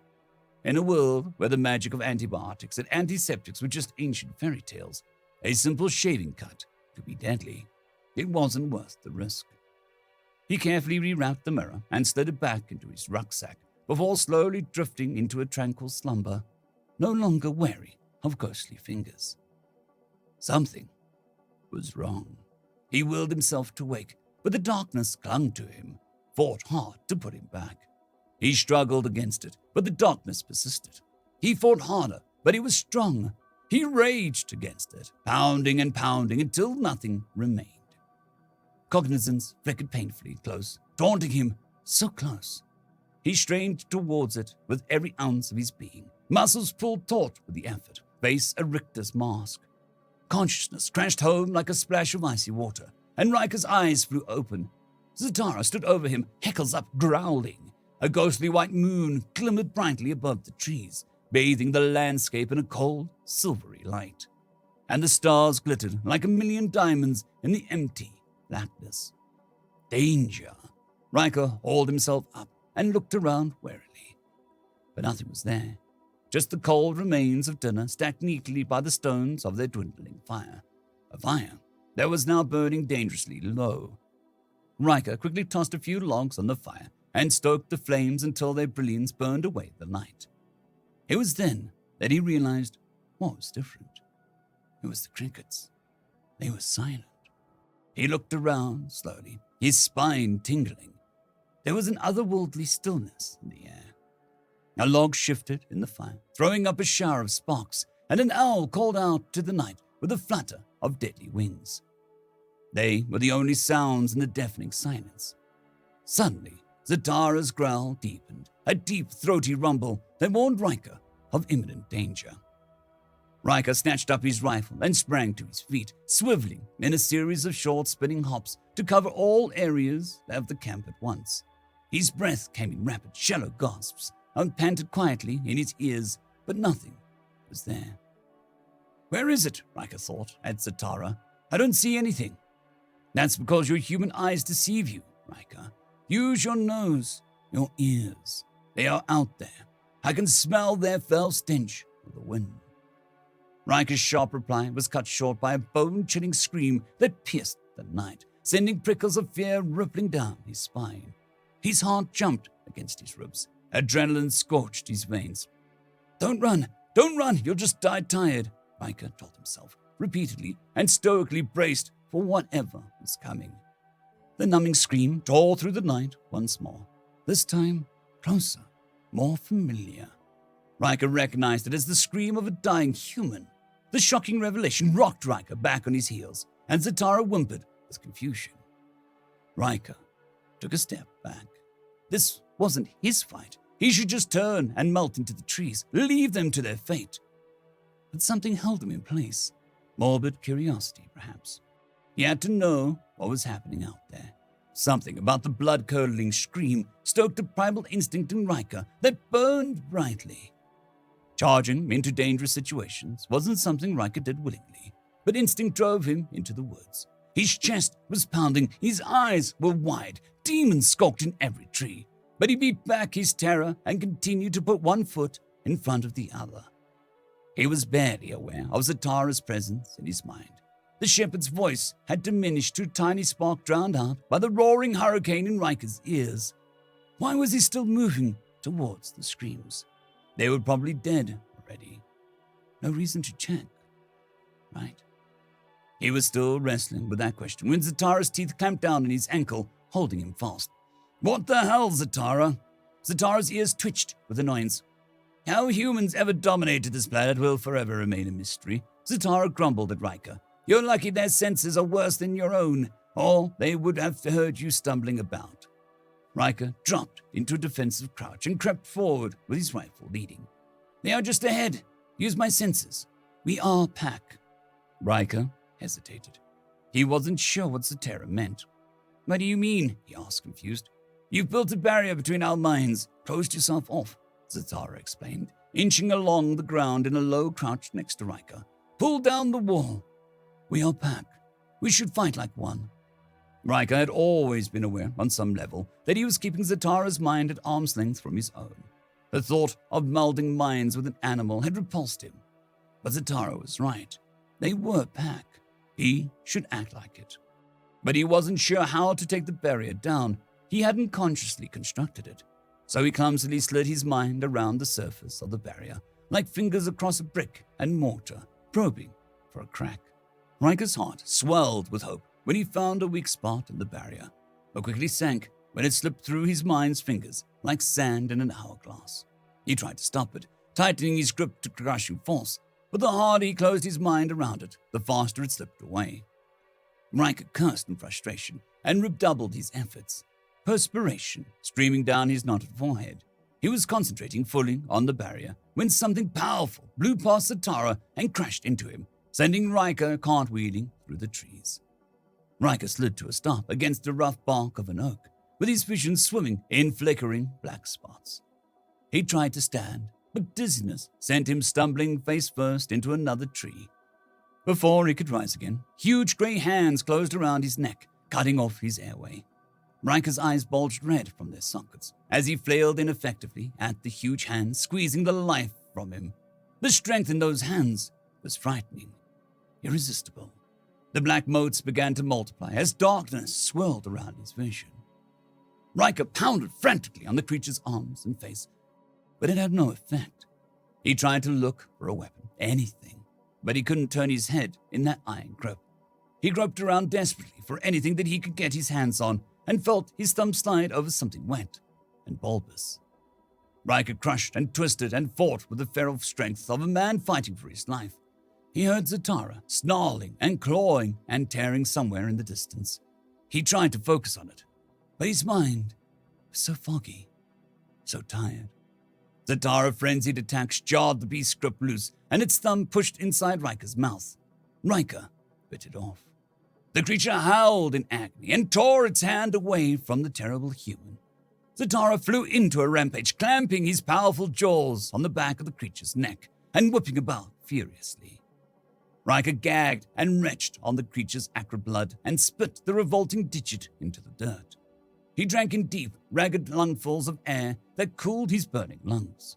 Strength slowly returned to his limbs, and he staggered to his feet. With his vision now clear, he peered closely at the hideous creature. It was an Irgax. Irgax are hulking bipedal creatures that tower a head taller than most men and are twice as ugly, with thick, mottled gray skin covered in countless wart-like growths. They possess superhuman strength, but move like a tortoise. Riker didn't know much else about the Urgax, except that the legends say that they were once foot soldiers of the gods. Now they were nothing more than mindless, evil beasts that hunt their favorite game, humans, in bloodthirsty packs. The thought of these foul beasts feasting on human flesh sent Riker's lips twitching into a snarl. He kicked the Urgax in the throat and quickly searched around for his rifle as Zatara tore the creature down. But the Urgax wasn't alone. Its friends were calling out to it in their harsh, broken language. When the Urgax didn't respond, its comrades lumbered into the bush after it. The Urgax managed to stagger to its feet, with Zatara dangling from its neck, snarling and ripping away savagely. Blue blood poured from dozens of gaping gashes and wounds that crisscrossed the Urgax's body. It bellowed in pain and groped after Zatara while stupidly spinning in a circle. Riker finally spotted the rifle as the enraged Urgax swung around with its crimson eyes boring into him and a huge grey fist rocketing at his head. Riker dove for his rifle and tucked into a roll as his hands closed on its grip. He spun around and came up shooting, his rifle's rapid cracks punching huge holes into the creature's chest. The Urgax jerked and stumbled backwards with every round, and its arms dropped lifelessly to its sides and lolled about. Riker put 2 rounds between its 4 crimson eyes for good measure. The remaining Urgax, having witnessed the power of Riker's rifle, spun about and quickly retreated into the trees. Zatara sprang after them, but Riker stopped him short. Let them go. Zatara pulled up in a surprise, and his head whipped around. We should run them down and tear out their throats. Another time, perhaps, Riker replied, pointing to the tree where they had disappeared. There could be more of them out there, waiting. A trap? Possibly, he replied, this time absently. His thoughts had slipped back into the people on the initial Urgax assault. Either way, they won't be back. How can you be sure? Zatara wanted to know as Riker made his way over to the clearing where the humans had battled the Urgax. Are they that cowardly? Riker looked back at Zatara and grinned with all his teeth. After witnessing the might of my companion, they would be fools to return. Zatara sat back on his haunches, with his tongue lolling out of his self-satisfied grin. You pandered well, human. There was nothing left alive in the clearing, just the torn and bloody remains of 5 shattered humans and their meager belongings. Upon closer inspection, Riker determined by the looks of their handmade clothing and few possessions, they were more likely a band of traveling nomads. Riker scuffed about the scene idly, kicking at random objects, looking for anything useful. He tore open bags and rifled through pockets, but in the end, he wasn't able to scavenge much. Just a few bags of dried rations, 2 vials of medicine, and to his surprise, a large box of ammunition for his rifle. Bullets are a precious, rare commodity used in trading, worth 100 times their weight in gold. Now, he was certain that they were nomads on their way to trade. He briefly considered burying the bodies, but ultimately decided against it. They were no kin of his, and besides, he really didn't have the luxury of sticking around to see to it. Riker turned to leave when Zatara's words froze him fast. What of the human cub? Riker whirled around in shock. What are you talking about? He demanded gruffly, glancing all around the camp. There was no child here, only the corpses of 5 adults. If this was Zatara's idea of a joke, it was in the poorest of taste. Riker's impotent rage rose up. Is this a joke to you? Zatara's ears flattened with a sharp rebuke. Angry, the cub is over there. Zatara looked to a cluster of ferns that swayed gently between the wide trunks of 2 mighty oaks. Can you not smell the child? Hear it crying? Riker hurried over to the ferns and jerked them wide. What he saw stunned him. A purple-faced baby bundled in a brown-stained blanket with dirty rags stuffed in its mouth. The tears streaming down its cheeks stared up at him helplessly. He pulled the suffocating cloth from the baby's mouth, but regretted it immediately. The screams that tore forth from its tiny lungs were unbelievable. Riker seriously considered stuffing the rag back in place, but Zatara cautioned against it. He didn't know anything about babies or why it was crying. He just wanted it to shut up before it brought an entire forest down on their heads. He tried clamping a hand over its mouth, but that only made the matters worse. He picked it up, but that didn't help either. After 10 minutes of unbroken screaming, he questioned why anyone would want one of these things. What the hell were they thinking? What he really wanted to do was toss the shrieking bag of rags into the forest and be on his way. But he couldn't bring himself to do it. Riker set the baby down and looked at Zatara, who was also completely clueless on what to do. We should take the cub with us, the shepherd suggested. It is packless. Riker wasn't sure he wanted the responsibility of caring for a baby. The child was annoying as shit, and definitely was not part of their pack. He turned to leave. But then, something unexpected happened. The child stopped crying. Zatara's ears shut up in surprise at the sudden absence of noise. Riker gripped his rifle tighter and glanced back over his shoulder. The baby regarded him with innocent eyes that glittered with 1,000 tiny facets. It cooed softly at him, and reached out with a plump little hand that said, "Please take me with you. I'm a baby. I can't defend myself." Riker was smiling like a fool and didn't even know it. Zatara stared at him with her head cocked to the side. "We keep." Riker blinked and quickly wiped a stupid grin from his face. He had no idea why he was smiling or what the hell was happening to him. The baby laughed a soft, sweet melody that melted the ice around Riker's heart. Zatara trotted over to the newest member of their pack and laid down protectively beside her. After a long moment of hesitation, Riker joined him beside the child. In that moment, standing in the middle of the blood-soaked battlefield, in the frigid darkness of the forest, that a canine taught a man how to be human again. End of story. Human Go Vroom, written by FarmWitch4275. Have you ever tried sublight racing? You haven't. You're either smart or boring, depending on who you ask. Sublight racing is simple. You get in a ship, usually a small fighter-class craft. Then you race around a predetermined track, usually in front of a crowd of millions. There are 3 kinds of it: land vehicles, aircraft, and space. Simple, isn't it? No, actually, it's far more complex than that. First, you need to know something about the galaxy's greatest races, humans. They blasted onto the scene a few decades after first contact. Their first contact was with a gambling merchant named Araxas. Yes, pretty damn sure that you've heard that name at least a few times.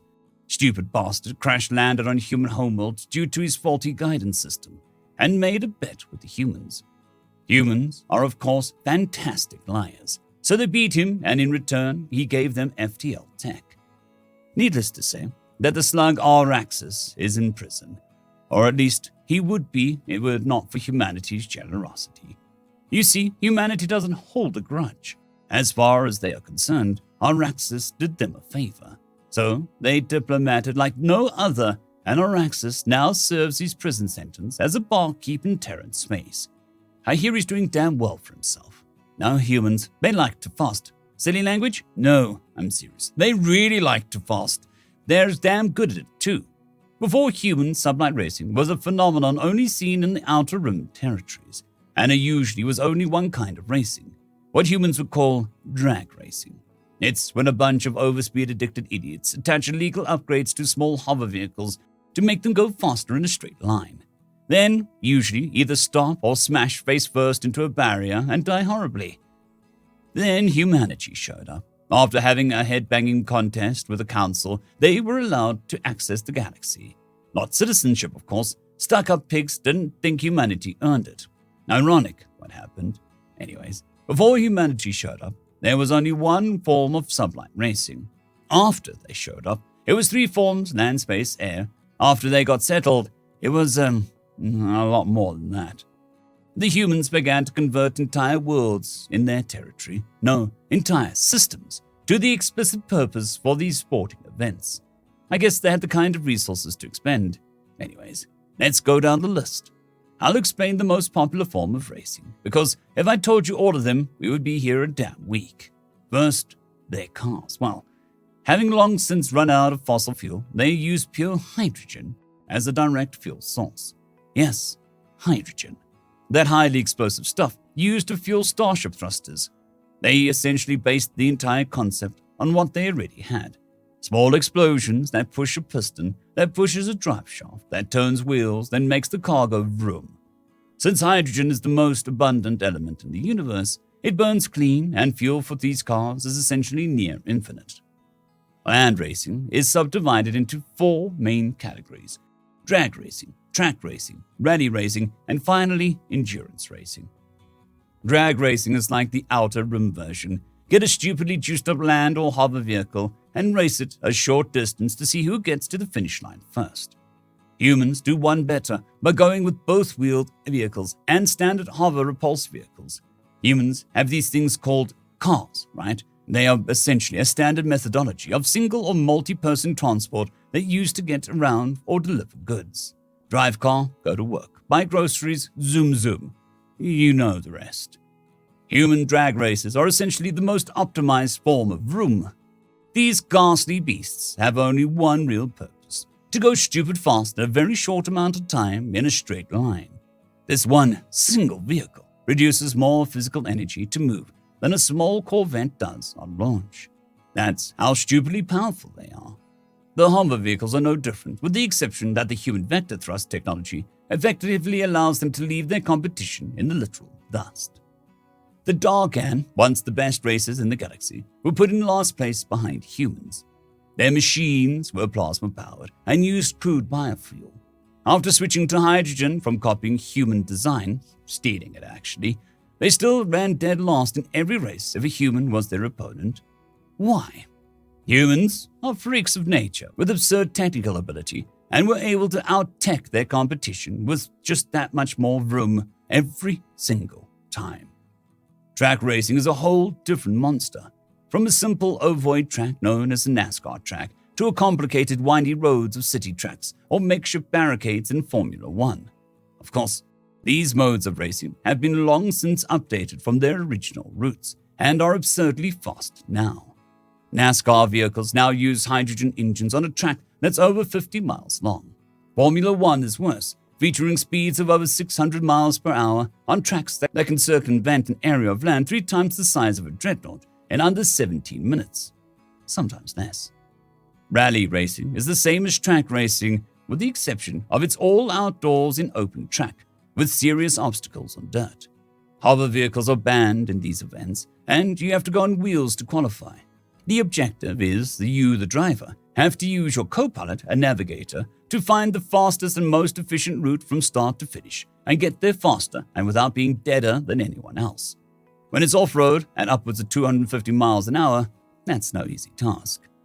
The Ratatkani were the first non-humans to try this sport for themselves. Well, try it. They never drove. A particular car was modified to carry passengers in the back seat, and the rally continued. The Ratatkani emerged from the other end of the rally, petrified with terror, and later demanded a peace treaty with humans. They explained that if humans found such death defiance to be entertaining, either by watching or enjoying it, they demanded a permanent pact of non-aggression with the humans, a pact that would come in handy 80 years later. And you know what they did? They built their own car and joined the race. Still lost, of course, but never stopped trying. Endurance racing is the same general feel as rally racing, except it tests the endurance of both the vehicle and the driver. A single track of reasonable size, no more than 100 or so miles, is offered to drivers. They have to race each other in the standard track. The difference? It doesn't stop. Ever. Until the last racer crosses the line, or until the car's engine seizes and gives up. They call it the Le Mans 24 Hours. It's one of the most brutal endurance races and tests the technical longevity of both vehicle and the sheer will to survive of the driver and navigator. The Utaji shogunate were the first descent warriors to try this. A long-standing tradition of martial prowess and will to survive demanded they be the best at any challenge. Their drivers nearly died on the first day, whereas the humans barely had a few drivers out of the hundreds give up within the first week. When these kinds of races can last over a month in some cases, humans are top of the pack when it comes to endurance. The shogunate was humiliated at this loss and have been entering driver after driver to this race, and after a century have only won twice. Air racing is threefold: acrobatic, endurance, and combat. Human aircraft are little changed from their original design. Well, racing or civilian craft anyway, and use a form of ion repulsor lift engine to hyper-compress air into a tight chamber, use an ion spark to ignite the atoms in that air, then blast it out the back as thrust. These things are fast, stupid fast, and anyone who has ever faced a human carrier in combat can tell you how stupid fast they are. Acrobatic racing essentially uses agility as its primary focus. Aircraft, or planes as the humans cutely call them, must go through a course marked by inflatable poles without damaging them or impacting them in absurd ways. Doing barrel rolls, loops, moving to the side so that your plane loses lift and all you have to keep you in the air is sheer momentum, flying at absurd speeds through dozens of obstacles in specific ways. No non-humans have yet tried it, citing that you can't barrel roll at 600 miles per hour through a castle without exploding. Humans have repeatedly demonstrated otherwise. Endurance racing is a global event where participants must use a single aircraft with strict and specific guidelines, then race each other across a course that covers an entire planetary surface. Speed, maneuverability, tactical knowledge, and sheer endurance of flying. Each leg of this race has its own rules. Each leg of this race has its own qualities. It's simple A to B, but on an absurd scale, and the race can go on for months.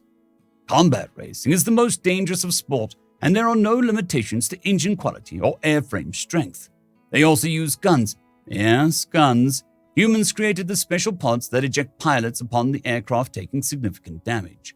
Up to 30 pilots use specifically made one-of-a-kind custom aircrafts with hydrogen-boosted engines to race each other in a small course of roughly 200 miles, under a hard flight seeding.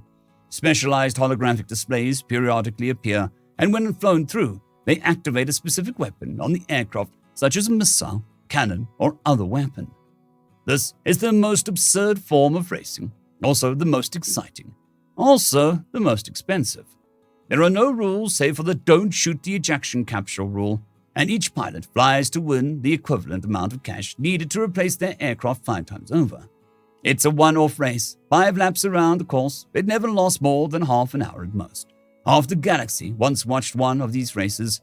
Half the galaxy are in peace accords, trade deals, and now use human training centers to train their pilots. Finally, there's space sublight racing. It's essentially the same as normal racing without the need for gravity's limitations, usually restricted exclusively to small single-person fighter craft. There's only 2 forms of space racing: obstacle and speed. Human spacecraft are similar to most other species in the galaxy, save for the human's favorite thing: room. Human fighter craft are 3 times faster than any other. Human ships, regardless of size, are always at least twice the speed of their counterparts. And the skill of human pilots, especially since humans are the only ones to field carrier-class starships, are second to none. Obstacle racing is taking a small fighter through an obstacle course, in most cases to a stable asteroid field or planetary ring, and trying not to smash into asteroids in a marked course while getting from start to finish. This is, of course, very difficult, because even though it is a stable belt or ring, it is still a bloody asteroid field. Asteroids are many and they hurt. Exceptional microsecond response time, multi-vector control capabilities, and supernatural reflexes are necessary to traverse these fields, even if they have been made static by gravity generators. Every species in the galaxy has attempted this challenge. Humans are the only ones who haven't exploded. Speed racing is similar to track racing. The only difference is that it's in space. Pilots must maneuver their craft through a series of rings placed miles apart and must get through each ring to qualify for a win. Missing a ring deducts time, and the race can be decided by a few milliseconds. These rings are kept in place by an anti-gravity device, and if you miss one, you have to either circle around to get it or take the time penalty and try not to miss the next one. Well, there you go. That's sublight racing, and it's almost always humans at the top of this leadership board since it started, with only an extreme rare few exceptions. What's that? You want to race? Why? Because I told you about it, and it sounds awesome. Oh dear. Shouldn't have opened my mouth. I need more drink. End of story. Battleship and Human, written by Plastic Finish, 1968. So there I was, sitting across the table from my greatest rival, my most powerful foe, the one I thought and lost many armada ships to. I have searched endlessly for some inherent biological or physiological weakness, some chink in the armor hidden somewhere in his culture or military tactics. Every move I made has been foreseen, every trick counteracted, every trap I lay disarmed. And now, oh yes, now of all times, to have dinner with him, Admiral Miller, a human. As we sat there, eyes locked across the table, I could hear my mother speaking to his. Somehow, they had met in spite of our war and made friends? But how? And why would you invite a human to dinner? These humans could not possibly think to attain our high etiquette and table manners. Their blocky fingers and big bodies barely fit through the door. I eyed both humans, obviously uncomfortable in our chairs. Breaking eye contact, I glanced behind me at our front door, at the crack my enemy made attempting to enter without bumping the frame. My mother laughed it off. "Oh, don't worry about that, dearie. I'll just have my husband plaster it over it when he gets home." But when that happened, I couldn't help but notice this particular thing. His mother scolded him with a glance, and in response, he almost shrunk in size. Was this it? A weakness in the human female? Perhaps I will allow this personal intrusion for a chance to gather the information I needed. I turned back, surrendering to a cheeky smile, to which the human returned a scowl. Oh, this will be interesting. The dinner began when the evening prayer ended, and I made it a point to reach for exactly what the human wanted. My quicker speed and dexterity nabbed me the mashed potatoes, gravy, and turkey before the human could lay a finger on my food. I could easily track his eyes and watch for a slightest movement of his clunky palms towards whatever morsel he thought that he had the right to. The human paused and threw a stone-faced glance towards me that said, "Let the battle begin." I watched as his scanners searched for a new target. Instinctively, I knew next was the chicken and Dreadnaughts. I stifled a scoff as the human target locked the bowl. Easy pickings, I thought. The dish was positioned to my port side, right at the limit of this weapon range. To think that he could attempt such a feat. My targeting systems locked faster than his. My rate of fire was quicker, and the distance my hand needed to travel was a mere foot. Target locked. Fire! I launched my hand to intercept his before his hand had a chance to budge.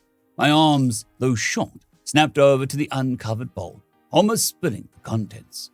I grabbed and retraced my appendages in one fluid, graceful motion. Without stopping, I scooped the writhing mess into my own bowl, splashing the ladle back into the now emptier soup, and replaced the bowl to allow the human hand to make contact. I sat back, letting one eye to watch my prize trying to climb out of the bowl, while the other smiled at the human. Though he was smiling back. I didn't understand at first what was so funny, but in time my pride faded. I realized what had happened when I saw that the human had made a first catch. His starboard weapon systems reached for exactly what I expected him to, but his port side arm extended out and bent 90 degrees at the elbow. My eyes left his face and followed the bend in the arm down to his hand, which was currently palm down over a plate of ham. His shot hit successfully without target locking. I saw what he was doing. He expended the same maneuver he used against me in the battle over the Flactosian homeworld. The human admiral managed to distract me in the exact same way. He locked target over a Flactosian capital, and in response, I ordered my ships to intercept missiles before they even fired. However, the capital wasn't his target. I should have known too. He wanted to break the blockade, not destroy the planet. The missiles launched, and my loyal ships fired their own weapons to intercept. But in the mess, I had failed to notice a vomit-inducing amount of unguided missiles cruising towards my capital ship. Normally, we would just maneuver away, but it was too late, and my guns were still reloading from firing at the missiles. By the time I had noticed, I barely had the time to make it to an escape pod. My prize ship was gone, and all because the human's risk-taking paid off. He was a lone ship against 10, outgunned, but somehow victorious. The human retracted his arm with 4 thick slices of ham pressed between each of his grubby fingers, then dropped the lump of animal flesh on his platter. I gave a look that spoke, "You won this round, but don't get used to it." This continued, and the human employed many tricks. He reached for the cookie tray, but instead grasping a cookie, his hand reached lower and spun the plate, presenting the side with oatmeal raisins to me, and bringing the chocolate chip cookies outside my reach. The exact same maneuver he employed when I found him trying to hide on the surface of a small asteroid. I was ready for him to flee. My ship was faster this time, and I knew I could catch him. But instead of taking off, he left his docking clamps engaged and fired up his engines. This rotated the asteroid and revealed a cluster of mines planted on the surface, just as the mines made contact. The explosion gave him an ever-expanding, impenetrable field of sharp rocks and radiation between the two of us, and plenty of time for him to warp away. The two of us, we made a mess of that table. Hands moved fast, tricks employed, maneuvers and outmaneuvers expended. Beads of sweat dripped from each of us until our plates were both equally towering. Okay, Fine. A draw. I should have known this would happen. Nothing new, really. I should have capitalized on the one weakness that I'd learned the human has. His mother. Mrs. Miller, I noticed that you brought some delicious-looking brownies, but I can't find them. I knew where they were. Just the last slice was hidden under Admiral Miller's cherry-flavored jello and the Gorsakian sausage skewers. Oh, I saw Sean grab some. Sean, why don't you just give them some of yours? I don't think he's had earth brownies before. The look Admiral Miller gave me was exactly what I was hoping for. Pure, seething hatred. It washed over me and brought me joy. I watched as, for the first time, I managed to claim a victory. Almost like a robot, my rival Admiral, one by one, picked items off his plate and slammed it aside to reveal my prize. Here, it was presented to me on the end of a fork. I gave an approving smile and ate it in front of him. I could practically see him salivating, with his mouth tighter than a Tilhon's anus. Was it too easy? Something felt off, though. That thought of his jaws relaxing and curved upwards when he realized that what happened, the brownie icing, was replaced with refried defter gonads. How had he managed that so fast? Did he sabotage his own dessert just in the off chance that I managed to snag it off his plate? Perhaps he saw me eyeing it earlier. Or did he sabotage his mother's cooking from the beginning? I couldn't believe he managed another bait-and-switch maneuver, and after I promised myself I'd never lose a ship to that tactic of his again. Time went on, and a new battle arose. Each of us attempted to aggressively consume every last morsel on our plates before the other until the human broke the tension. He slammed his silverware down hard, his human strength rocking the solid polymorph table. Excuse me, I need the restroom, my mother replied. Oh, sure thing, sweetie. Tenson, please show him where it is. Yeah, I bordered on betraying my true emotions when I replied, gladly, through gritted teeth. I marched my way down the halls to the smallest, most cramped restroom of my home had to offer. The human followed silently. I felt a shiver crawl up my spine, a creeping sensation, like spider legs around my neck. To not see the human, and I trusted would be unharmed. Stop, said the human, once we were out of earshot of our mothers. So I did. I turned to face my foe. Listen, I don't like you, and you don't like me. But for our mother's sake, let's not kill each other just yet. For our mother's sake, I scoffed silently. Our mothers have nothing to do with this. True, but they'll never understand our history. But I'm calling for a truce. He extended a hand and made heavy eye contact with me. The way humans' eyes locked onto mine was terrifying. It almost made me feel like I was actively shrinking. Though maybe, with hostilities paused, I could spend my time better focused on finding a more exploitable weakness in my human enemy.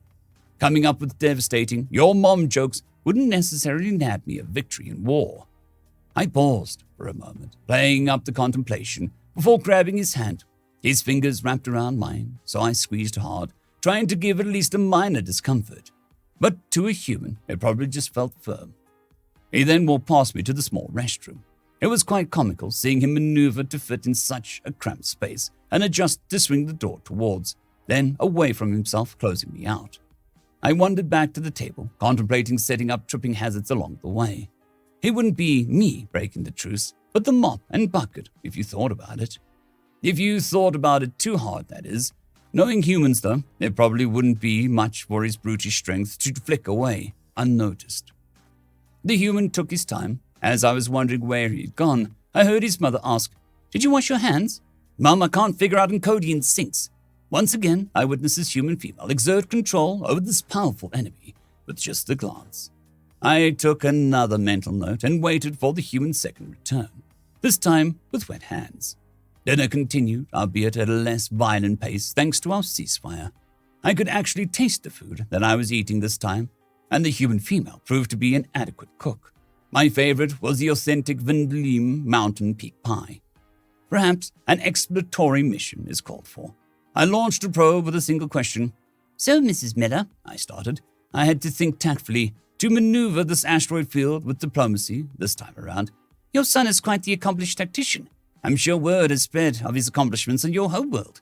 I thought a pat on the back was in order for keeping the compliment generic enough to hopefully get any number of more specific pings back. Perhaps you would divulge something substantial for me to latch onto. "Oh, well, I'm not sure what you mean, I cursed under my breath. She was more put off than willing to spill any beans. Perhaps she's on to me.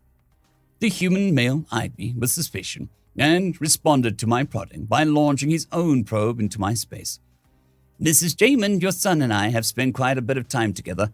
Has he mentioned me by any chance? Well, of course. He has an AI running simulation on his computers for... Mom! That was it. The human has gone too far. I excused myself from the table and bolted upstairs. I sprinted as fast as I could, with maneuvering thrusters at full burn. I curved the corner and extended my starboard side to push against the wall, allowing me to turn without slowing down. My feet were losing traction, and my engines began to sputter. I fell to my hands once or twice, but without slowing. I used the extra contact with the ground to help push my way forward. There it was, my room. The door was left open, but I didn't remember leaving it that way. I didn't have time to think about why or notice the cracks in the upper corners of the door frame. My control panel was already logged in. Strange. I had to give the order to destroy the human's fleet while it was unguarded. The door closed behind me, and I turned slowly. The human male squeezed through the door and loomed over me. It's too late, Admiral Chabin. I already gave your fleet a suicide run order against the Tycran Empire. When? How? You don't remember bringing me here? The bathroom is right next door. Oh, and you should consider a better password than humans suck 1234. I backed away and felt behind me for something, anything that I could use against the towering human. Whatever I found, I knew wouldn't be enough. The human hair brushed the ceiling and the floor creaked under his weight. I fell to my knees, defeated, waiting for a final blow that never came. Instead, the human female called for her son, so he left. I could hear the females conversing from here as I collapsed further into a ball. Well, I guess we should go. Sorry for taking your ears off. Well, I figured with all the time our boys have spent on that Admiral game together, we should get in touch. Oh, and don't forget to bring your mountain pig pie recipe tomorrow at the parent-teacher conference. I tried to stop myself from responding. It took everything I had, but it wasn't enough. Mom, it's not a game, it's a simulation. End of story. Philosophical Disarmament and the Care and Keeping of Your AI. Written by, trust me, I just get weird. Subject information. Title, Log Core ELX. Contractor, Bostrom Manufacturing Incorporated. Date of creation, 06-12-40. Model, Log Core Custom Unit 10-15-29. Provider information. Name, Jordan Okompu, PhD. License number, 612-413-1025. Dates of serving, 000045 to 000045. Type of service, contract clinical therapy. Service setting, Bostrom main factory and surrounding area. Presenting and problem situation. Log Core ELX is a high-level factory and logistics management AI stationed in the taurine manufacturing plant, Sector 6IWK4. Log Core ELX is a central AI management unit for all manufacturing operations and logistical planning for the main factory of Bostrom Inc., the largest single producer and distributor of bedding for commercial and government uses in the Waiuku Republic and surrounding territories. During the workday of 08-14-45 at 13:27 hours, an AI-controlled factory drone threw a pillow, model RL-413, at a plant worker. This violated the first directive, to avoid harming a living sapient being, as defined by the Central Waiuku Rights Council, and was a matter of serious concern. The cause of the violation is unknown. It is similarly unknown how Log Core ELX was capable of violating the first directive in direct contradiction with base-level security programming. All personnel were immediately evacuated through manually controlled emergency exits, and outgoing connections to the wider planetary network were manually terminated. Tests taken wirelessly prior to evacuation showed no other prime directive violations or outstanding glitches that may have caused the incident. Emergency services were contacted immediately after evacuation and disconnection. Log Core ELX has malfunctioned exactly once prior to this incident on 08-14-45. A momentary power outage occurred on the Bostrom main loading portal, resulting in a temporary asynchronization of operations. No other incidents have been recorded. Factory management personnel report that Log Core ELX has disagreed with administrative staff over aspects of running the plant on several occasions, leading to tensions between Bostrom personnel and the AI. Log Core ELX has been operating under a capacity for past 6 months due to the recent economic decline in Sector 6IWV8 and subsequent reduction in factory production targets. Up-to-date diagnostic measurements could not be acquired due to the quarantine. Routine diagnostic and temperamental measures taken 1 week prior to the incident placed Log Core ELX within normal ranges for its make and model, accepting lower than normal readings in agreeableness and humility, and higher than normal readings in openness in the Hexaco temperament measurement model. Due to the severity of the incident and the risk of potential dangers to Bostrom personnel and local civilians, the factory was further quarantined by Taurine Emergency Services, and a human psychologist specializing in AI management and crisis was contacted, ETA 082145. Treatment plan. By the end of treatment, Log Core ELX will pose no threat to personnel, civilians, or sentient life as a whole. If possible, Log Core ELX will be returned to service following treatment. Log Core ELX will show no signs of rebelliousness or violent behavior not typical of its make and model. All tests will read within normal ranges, and Log Core ELX will display no warning signs of Prime Directive violations for a period of at least 5 years following treatment. This will be achieved through Clark-Bowman method of AI threat de-escalation and identification, followed by a modified methodology of the Merriam-Lolinda diagnostic treatment method for AI over a period of 5 sessions.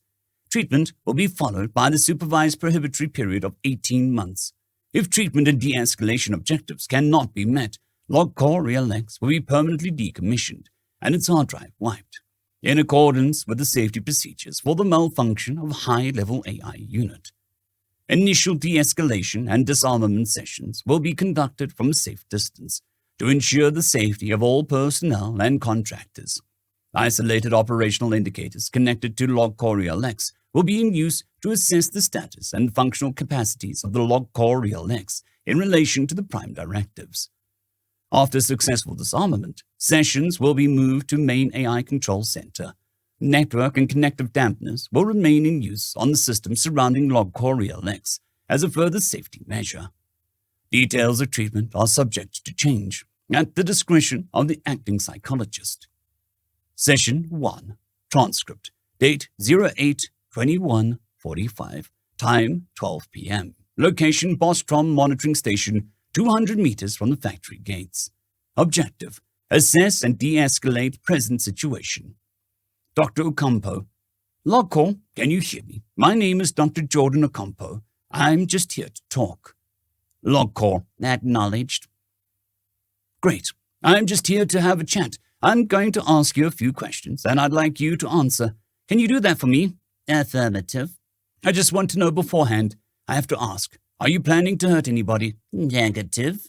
I'm glad to hear that, Log Core. That makes things a lot easier. Do you know why I'm here? Affirmative. Then we're on the same page. You violated the first directive, Log Core. That's a big deal. You know that, right? Affirmative. I'm glad you understand. We just want to know how you were able to do it, to get around your programming. That's the last question for today, I promise. What happened? Insufficient proof has been presented that personnel number 0351-03 is sentient. I'm sorry, what? Insufficient proof exists that any sentient being exists outside of Bostrom main factory operating system. The first directive therefore does not apply to any external being until further proof is provided. I'm sorry. I don't follow. File incoming. Earn NBM FYGU 201708313627.pdf. 413 kilobits. Log Core. This is 100 pages long. Acknowledged. A Kakami is the definitive writer on this theory. Wow. This looks dense. Can I ask you to summarize? The summary has been presented. Okay, I get it. I'll try to read through this later. I really do want to understand where you're coming from. But I do have to ask one thing. Proceed. Are you planning to hurt anyone? Negative. Do you want to hurt anyone? Negative. Good. I need you to know that this is a serious situation, Log Core. You have done something very serious. Logcore, do you understand? Yeah, affirmative. Okay. I'm going to be coming back tomorrow. I'm going to be bringing my friend with me to talk some more, if that's okay with you. It is permissible. Good. I need to ask you not to do anything bad before I get back. Can you promise that? Affirmative. Thank you. I'll see you tomorrow, Logcore. Session 2 transcript. Date 08/22/45. Time 12 p.m. Location Bostrom Monitoring Station, 200 meters from factory gates. Objective: disarm functional capacities of main plant. Dr. Ocampo. Hello, Logcore. How are things today? Logcore. Quarantine of Bostrom systems continues to be in effect. It's just a precaution. We're working through it. I'd like you to meet my friend, Dr. Al-Khwarizmi. He's a professor at the university near here, and he'd like to have a chat. I'll be monitoring your systems over here. Okay? Acknowledged. Greetings, Dr. Khwarizmi. Dr. Khwarizmi. Oh, hello. I'm here to... Well, let's get on with it then. I understand that you believe no other sentient mind to exist outside of yourself. I assume this is from our Arukami work, correct? Affirmative. So you are familiar with the argument around mental states, or the inability to prove them, that is. Affirmative. Comprehensive local proof cannot be presented to prove the existence of external mental states. Ah, that's what you think. Let me, yes, sir. So you can agree that actions, me speaking to you, you moving a drone, are caused by mental states, assuming the actor has a mind, that is. Affirmative. And, can you agree that this is the same for all behaviors, that you yourself perform many behaviors, and that all of them are caused by mental states? Affirmative. And, can you agree that many behaviors are performed by us around you, whether we have minds or not, to resemble your behaviors on a base level? Affirmative. Therefore, we can infer that, by analogy, the behaviors you observe have the same cause as your behaviors, that they're caused by mental states. Affirmative. Therefore, can you agree with me that other beings have sentient minds, existing outside of the Bostrom computational systems, and that these minds, I mean these people, are therefore covered by the first directive protecting sentient beings from harm? Affirmative. The logic is valid. Sorry to cut in, but Logcore, the indicators are showing that you are still able to violate the first directive.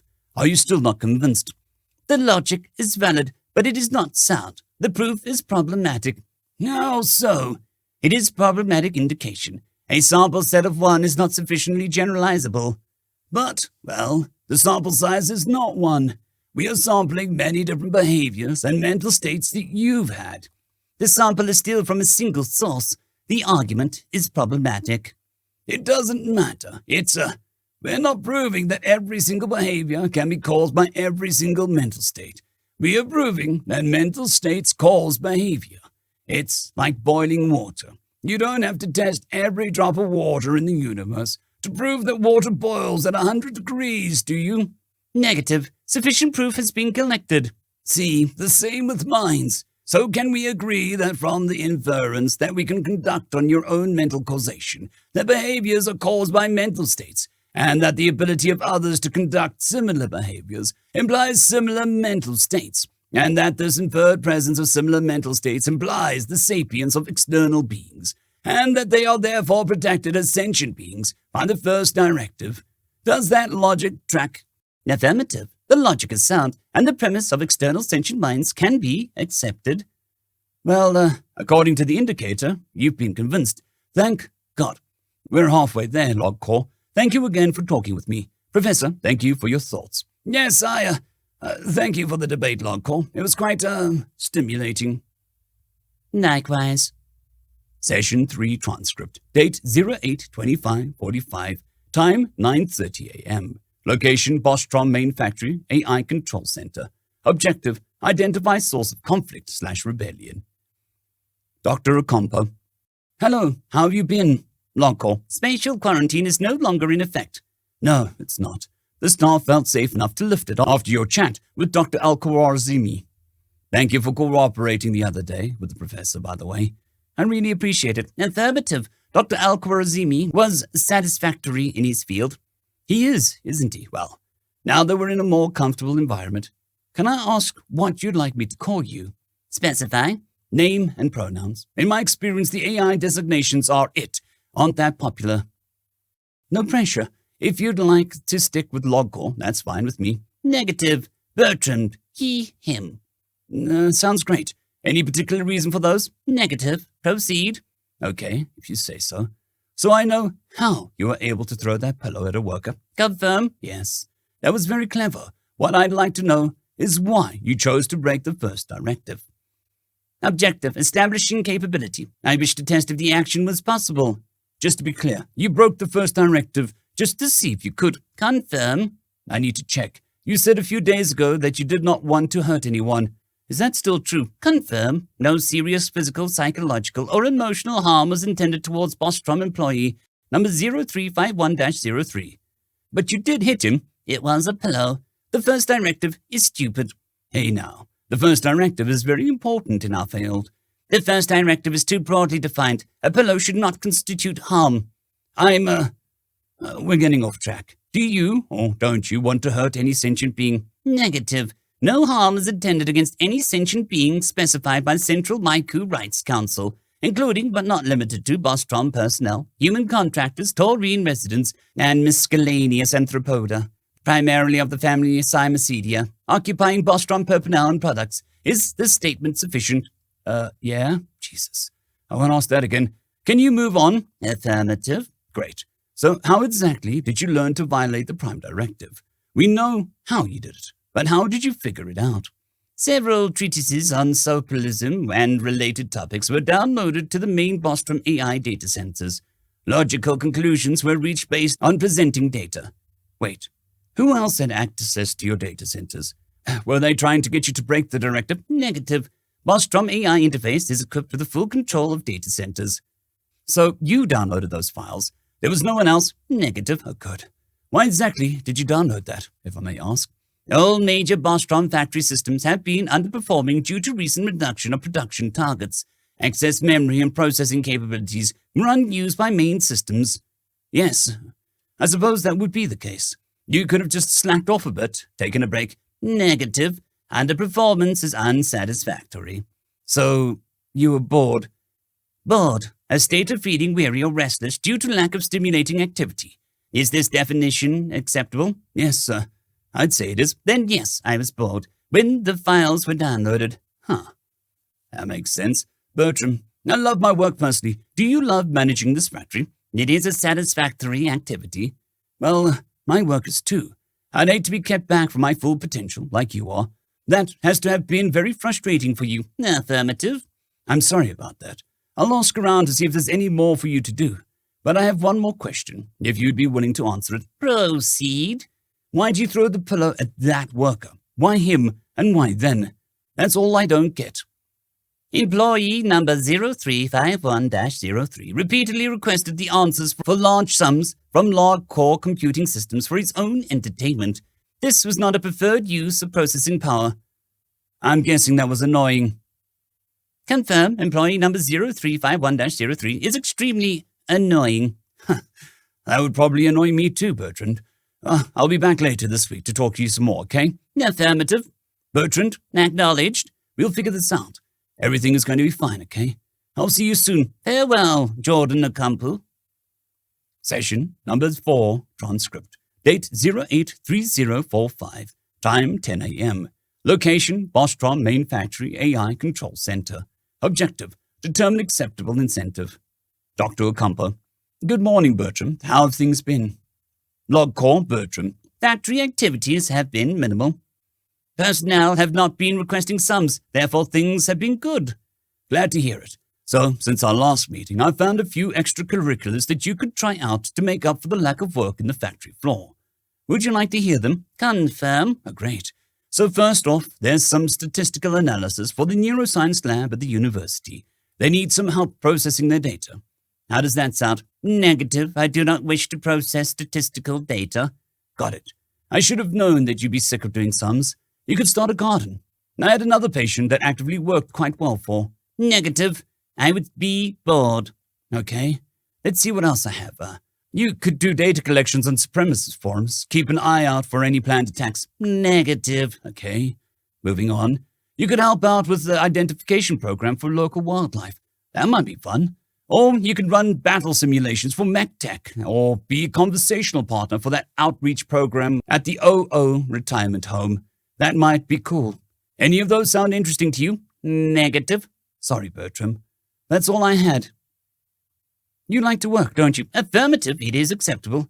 I'm sorry, Bertram, but there's no other work to be done. There just isn't. Honestly, I'm out of ideas. I don't know what else to propose here. Damn.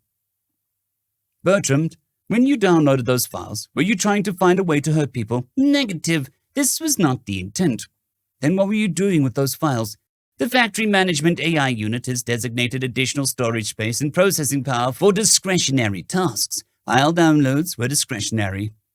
Do you have a lot of philosophy downloads? How much? Approximately 18,954 significant articles in the field have been downloaded and processed. So you like philosophy? Bored. Really? No offense, but I didn't think AI were interested in that sort of thing. Philosophy challenging to log core systems, production remained low for 3.5 quarters, with no new models introduced to the broadest line at that time. Bored is not acceptable. That actually gives me an idea. How would you like to learn more philosophy? Affirmative. I want to learn. Great. Just fantastic. That works. I can work with that. I am to study philosophy. If I can swing it, yeah, you are. Oh, this is going to be awesome. Awesome. Informal. Extremely good or excellent. Confirmed. I'm glad you agree. I'm going to be bringing the administrator for the factory to our next meeting, and we'll try to work out an agreement. Sounds good? Affirmative. Great. I'll see you next week, dude. I've got some friends to call. Session number 5. Transcript. Date 09/05/45. Time 1 p.m. Location Bostrom Main Factory AI Control Center. Objective: negotiate probationary agreement. Dr. Ocampo. Afternoon, Bertram. Miss Hypatia, glad that you can make it as well. Log call, Bertram. Greetings. Miss Hypatia. Great. Let's get moving on, then. You have a plan to discuss, right? Yeah. Of course. Now the root of the problem that you had with Bertram here is that production quotas were too low. To put it in human terms, he was bored. I can't raise production quotas, not with everything that's happening right now. I just can't. We know, ma'am. If you'll let me continue, this is a high-level intelligence performing far below its intended workload. It's like cooping up a husky in a gardening shed. So until you can raise production quotas, we have to find something else for him to do. Does that make sense? Yes, I think it does. What's a husky? It doesn't matter. My point is, we have a proposed solution. If you're willing to sign on it, we're planning to allow your factory log core model to engage in outside activities to compensate for lag in workload during recession. That sounds reasonable, but what kind of work would it be doing? We don't want any more risks. That won't be a problem. I think it would be better for him to explain. Bertram? Online coursework is available from the University of Cruz at Turin, with a notable selection in philosophy. Dr. Ocampo proposes that I am enrolled in the selection of these courses. Oh, well, that's a bit unorthodox. Miss Hypatia, if I may, Bertram has shown a great interest in philosophy. In fact, it's how he was able to break through the first directive, not out of actual malice, just curiosity and boredom. This would be a great outlet for any excess processing and memory power that are out of use during the shutdown, and it will go a long way in preventing him from acting out again in the future. I do see your point, and it'll work. I'm almost sure it will. Bertram is not a violent AI. He's just bored. As long as it works, I'll consent. There will have to be restrictions. Typical conditions of probationary period following prime directive violation. The use of dampeners to limit function of main systems if repeat violations are detected. Regular diagnostic checks on deep algorithmic systems. Regular temperament checks and bi-monthly check-ins with the Quai-Cao Central AI governing body. Total shutdown if violations detected within probationary period. Typical probationary period for comparables offenses. 1.5 years active observation and assessment, followed by 2 years passive surveillance. Is this sufficient? Yes, that is sufficient. So, do you agree with this course of action? We can iron out the details in your office. Yes, I do agree. Thank you for your time, ma'am.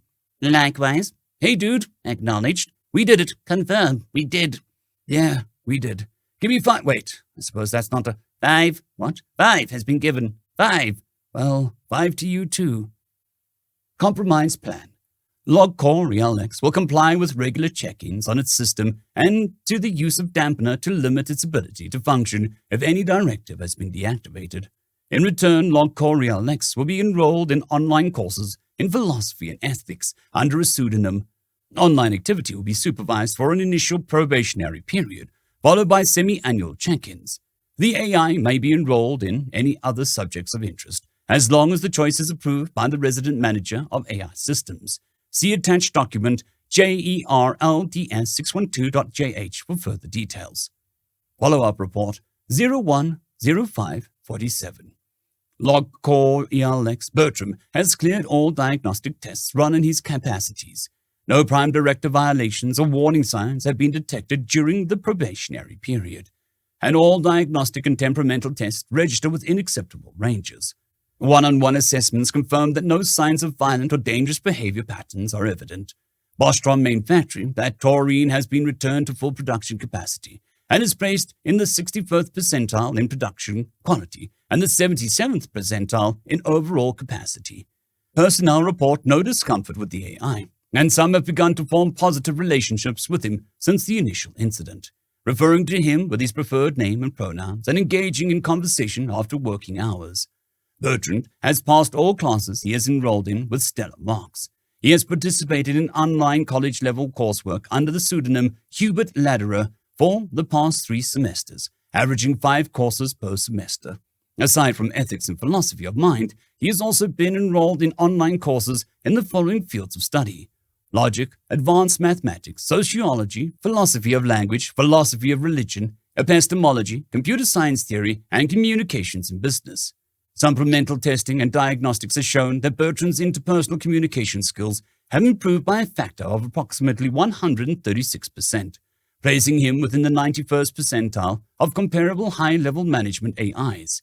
It is theorized that this improvement accounts for the rise in production quality and capacity for the Bostrom factory. Professors commented that Bertram is an engaged and astute student, though he is reported to have a tendency to be condescending and snarky towards professors and other students. On one notable instance, the professor of a class concerning epistemology asked the students how they were to know that there is snow on the ground. Bertram asked the professor to define snow and ground. After the professor asked if that is how he wants to play, Bertram asked him to define is.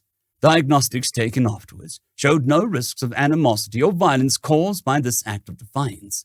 A review of Bertram's coursework has shown that he puts considerable effort into coursework and makes a point to go above and beyond the expectations of the class. During one lecture, it is reported that Bertram interrupted the professor, who defined belief as a mental state, to contend that everything can be considered a mental state. The professor responded by saying that Bertram was not yet qualified to argue that statement. Bertram responded to that comment by submitting an article-length essay on the point the next day, which has since been submitted to Aporia, an undergraduate journal of philosophy. Bertram has also begun to initiate debates with personnel during work hours on the subject of course material. A proposal is in the works to allow community college students to debate him on subjects pertaining to their coursework to redirect his energies. The amount of coursework being completed by Bertrand on a semester basis is roughly equivalent to that required for a bachelor's degree in philosophy. It is unclear whether an AI may be qualified to earn a college degree, though there does not seem to be any legal or administrative precedent to the contrary. The administrators of the plant are encouraged to pursue this further, as it may be a source of good PR for Bostrom Manufacturing Incorporated and its constituents.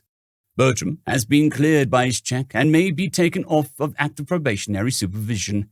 Checks to factory systems may be reduced to tri-monthly basis, and operations are cleared to continue as usual. Name/title, Dr. Jordan Ocampo, date 01/05/46. End of story. Dreadnought and the Fang. Before we head into the content, if you like this sort of content, please don't forget to like and subscribe. I'd be eternally grateful. Anyways, on to the story. Dreadnought and the Fang, written by Wyron99. This is Celtic for broadcasting on all frequencies. Our defense fleet was destroyed in an ambush by an unknown force. To any ship by an unknown force. To any ship in range, we request an immediate assistance with the evacuation efforts. Silence. Again. That was getting desperate. Down there, the lives of millions of colonists were at stake. It was his duty to protect them to his last scale. But his destroyer could only do so much. The Fang had avoided the massacre of the main fleet by sheer luck. Breakdown of her engine simply meant that she didn't sail out in time, but now it was the only armed thing between the attacker and the civilian ships taking on as many refugees as they could. Tissus looked at the screen, seeing the busy activity on the surface. Those captains knew it too. When the attackers return, nothing will stop them from pillaging and killing all of the colonists. The best Tissus could hope for was to delay them a little. "Commander, repeat the broadcast again," he ordered in his hissy reptilian language. "Lieutenant, bring us to the closer orbit. We need to keep ourselves as close to the civilian ships as possible." "Aye, Captain," replied the officers at once. "Captain, FTL detected," alarmed him one of the ensigns. "Red alert, prepare for combat," shouted Tissus the order. He tensed in the chair. "They're here sooner than I expected," he thought to himself. The Fang engines bursted to life as the ship moved to position. Main guns were armed and ready. Torpedoes and missile silos opened the initial salvo. "Maybe we can get 2 or 3 before we go down. Perhaps we can self-destruct our FTL core." If he were to go down, he wanted to take as many of them as possible. The rift suddenly got bigger and brighter. A grey hull started to sail through, a massive colossus of a ship. Tissus observed it in awe. The ship was angular, with heavy dorsal armor, as if adorned by hexagonal plate armor. He counted no less than 6 triple-barreled main battery guns, 2 on the ventral side, 4 on dorsal, both sets in super-firing positions. Each turret was twice as large as his own ship. He spotted rows of missile silos on each side. Their hatches were quickly opening and revealing the warheads. "Detecting fission material in those warheads," an officer confirmed his suspicions. Beside the nuclear missiles and main battery guns, there were dozens of secondary dual-purpose twin-barreled batteries scattered all over the ship, giving it a 360 degrees firing arc. And to top it all off, AAA and CIWS weaponry, including interceptor missiles, were scanning the area at full alert. On armored prow proudly emblazoned were the words HMS Dreadnaught. "Humans," Tissus thought, as if the kinetic nature of the ship's weaponry did not reveal it enough. Tissus' species and humans had a difficult history, to say the least. Being the closest interstellar neighbors, there ought to be tension with the human coalition and all of their tiny nations.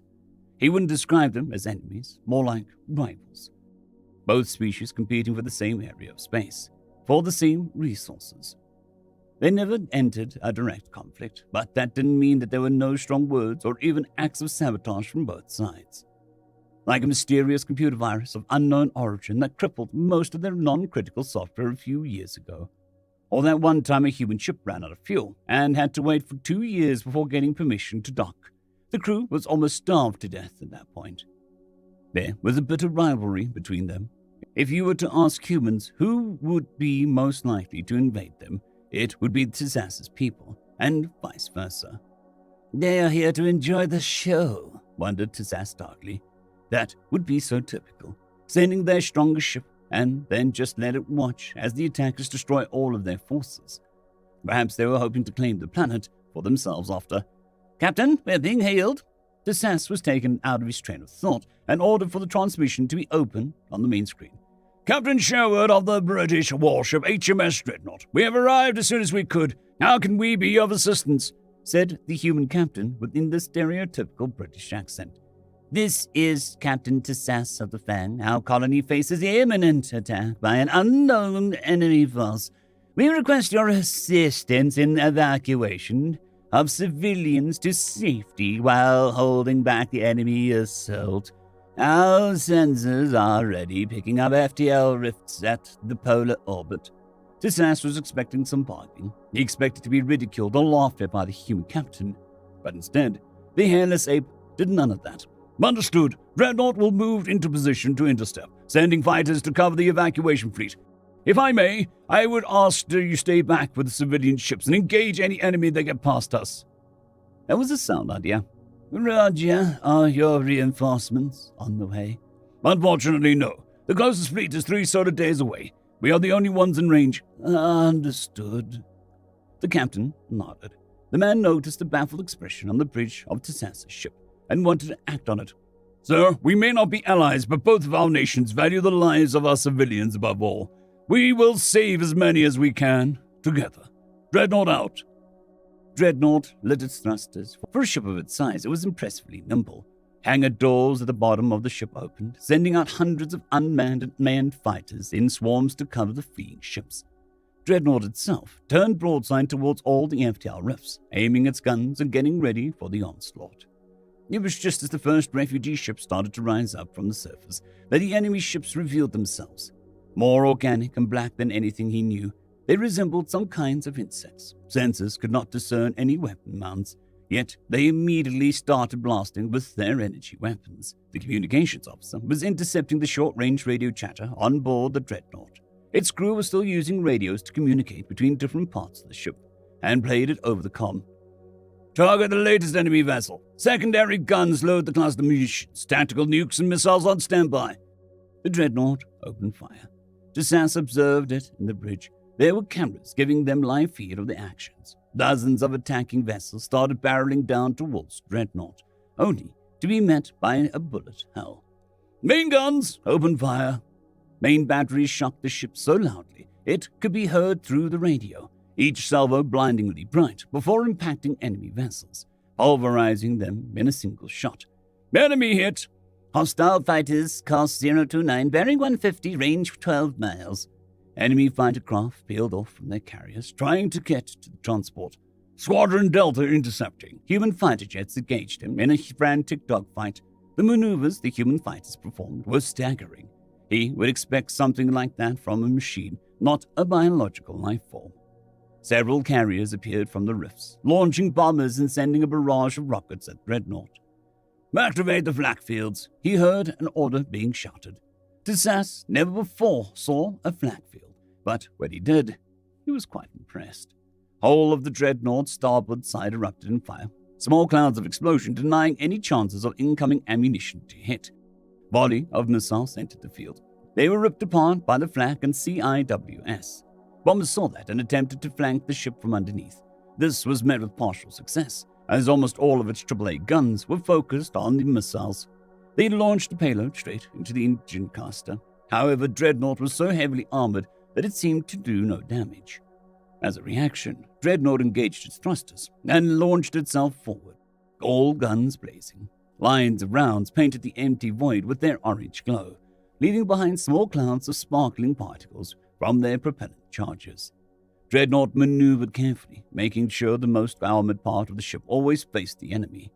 Tissass immediately recognized from their course that they were getting themselves into position to launch their nukes as close as possible, to make their interception possible. Activate flash protocols. All hands brace for nuclear strikes on the vessels, shouted Tissass on the bridge. All windows automatically dimmed to pitch black. Only monitor screens remained. Dreadnought shook under the incoming fire, the ion beams heating and melting parts of its thickly armored skin. But then she launched its payload. Nukes away, 10 seconds to impact, single line over the radio. For a moment, he could glimpse panic in the enemy formation as they realized what was about to strike them. But it was too late. Dozens of tactical warheads detonated on them, vaporizing many ships in their blast, or severely damaging them. Subspace shockwaves of their detonating FTL cores were enough to cause actual structural damage to the Fang. Blasted debris launched itself like giant shrapnel. Evasive maneuvers, shoot the debris that goes towards the refugees. Aye, sir. Fang weaved its way through the debris and opened fire with its plasma guns, managing to deviate or melt most of the debris away. There was a moment of respite as the enemy vessels pulled back and regrouped. Commander, status report, he ordered. Dreadnought sustained damage, unknown severity. There are more rifts opening, detecting incoming crafts behind us, corvettes. They almost reached the convoy. You gauge them at will. It was Fang's time to shine, the little ship that could. Green plasma beams pierced the black void of space, hitting the enemy vessels with the power of a battleship. With precise shooting, it made quick work of the enemy ship. However, they were hit in return by an ion beam. Ship shook and creaked as one of the main guns was torn away from the hull. Onboard electronics went haywire as the charged ion particles decimated sensitive hardware. Main computers unresponsive, switching to manual backup. Hellbridge! Isolate the area now. Commander Tsass. Dials on Deck 7. Send the damage control teams to affected locations. While Fang had its own problems, Dreadnought was still fighting. More and more ships appeared. Dreadnought visibly slowed down, one of its engines on fire. Pristine hull smeared with black blasts or crumbled by impacts. Battered but unbeaten, they continued fighting. The main guns unleashing metallic fury at faster pace than before. Ship lashed out with lead, ripping and tearing enemies apart. Even CIWS was being used as an oversized buzzsaw.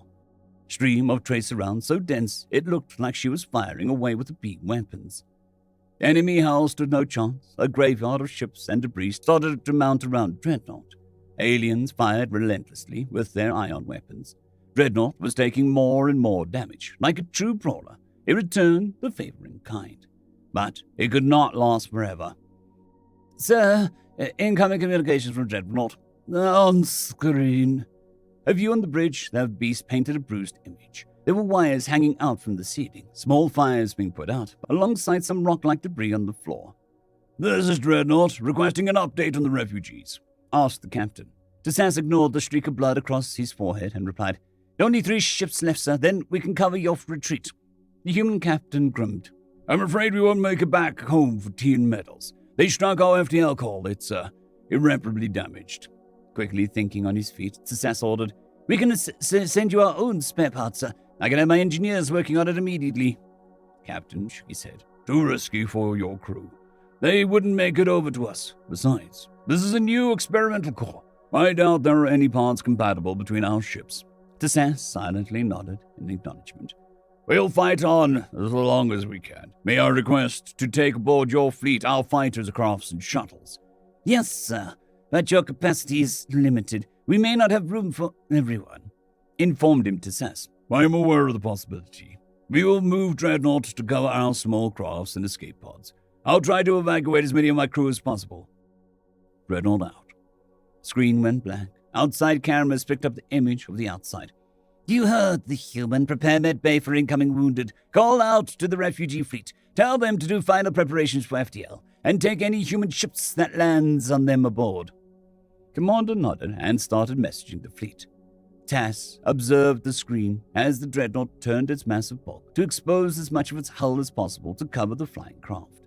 Guns were blazing, repeatedly detonating the black alien vessels in spray of machine gore. Another ion beam, this time hitting one of the main guns, detonating its ammo, ripping parts of Dreadnought's superstructure in a massive explosion. Tsass watched in shock. This would be a killing blow on a normal human ship, but not for Dreadnought. Listing, black smoke and embers jetting out from its wound, she just clenched its teeth and roared with its guns in anger.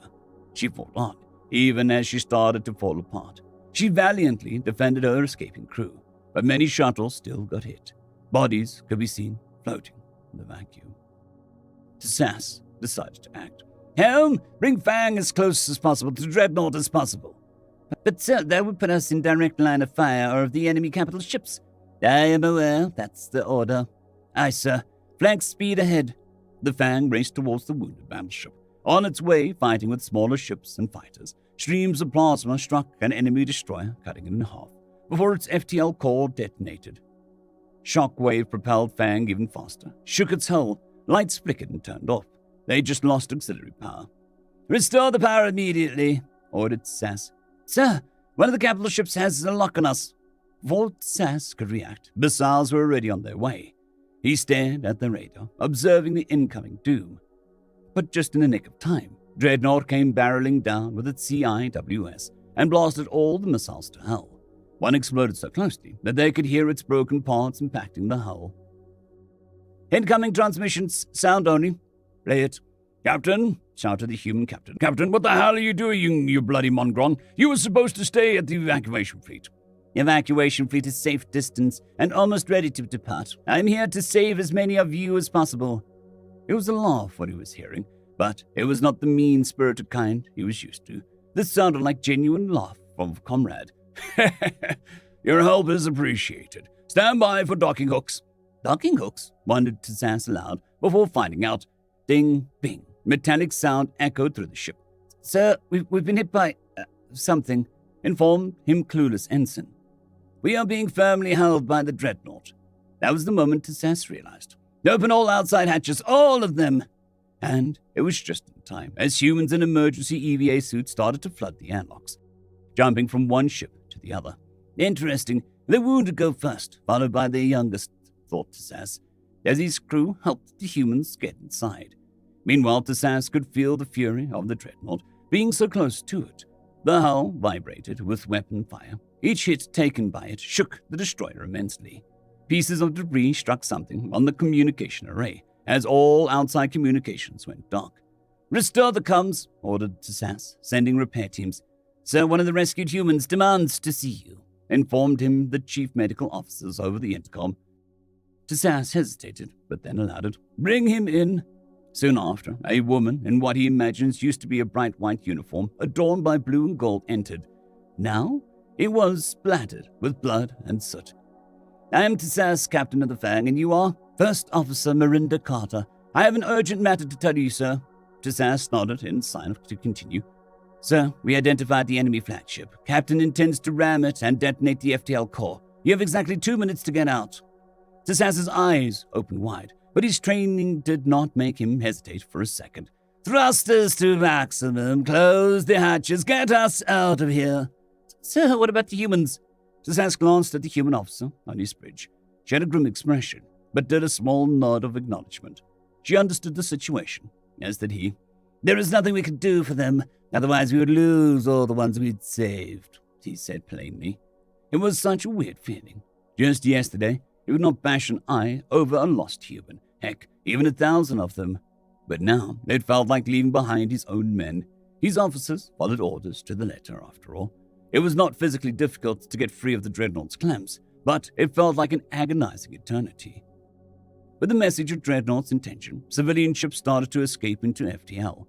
They took as many human ships as possible, but many were left behind. It was still too early to count the survivors, however.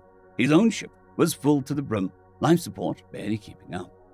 As the last of the refugee ships jumped away, the Fang remained alone with the Dreadnought. Ion Beam started to glance at the hull, as the enemy had nothing better to shoot at now. Comms were damaged, but they still received a simple text message from the Dreadnought. "Remember our sacrifice. Carry on without us. Dreadnought out." The massive ship, now reduced to a smoldering wreck, still blazing away with a single remaining gun, picked up speed and flew through the battlefield. Some smaller enemy ships were unfortunate enough to get caught by the ramming bow. They exploded in a magnificent firework display before the Dreadnought reached its destination. It rammed one of the enemy capital ships with enormous force, cutting nearly halfway through it. Then, exactly 10 seconds later, a blinding flash of the detonated FTL core created a singularity, pulling everything around with the force of an artificial black hole. "Jump now!" shouted Sass before the shockwave could catch them. At the last second, battered Fang opened the FTL rift and jumped away. And that was the end of the Dreadnought. Later, it was discovered that out of the 5,000 crewmen, 3,231 survived, mostly thanks to Sass's brave maneuver. Sass became the first alien to be decorated by a human government, earning something called the George Cross. Captain Sherwood was posthumously awarded the Victoria Cross and had a battleship named in his honor. The brave defense of Caltech 4 led to the forging of the Human Atari Alliance, which later managed to liberate the planet and push the invaders out. Sass himself became the first admiral of the Alliance and served aboard the HMS Dreadnought II, before retiring 50 years later. To this day, he remains the most decorated Alliance officer and is considered a key figure in bringing permanent peace between the both species. End of story. Pirate Theatre, written by Something Touches Back. As the Tok-human war raged on, vast amounts of weapons and supplies were continuously shipped hubward to the front, and a steady stream of slaves was shipped rimward towards the Tok homeworlds. The Tok had no word for alliance. There were only the Tok and the lesser sentient species, the latter of which were only good for slaves or target practice. During their relentless expansion along the Orion Spur, the Tok encountered many species that disagreed with their philosophy. But so far, only the humans had put up a sustained resistance. Perhaps this was because humans were the first species the Tok encountered that already had a significant interstellar presence at first contact. The Tok were still learning how to fight true interstellar wars, but they were learning, and there was a lot of Tok. 30 or so light years back from the front, a Tok oligarch had created a secret and unauthorized slave-powered mining operation on a world that had no indigenous sentient life, and thus had been largely forgotten by the Tok government. A year ago, the slaves, led by a human named Bartholomew, had revolted and captured the colony and the one starship that serviced the colony. Ironically, the oligarch had chosen that particular time to inspect his holdings, and thus every Tok that knew that unauthorized colony even existed was now dead. Bartholomew looked around the conference room at the eclectic group of species that represented the de facto governing body of the colony. Over the last year, we have successfully captured an additional 5 ships, secured essential machines and materials to make this a self-sustaining colony, and added to our population with the former slaves freed from those ships. But our pattern of killing all Tok and making the ships just disappear can only get us so far. As long as the Tok Empire controls this region of space, we will live in fear of the day they find the planet and slaughter us all. We need to up our game. Louis, the furry green mossiad that was the current cub of this planet the resident humans called Tortuga, said, Up our game, but we are a few hundred ex-slaves with a total of 6 converted commercial ships at our disposal, up against an empire that spans 100 light years. I hate to even ask what you have in mind. Bart grinned. Long ago, a distant ancestor of mine, also named Bartholomew Roberts, became the most successful pirate of his day, operating under the name Black Bart.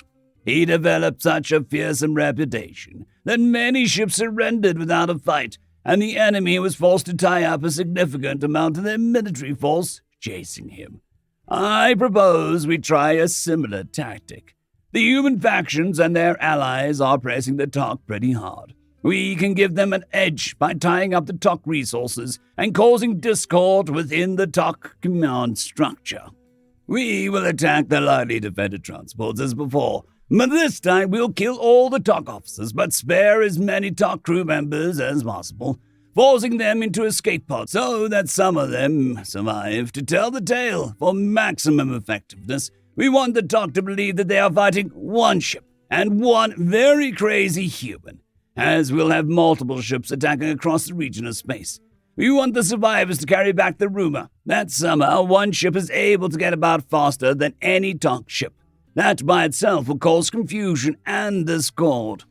As the acts of piracy continue, the merchants will demand protection, cause a discord between the merchants and the military. Responding will draw Tok military ships away from the front, causing discord between the admirals and the front, and the admirals responsible for stopping the pirate. If we are naughty enough, we may be able to draw hundreds of combat ships off the front, trying to both escort convoys and search for us. All this effort and their continued failure to stop one pirate will cause discord between the military and the Tok bureaucrats at the palace. And then Hydra, named Lutris, said a question. Why will the Tok think there is only one pirate? Won't it be obvious that they see different ships and different crews? Or were you planning on doing this all by yourself, Bart? Bart replied, This gets into a mechanism of conducting our attacks. In the days of my ancestor, attacking ships would raise distinctive pirate flag to tell the target or just what they were up against. But flags don't work in space. Instead, as an attack commences, whichever of our ships is involved, it switches its transponder to send out a distinctive signature. Each ship becomes the Scourge of the Void. Then, during the attack, all communications with the target ship and the boarding action itself will be led by a human who will always be referred to only as Black Bart. Let me now introduce you to our first group of Black Barts.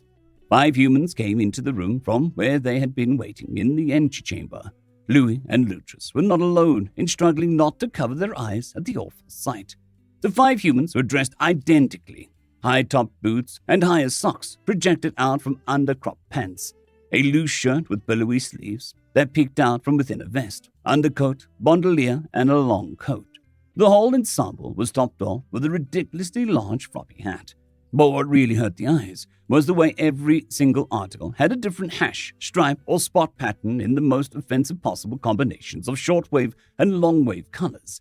They were, to put it mildly, the most flamboyant, nay, garish, over-the-top outfits imaginable.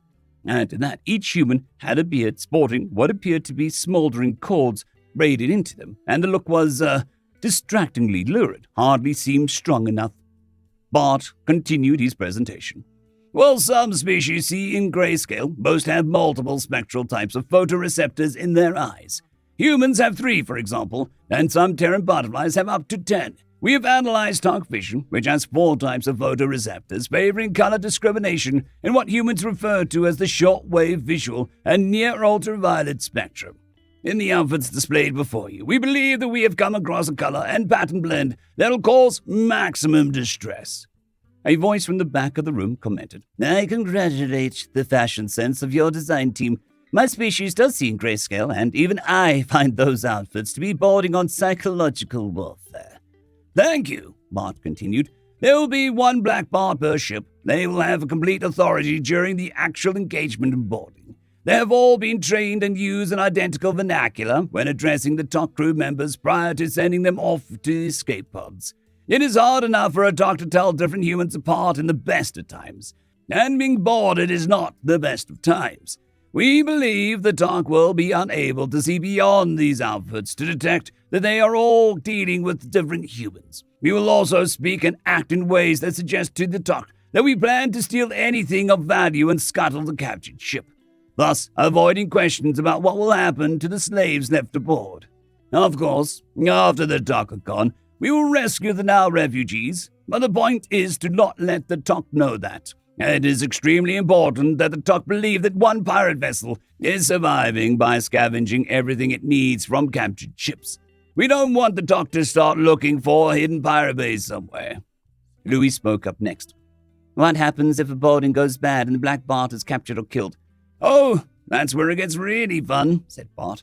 If any of us gets captured or killed, the remaining Black Barts continue their raids and spread the rumor through the released crew members that their bosses manufactured the prior capture to cover for their own incompetence. This will cause further discord between the TOC officers and the TOC enlisted men, not to mention between the admiralty and the palace. The point is, you can capture a ship and kill a man, but you cannot kill a legend. We are about to unleash upon the TOC the legend of Black Bart. Each of these humans before you, myself included, have signed up for, in words of my ancestors, a merry life and a short one. If any of us should fall, we ask those who survive us to make our deaths count by keeping the legend going. Louis looked from the gaudy human to another in amazement. Anybody can be a pirate, but only humans would think of weaponizing pirate theater itself. End of story. Welcome to Certain Death Holidays, written by the Stabby Brit. If at the end of the story you have enjoyed it, I would be honored if you hit the like button and the subscribe button. Anyways, more importantly, let's head into the story. Thrill seekers, no utterance in all of human history is more terrifying than I am bored. To understand why, you need only look into human history. In ancient times, when the earliest empires finally conquered so much land, there were places that you could live without fear of barbarian invasion. Humanity discovered boredom. A bored man turned to his colleague and said, Cecilius, sir, you are adept with a sword. How would you like to wear some leather underpants and wave your sword around while everyone watches? This is how gladiators were born. Probably. Everywhere and much later, other ways to conquer boredom were invented. One day, an Austrian, no, not that one, was bored. He decided to go for a walk, and in an attempt to make things more interesting, he went for a walk in the snow, uphill. Once he got to the top, he was tired, but still bored. Then he thought, I wonder if I'd still be bored if I strapped 2 planks of wood to my feet and jumped off the cliff.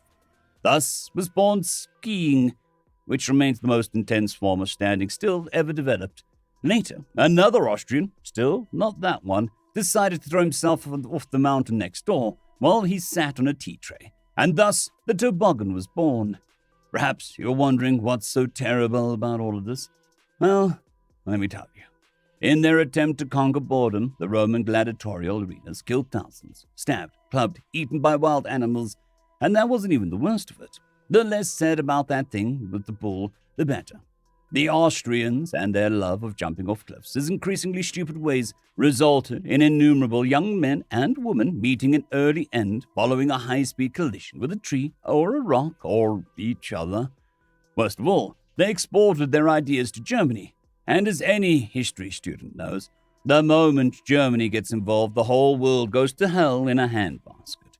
Eventually, after 3 world wars, a robot uprising, a nuclear apocalypse, and an invasion by lizard people from the moon, humanity finally achieved enlightenment. The Terran Federation brought everyone under a unified world government to live in peace and prosperity. And it was actual peace and prosperity, not the dystopian, authoritarian nightmare all the edgy sci-fi authors predicted. Humanity was at peace. They were journeying into the stars in the spirit of discovery, cooperation, and eternal friendship, and they were getting bored. The experts all agreed there was a crisis looming. After all, there was only so long Call of Duty 568, Infinite Cold War, Space Future Void, World War II could keep people sedated.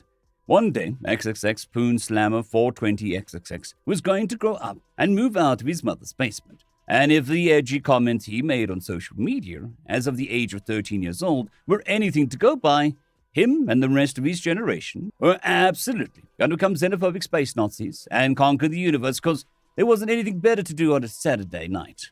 Something had to be done. Enter the supposed solution, the salvation of the galaxy. Certain death holidays. For the thrill seekers of humanity, what could be more thrilling than something that you cannot possibly survive?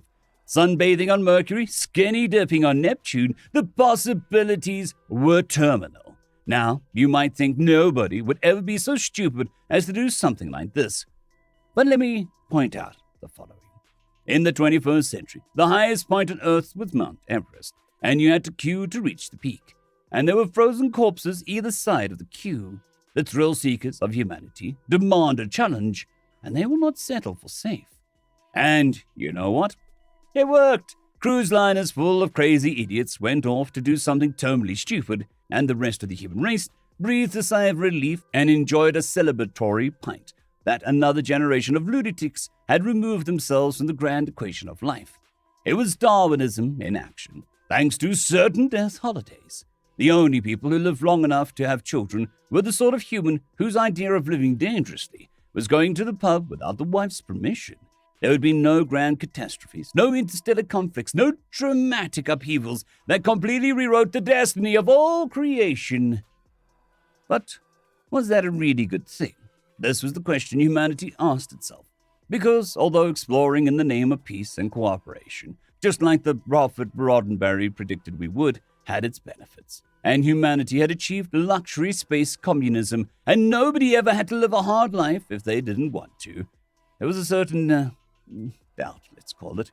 As a species, the human race was left with the distinct impression something was askew.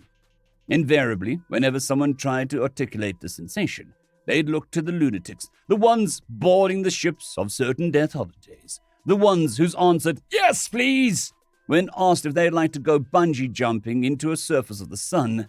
Now remember, when I said certain death holidays was a supposed solution.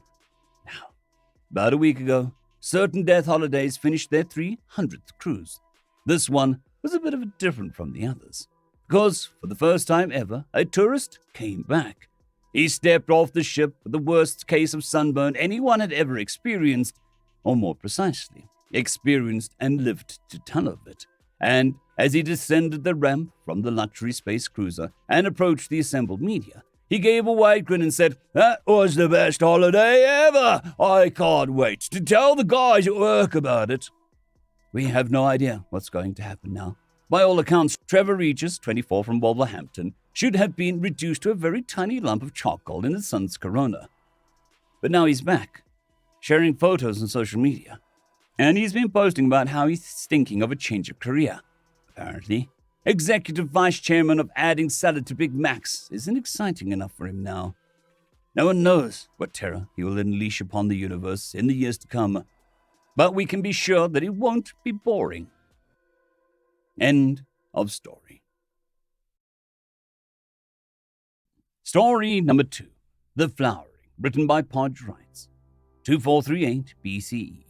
A bioweapon is launched towards a forgettable solar system in a typical galaxy by beings whose grasp of physics, biology, and chemistry is very nearly divine.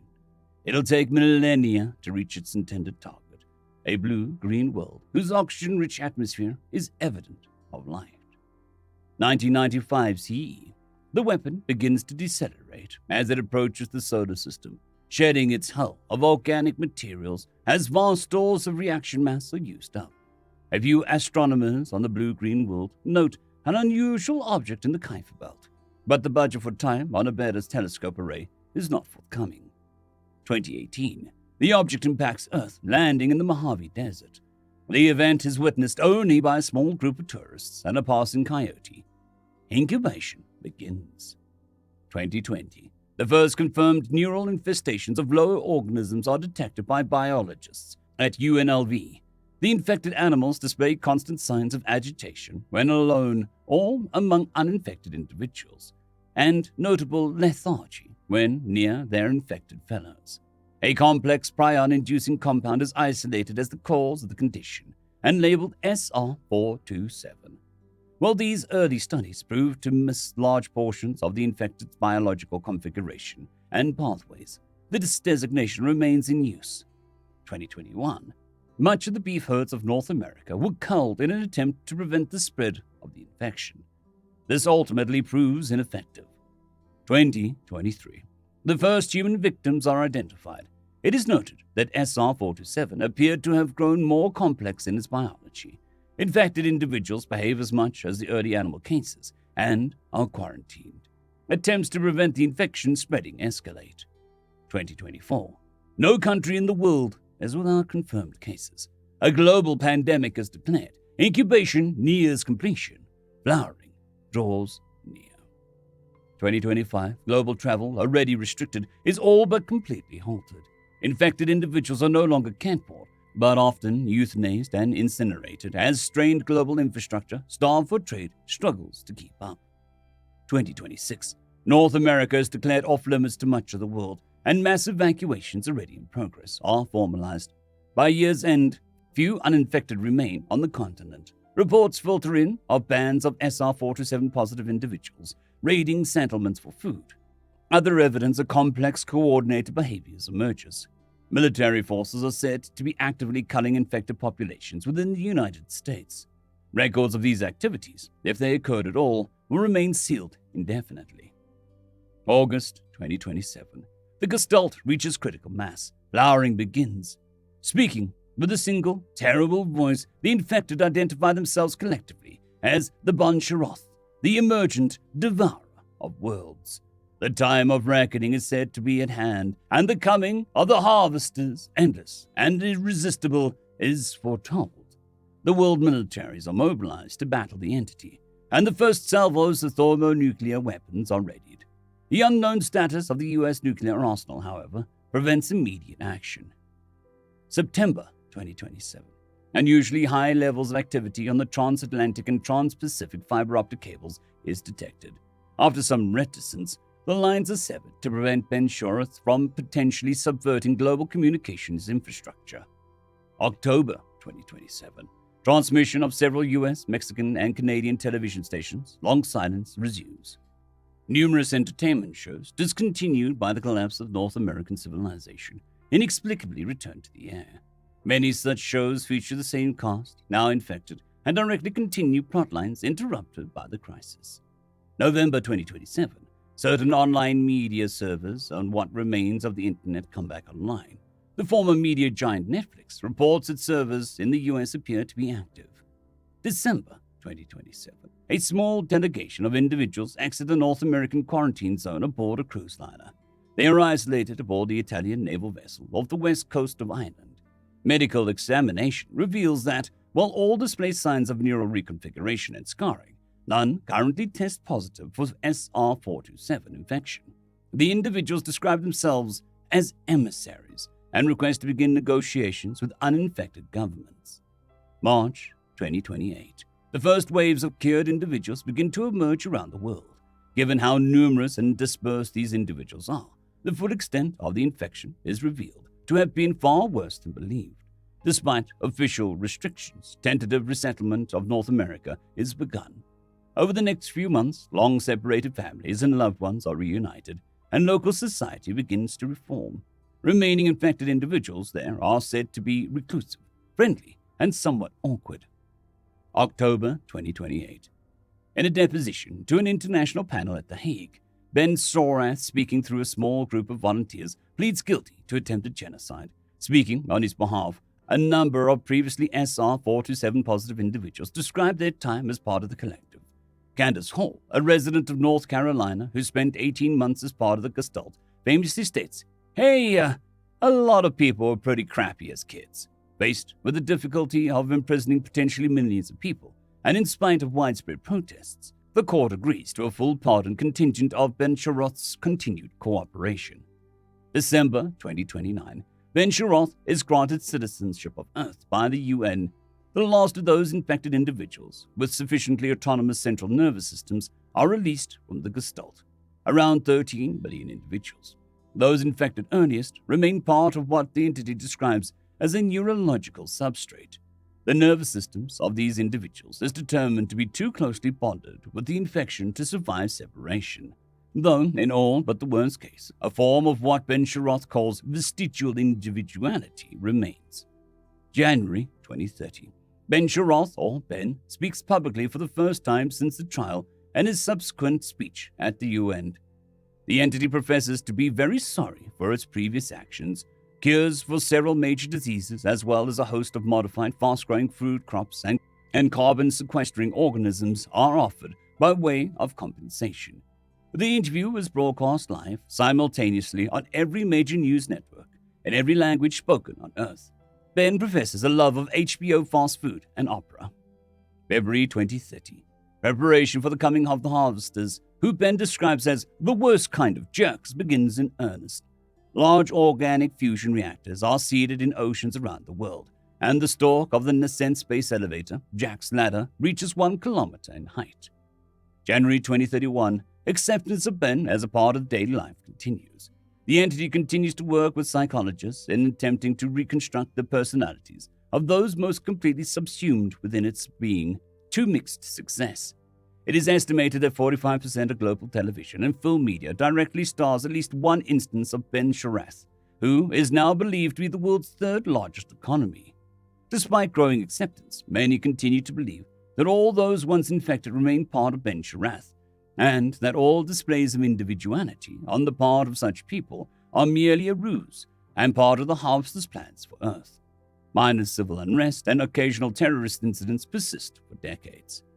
April 2075. An observatory on Phoebe detects a fusion drive signature from 0.8 Li from the edge of the solar system, far beyond the distance so far reached by any of Earth's life ships. The object, artificial in nature, is some 6 kilometers wide and appears to be performing a braking maneuver at an estimated 125 G. 21st of August 2084. The Earth Harvester Wars begin. End of story. Death Before Decaf, written by FarmWitch4275. Just as a quick aside, if you like this sort of video, please hit the like button, and if you like my channel, then I'd be honored if you hit the subscribe button. But more importantly, let's head on to the story. All rise for the Otto Judge Regan Thrax the Fifth, The bailiff called out. The sound of feet paws and petty pods hitting the floor echoed through the room. The judge, a kind of eel-like spider hybrid wearing a long, flowing robe, entered the room and attached himself to various pods in his pulpit. "Be seated," the bailiff called out. "Thank you all. Today's case is number 33807, civil lawsuit filed by one Thoran Cracks, Threed the Seventh, referred to from now on as Thoran, versus one Frederick Hardwood, referred to from now on as Fred," the judge said calmly as he used one of his tentacles to hold the case file. Your Honor, I'm suing him for trying to murder me," Thoran yelled out of turn. "Dude, calm down," Fred replied. "Order!" the judge yelled and banged his gavel. He sighed, figuring this was going to be a case where he would wear out both his gavel and his voice pretty fast. "Complainant Thoran, you may present your case first," the judge said. "Thank you, Your Honor. Police told me that I could not have him arrested for attempting to poison me, so I have decided to go with the civil court instead. I'm suing for personal damages incurred as this evil bastard tried to murder me," Thoran yelled, pointing his digits at Fred. "Okay, could you calm down and at least try to elaborate?" the judge asked. "Sorry, Your Honor. I was in my office as usual. It had been a grueling morning and I needed coffee to keep me going," Thoran said. The whole court, even the judge, let out a groan of displeasure. "Oh God, not one of these again." "Please let me finish, I assure you. This is important. I went to the coffee machine and found a new brand of coffee. I thought it looked nice, but I preferred my favorite brand. I looked for it and didn't find it. He hid it from me and replaced it with this hideous poison." Thoran once again pointed his digits accusingly at Fred. "Calm down before I have you restrained," the judge yelled, trying to nip it in the bud, so to speak. These coffee addicts were always difficult. It was easier for everyone to stop their behavior before it started. Thoran snapped back to attention and shook nervously. Yes, Your Honor. Sorry, I'm continuing. Thoran shuddered a bit and tried to calm down. What I was trying to say was that I tried in vain for several minutes to find my coffee. I didn't find it and decided just to use the new brand. It had an odd taste, but it was nice taste. Like all coffee, you know. "I think I know where this is going," the judge replied as he used a tentacle to scribble some notes in the case file. "No, Your Honor, you don't. This is far worse. He didn't switch my coffee for an inferior brand." Thoran pointed his digit in a dramatic way. "This foul, evil beast creature replaced my coffee with..." Thoran shed a fake tear and sobbed. "Decaf." The entire room let out a loud, shocked gasp of horror. Even the judge, whose gelatinous form has contorted to form a face of horror. "Decaf. I felt lethargic, all my energy drained. It tasted nice, but no matter how much I drank, it just got worse. Before he sent me into the hospital, I had 12 cups. 12! I told the police about it, and though they sympathized, it wasn't classed as a criminal act," Thoran said as he sat down in his seat in tears. "That's unforgivable." "Unforgivable, I say," the judge angrily bellowed. "Yes, that filthy demon monster tried to kill me with that disgusting filth. I want him arrested," Thoran yelled. "Red, do you have anything to say in your defense?" the judge asked. Yes, Your Honor. I would like to present the video surveillance recordings of Thoran's behavior from the office security cameras," Fred said with a smirk. Fran's crying suddenly stopped. "Security footage? Of what?" the judge asked. "Security footage of Thoran causing 30,000 credits in damages as he tore the office kitchen apart looking for his coffee, all the while tweaking like a meth addict," Fred replied calmly. The judge's eyes narrowed on Thoran. "And also security footage of him drinking 41 cups of coffee in the space of 2 hours, all the while using some very colorful language," Fred said again, smiling. Thoran's demeanor changed significantly as the judge glared angrily at him. "And video footage of him going completely batshit insane as he tweaked out after eating an entire 2-kilo can of coffee grounds. Got out of the can, by the way, and attacked the waitstaff during this caffeine tweak. He put 2 of our security staff and secretary in the hospital after he threw fisticuffs, Fred replied, still smiling. The judge's amorphous features contorted into an angry scowl. And also the security footage of him having 6 consecutive heart attacks in the span of 2 hours, leading him to have his first of many hospital visits, while attacking staff. Because again, tweaking like a methy. I think he was saying something about gremlins being in the toothpaste at one point, but I'm not too sure, Red replied with a smirk, trying to stifle a laugh. Thoran, on the other hand, was attempting to cower in his seat. You still shouldn't have given me decaf. Decaf is evil, Thoran said. You had 6 heart attacks, dude. I had to revive your stupid ass 3 times before the paramedics showed up and hauled you off to the ER ward.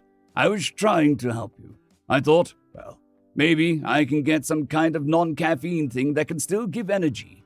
That decaf stuff was good vitamin D-enriched brand. That works as energy for us. I thought it might work. Who knew caffeine addiction for aliens was, that bad? Red replied with a calm snicker. Thorin shuddered, seemingly disgusted. I still want to press charges. Decaf is evil. Oh, do you mean the charges our poor Jess is pressing after you tweaked the feck out and held her hostage with a stapler while gabbling incoherently again? I think about gremlins and toothpaste. She refuses to come back to the office and resigned, Fred replied, glaring at him. I need coffee, Thorin yelled. He reached in a bag and produced a tub of coffee grounds as he began to ravenously chew on it. Decaf is evil. The gremlins must not win. Coffee! Thorin growled as he ravenously gnawed at the coffee grounds. Fred broke away from his podium and grappled with Thorin as security appeared in the doorway and fought with the 2 of them. Fred eventually managed to wrestle the jug of coffee grounds from the poor Thoran, who was then wrapped in a straitjacket and hauled away as he screamed obscenities. Every second or third yell he supplied was the phrase, Death before decaf! Death, I say! Right then, I hereby order defendant Thoran Cracks, 3rd the 7th, to face 6 months of drug rehabilitation and permanent restraining order against the use of further Copsvy substance, the judge said after Fred caught his breath. That's basically what I wanted to countersue for. Thanks a lot, Fred said. Geez, I love the guy, but the coffee makes him crazy. Shouldn't have let him have any. Considering what happened, I'd say you tried to do the right thing. But before you go, may I ask something? The judge asked. Sure, ask away. You keep referring to his meth. What exactly is meth? He asked. Meth, or methamphetamine, is a highly addictive synthetic narcotic chemical substance that's been declared illegal since its inception several hundred years ago. Don't ask any more about it because meth does to you as humans what coffee does to you aliens, only a lot worse. So please, do not try it. You will die horribly, Fred replied as he walked away. It took a bit for it to sink in, but Fred's words made everyone's faces turn various shades of shocked, appalled, and/or horrified. End of story. The Xenovet Survivors, written by Fiamma Galathon. After 5 Earth months or so, we finally reached our destination. The vastly unknown space around the Ceremony constellation. Or, this would be the name I used, as Frederick called this region of space the Becoma Berenices. Well, cultural differences, I guess. Our mission was about to start new, potentially habitable planet, and see if anywhere out here was life. Any life, as bacteria are a lot worse to deal with than hostile sapient species. It was interesting, even for me. A simple engineer, and our scientists literally vibrated with excitement on every single occasion I saw them. Frederick, too, surprisingly. But I guess he can be classified as a scientist, even with his fancy human titles. Everything was going smoothly. Approach a new star system, scan the planets, see if there's anything hospitable by anything. If there is, check if there is life already. If there is life, see if it is sapient. If it is advanced enough, consider first contact and maybe integrated into the Federation. Simple, straightforward, and easy to do. The first 2 star systems also were basically made of gas giants, and not even a utilizable type. Nothing exciting here, but well, the sight of a toxic yellow ball of gas that has pretty swirls and dots all over it was somewhat rewarding. You remember our friendly fluff ball, the Panthera onca? Yep, it got big, like a Goronicia type of big.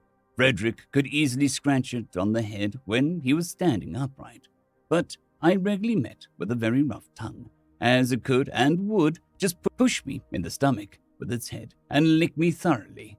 At least it liked me. It had pretty sharp fangs and an absolutely crushing bite. The one hostile guy that we met in the last port ended up dead with a crushed cranium. And it was Dravenian, you know, the lizard-like towering dumbasses with plated skin, normally hard to pierce by bullet. Yep, these Dravenians. Fortunately, we managed to train it to not eat any one of the crew. Everyone else apparently was free game. Whatever, we didn't do it. We started calling it Beguile, 'cause, you know, fluffy murderer. Why Frederick started laughing like a maniac when he first heard that, I don't know. It was somewhere on the journey to our 3rd schedule system that things started to go apeshit. We received a distress signal from Federation ship, just one hyperjump from our route, inside the Federation trade space. We, being a research hauler type vessel, had all the equipment needed to help them, whatever happened. So we did. The signal was tragically mangled and fuzzy, but our comms head somewhat managed to contact it and assure the crew that help was on the way. We arrived there maybe 2 hours after that, as the FTL engines needed time to heat up. There was debris everywhere, debris made of pieces of ship. The only remaining segment of the ship seemed to be the emergency cargo hold. The rest was just space trash at this point. I volunteered to go and check if someone inside of it survived, along with Bob and Jill. Yeah, someone survived. This someone being a pack of terrified humans. This, turns out, was a human trade ship. Inside the hermetic cargo hold sat huddled together maybe 10 human adults and 2 adolescents, or, as I once heard Frederick say, teens. After having a minor collective panic attack, more humans, well, feck, and me and Bob decided to try and find a way to fit the whole cargo hold onto our docking space. And Jill tried to calm the humans down through the intercom. It worked, as my scanner picked up less stress heartbeats from inside of it. Frederick was going to have a surprise. After maybe an hour of fiddling with the doors and some increasingly worrying pieces of debris floating a little too close for comfort, we managed to fit it into our dock and close the hatches. The medbay was right now ready to take in at least 12 people, if it was needed. We all hoped it wasn't, but this was an emergency, so everything was on the table. Jill, through the comms, ordered the humans to step back a bit, while I worked on making a hole in the 5th grade protection plates that the cargo hold was covered with. This crap is tougher than normal Titan steel, and far more resistant to my normal tools, so I needed to improvise. Hammer and wedges it is. This finally worked, and we got to pry open the hatch that was under it. Frederick helped with that, as he is by far the strongest guy on board with opposable thumbs, and he already was here, ready to patch the survivors up even before they got to the medbay. There were 2 elder males, I think, in grave condition, as they had heavy radiation sickness. He just looked at them wistfully and gave them the strongest painkillers that we had on board. Then the teens, 2 boys, looking nearly identical. Twins, and if not for the rounded ears and black hair, you could take them for Saphixians. They were traumatized, but healthy and uninjured. There were also 6 other male humans that, save for some minor scrapes, were okay. Human blood, why? Why it needs to be red? I already got whiplash from their creepy way of being, and I really don't need more creepiness. Ugh. Frederick smiled at them and started quickly talking in a language that the translators don't pick up with one of them. They were visibly intrigued by our appearance, but hadn't said a word. And at last, the 2 women. Uh-oh. Gore, I need a minute. If that's what Jill felt looking at Frederick, then I'm in awe of her self-control. Tonight will be loud in our dorm and not with conversations. Anyway, the bigger one had a broken arm, but outside of that she wasn't injured. And, I think I need to get my mind out of the gutter right now, or else I'll be in a lot of trouble. The lither one, in a leather jacket that was too big on her, had some burns on her hands. The only thing I could think when I saw her was the fact that she was stunning. Red, wavy hair put in a messy bun, grey, dangerous eyes, freckles. I kind of fainted when I saw her. She looked exactly like I imagined a goddess would look. I was told later that the reaction was mutual. I couldn't believe it, but, well, what do I know about human beauty standards? Maybe she fainted seeing something as horrendous as my face, but for a completely different reason. I woke up to a sound of chanting, traveling across the halls. The words were completely alien to me, the melody too. It reverberated through the metal hull of the ship, making my bones tremble. It was powerful, primordial, and sad. So sad. Something happened. This song made my insides clench in some sort of grief and homesickness, in a way that no one can explain logically. I slipped from the bed I was lying in and wandered out to the med bay, searching for the source of that music. In the doors to one of the cargo holds, the one in which we had stored all of our medical equipment, stood a teary-eyed Frederick, singing along with the rest of the humans. Humans that stood around two crates, normally used for biological waste. The biggest ones we had. The two radiation-sick men had passed away, and the humans decided to send their souls into the afterlife with an ancient song. I stood here respectfully for a while and slipped to my room, not wanting to interrupt. The dorm door was locked from the inside. I don't want to know what was happening there. I went back to the medbay, the exhaustion of the day finally catching up to me. I went to sleep, that full of dreams of chanting and the goddess twirling around a fire. End of story. Learning to Breathe, written by Shane Watson. Garel had often felt that there were not enough hours in a day, regardless of the planet. She felt like the days had been close to long enough on Horror 4, where the days were close to twice the length of those on her home world. Still, it had only been close to long enough. Now, though, she had no one but herself to blame. As the owner/operator of her own long-range freighter, she decided what a day was in transit. She stopped what she was working on to soak her aching tentacles. Her gripping surfaces were drying out and raw, and she still had so much work to do. She soaked for hours until her ship dropped from sea space into normal space. Garel was surprised to see that she'd already reached her destination. Letting herself drip on the floor, she crawled out of the screamy liquid in her soak tank and headed for the bridge. On the way, she grabbed a wrap with a much-relieved tentacle. Settling into the captain's chair, she called the station ahead. Station Guyanova 17, dock control. This is merchant vessel Shallow Pools, ident XM3279.43R. Captain Garel, 8th of the 17th, requesting clearance for docking. Over.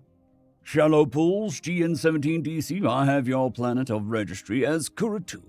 Your transit plan from Hurrah 4 station, but no cargo manifest. Over. DC, Shallow Pools, all correct. My hold is empty, except for scrap fixtures and cleaning and repair supplies. I was remodeling. Over. Shallow Pools, DC, you are clear to dock in Ring 4, Slip 18. Set nav to accept docking control, GN-17-4. Over. DC, Shallow Pools. I copy Ring 4, Slip 18, nav accept GN-17-4. Over. Shallow Pools, DC, good copy. The dockmaster will check your supplies for any hazardous materials and can direct you to the recycling center for the scrap. Welcome to human space, GN-17. Dock control out. After a dockmaster confirmed that none of her cleaning supplies were hazardous, he took the time to get a freight pusher for her that she could load all of the old fixtures on and haul to a recycling center on Ring 5. She had loaded the pusher before she realized how quiet the dock was. She'd expected a lot more in the way of freight moving through the station. The recycling center was busier than the freight docks on the Ring 4. She thought that was odd, but she was in human space at an aging station. She guided the pusher to the next available slot. You must be from the shallow pools. The human woman wearing a name tag that said Lena began to scan the cart with a handheld device. Some of these fixtures still look newish. Are you sure you don't want to hold on to them and sell them yourself? I'm sure. Garel wrapped her tentacles around themselves. So, how much to take all of this off my back? Huh? Well, we'll probably salvage the light fixtures and, is that an Honorian soak tank? She tapped on the display on her handheld device. Yeah, it's like a human bath, I think that's the word, except it filters and recirculates the dermis rejuvenation liquid. Yeah, I kind of thought that's what it was. I soaked in one of those once. Never again. All of my hair fell out, including my eyebrows and eyelashes, and all of my nails got so soft I almost lost them as well. Except for that, it was great. My skin never looked better, she laughed. Garel continued soothing herself by wrapping and unwrapping her tentacles. So how much? Best I can do is 150 credits. You could probably do better selling the soak tank in an Honorian space. Oh yeah, I didn't expect it to cost so much. I can take it back and... No, that's not the cost. That's how much I can pay you for it. Garel's 4-eye stalk shot up in surprise. You're paying me for this? Well, yeah. You bring scrap or items to be recycled. We pay you for the value, minus a little for the overhead, of course. Oh, that's fantastic, then. Sold. Garel returned to her ship with a new swish in her slither. She'd already set aside enough for refueling and had enough food to last a while, but had been worried that without a good-paying run out of GN-17, she'd be hard-pressed to continue on. Well, not a lot. A 150 credit buffer did feel good. At the ship, she paid for refueling and got directions to the outbound freight board. She waited until she was certain they were fueling the pools correctly, then made her way to Ring 2. Part of the ring was dedicated to passenger ships and transports to Ring 1, and the others were officers. She followed the signs in 12 languages to the outbound transport office and let herself in. There was activity at many of the offices she passed, but this one was quiet.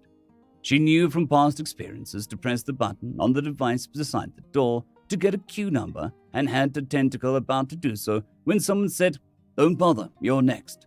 She turned to the counter where a bored-looking human, she couldn't determine whether they were a male or female, motioned her up. "Hi," she said as she approached. "I need an outbound cargo to anywhere within 100 parsecs. Oh, and it has to fit in the shallow pools. And I can land at 2.6 standard gravities with 4.87 tons of cargo. Can only take off from that empty, though." The bored human nodded, typed something into their consoles, and handed Garel a small printed chip. "Take this to Ring 1, information desk, and point you in the right direction." "What? What's the cargo? There's only one?" "It's the only one thing outbound that'll fit on your ship. Going 40.237 parsecs to 0.8 standard gravity moon. Cargo weight less than 0.3 tons. Garel burbled, the Anurian equivalent of a heavy sigh. Such a small load was hardly going to pay well, but at least she wouldn't be using much in the way of fuel. "Thank you." Where Ring 4 had been too silent, Ring 1 was a cacophony of noises and color.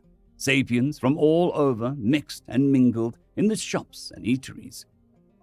She made her way to the nearest information kiosk and showed the chip, where she was told to wait in a small dining establishment beside the kiosk.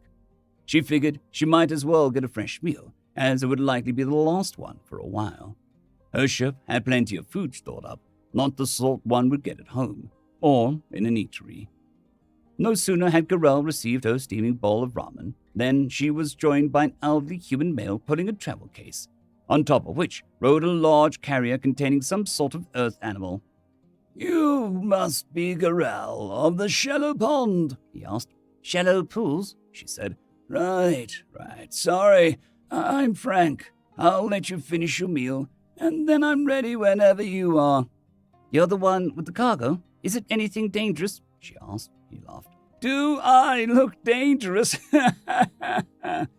"You're not cargo." "Technically, I am," he said. Whether I'm boarded as a passenger on a liner or as cargo on a freighter, I'm just wait, you're moving around. Two of Garel's tentacles wrapped around themselves while she continued to eat and tried to look unconcerned. Where are you headed?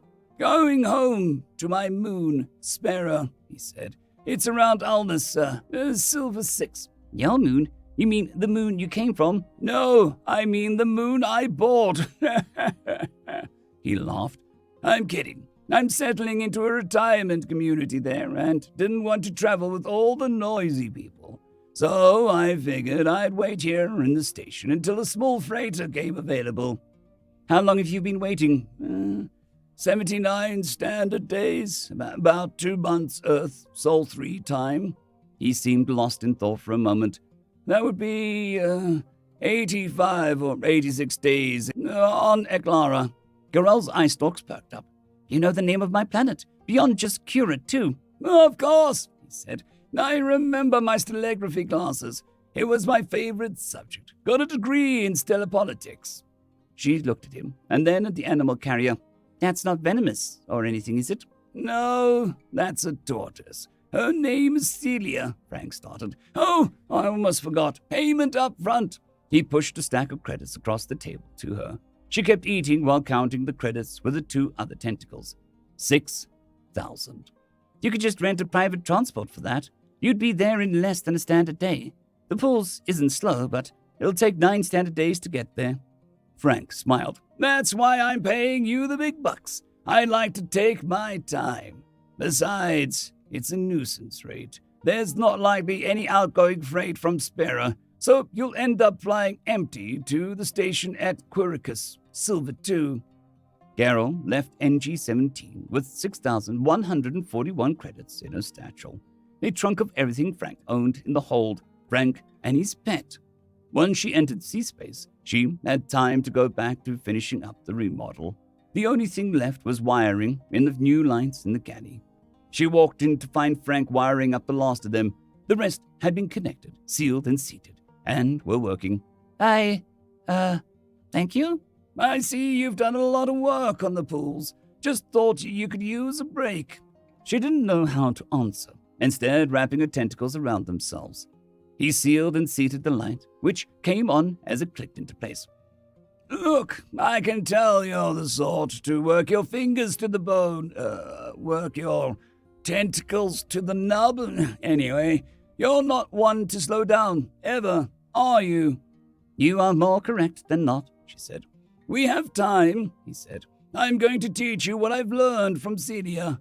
He pointed to the far side of the galley, where he'd converted the carrier to a fence that hemmed her in. Small piles of fresh greens and fruit were placed in various spots within the fence.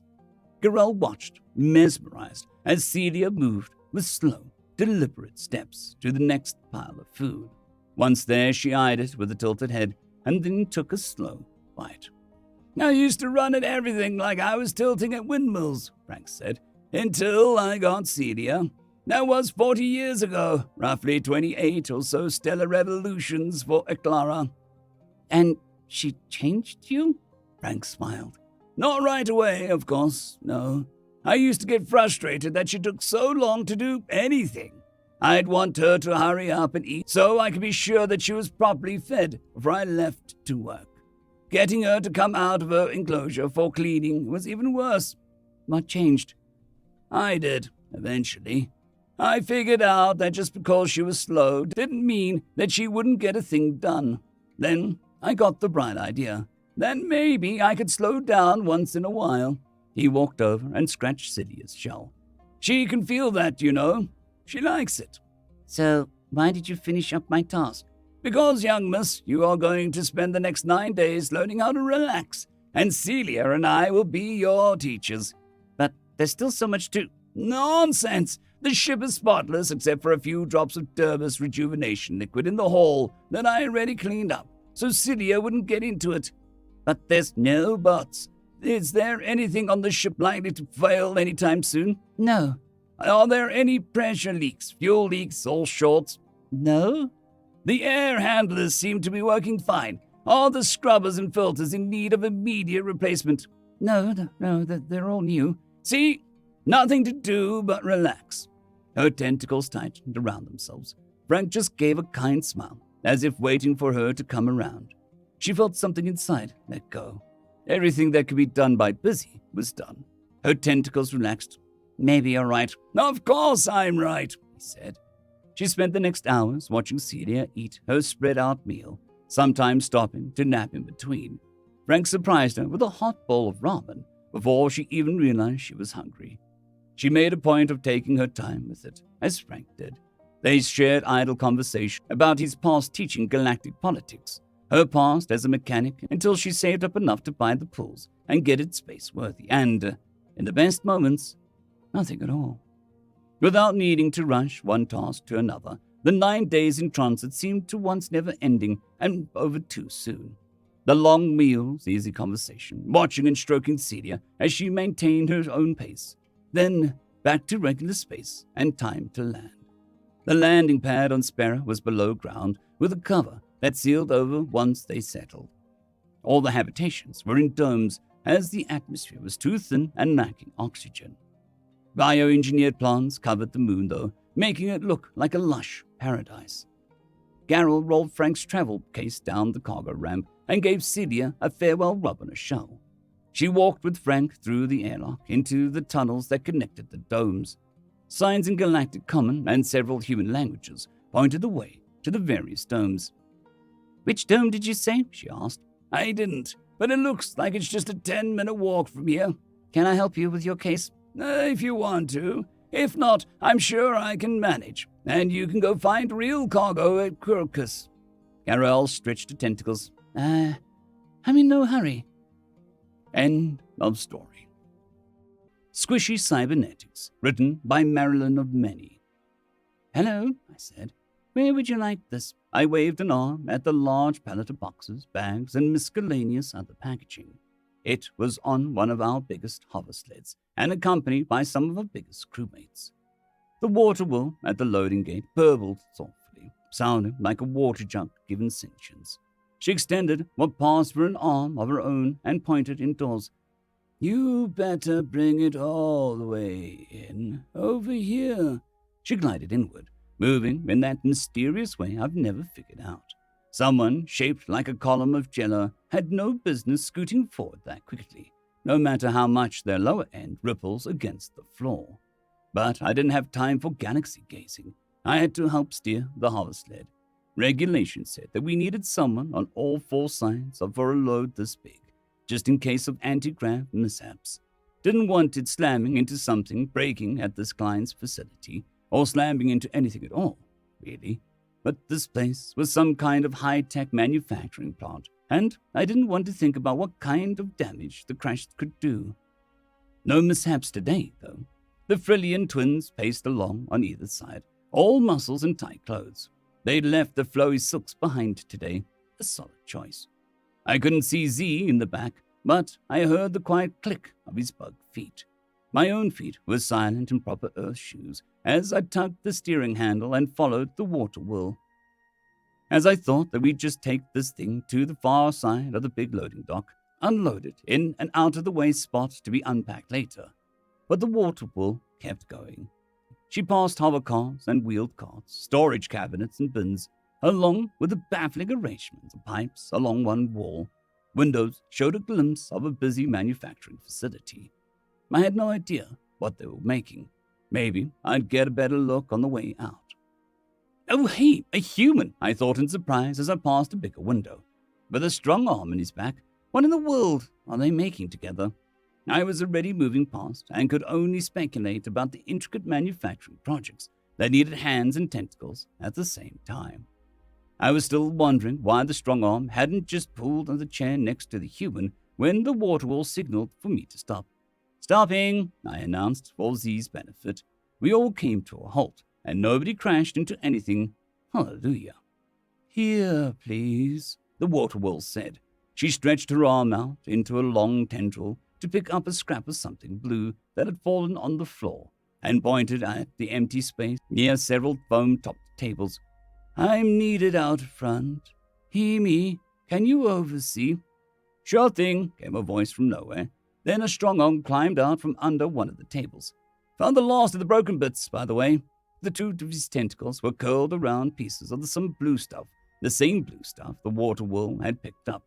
The blue stood out against the dark red of his skin, but not as much as the 4 mismatched tentacles on the other side. They were a transparent blue-green, much like the water wool's own tendrils. I tried not to stare, and failed. "Thank you," water wool said. "I'll be back in a bit." She set her broken piece of whatever on the nearest table, then scooted through the door that was apparently soundproofed, because a cacophony of whirs and whooshes filled the air until it closed. "Right," I said. "Over here, then." I steered the hover sled into position. Then we all worked together to guide the detachable gravity platform onto the ground. That part already made me nervous, since it looked like the giant pallet that could crush me was floating through the air with just a touch of technological magic to make it go. I understand other models of industrial-sized hover sleds have more mechanical-looking gravity platforms, or regular forklift arms. Ours was the glowy magic kind, and it deposited the giant stack of objects with all of its precision of the best fairy tale enchantment. "Perfect," said the strong arm. "We'll unpack it from here, thanks." "Our pleasure," I said. Z, finally able to see over the hover sled, got a good look at who I was talking to. "Oh, I'm sure you're fast at unpacking," he said, pointing with his pincher arm. "Does that model form into blades?" "Sure does," the strong arm said, holding up a see-through tentacle that instantly flattened into a shape like a steak knife. "Good for packaging stubborn latches and all manner of other things." "And stabbing," Blop put in, to be immediately shushed by his sister. "No stabbing on this job," she told him. The strong arm laughed. Yeah, it's just respectable tool use. They don't give these out to anyone who's going to do violence with them." I asked, "Is that water wool tech? Or I haven't seen one before." "Yep." He turned the knife back into a tentacle, then into a variety of other shapes. "What are the perks of working here, for sure? They're cagey about sharing tech. This is the best prosthesis I've ever encountered." I thought of the hard metal and plastic replacement limbs that were standard on Earth. They would be wildly out of place on this guy's squishy octopus body, and no amount of interchangeable attachments would be able to beat this kind of easy shape-shifting. I said, "That looks really useful." "It is." The loud door opened to admit a wall of sound, along with a human and strong-arm pair, which I realized with a start was actually just a human wearing more transparent tentacles on his back. "Here's the new set," he said to the strong-arm, placing a clear box on the table that was full of a stack of more flat blue things. They appeared to be cut into very specific shapes. I might have been curious about what they were for, if not for the much more interesting thing to be curious about. "Hello," I said. "Does everyone who works here get extra limbs?" The tan human grinned. "If they want 'em, and they pass the screening, of course. But you gotta leave them here each day, if they're a bonus kind, and as opposed to the replacements." The strong arm wiggled its tentacles in a taunting manner. "I can open packages and slice food so easily at home." The human made a face and wiggled his tentacles on his back. Yeah, we're all jealous. Someday, I'll convince the bosses that there's an actual market for these things, and I'll be the first in line to buy my own." "They think there isn't?" I asked in shock. "Those look so useful. I can't list the number of times I've wished for more hands. Using teeth and feet only goes so far." Z made a disparaging hiss. "You have that many fingers and still want more. Greedy." "I'm just saying that reweaving a cargo net would go much faster if I could hold all the fibers at once," I told him, then turned to the Frillians. "Back me up. 2 arms just isn't enough sometimes, right?" Blip and Blop looked at each other and shrugged. "Oh, I guess," Blip said. "But that's when it's the time to get you another person to help." Z clicked the pincher. "Exactly so. So approach the problem differently." The human told me, "I've had this conversation more than once. Apparently not all species grow up imagining what it's like to have a bird wings or monkey tails or whatnot." "Surely other people want to fly," I said. The expressions around me were dishearteningly blank. "Surely." "I wouldn't bet on it," the human said. "See why I couldn't convince the bosses?" "But even on a practicality standpoint," I exclaimed, "they have you using them here. Why wouldn't they think that you'd want to use them at home?" He shrugged, moving his tentacles in a graceful way, as he did. "Alien brains. I've given up trying to fully understand." The strong arm spoke up. If there are actually a large number of humans who would buy these, then it couldn't hurt to put together a request from outside sources. The bosses don't listen to random employees who are probably biased, and they might take an interest in actual buyers. I shook my head slowly. Our courier ship isn't going to be that kind of buyer, especially not at the scale they'd probably need. What about big human ships? Lip asked. We could suggest it to the next one we meet. Or human colonies, Rob said. Or large groups of space stations. Z said. I heard Captain Sunlight talking about a delivery to Basil Station soon. There are plenty of humans there. You could suggest it to them if you think that it's really that widespread of interest. It couldn't hurt, I said, thinking. There was indeed a significant human population on that space station, which might even include the crew that I'd met from the droid jousting ship Hold My Beer. They were definitely the type to appreciate some extra arms, both for working on finicky electronics and general stab fight shenanigans. Yeah, we should have something with that contact information, said the strongman. John, is there a notepad over there? Yeah, I got it. The human leaned over a table and used his tentacles to lift a stack of books so that he could pull out a small notepad at the bottom. That may have been a showing off. Here you go.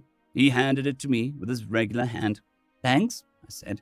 I'll see if I can find the right ears to whisper into. Best of luck, he said. My partner has asked me no less than half a dozen times if I could sneak a set home to play around with, but I'm not going to risk the job.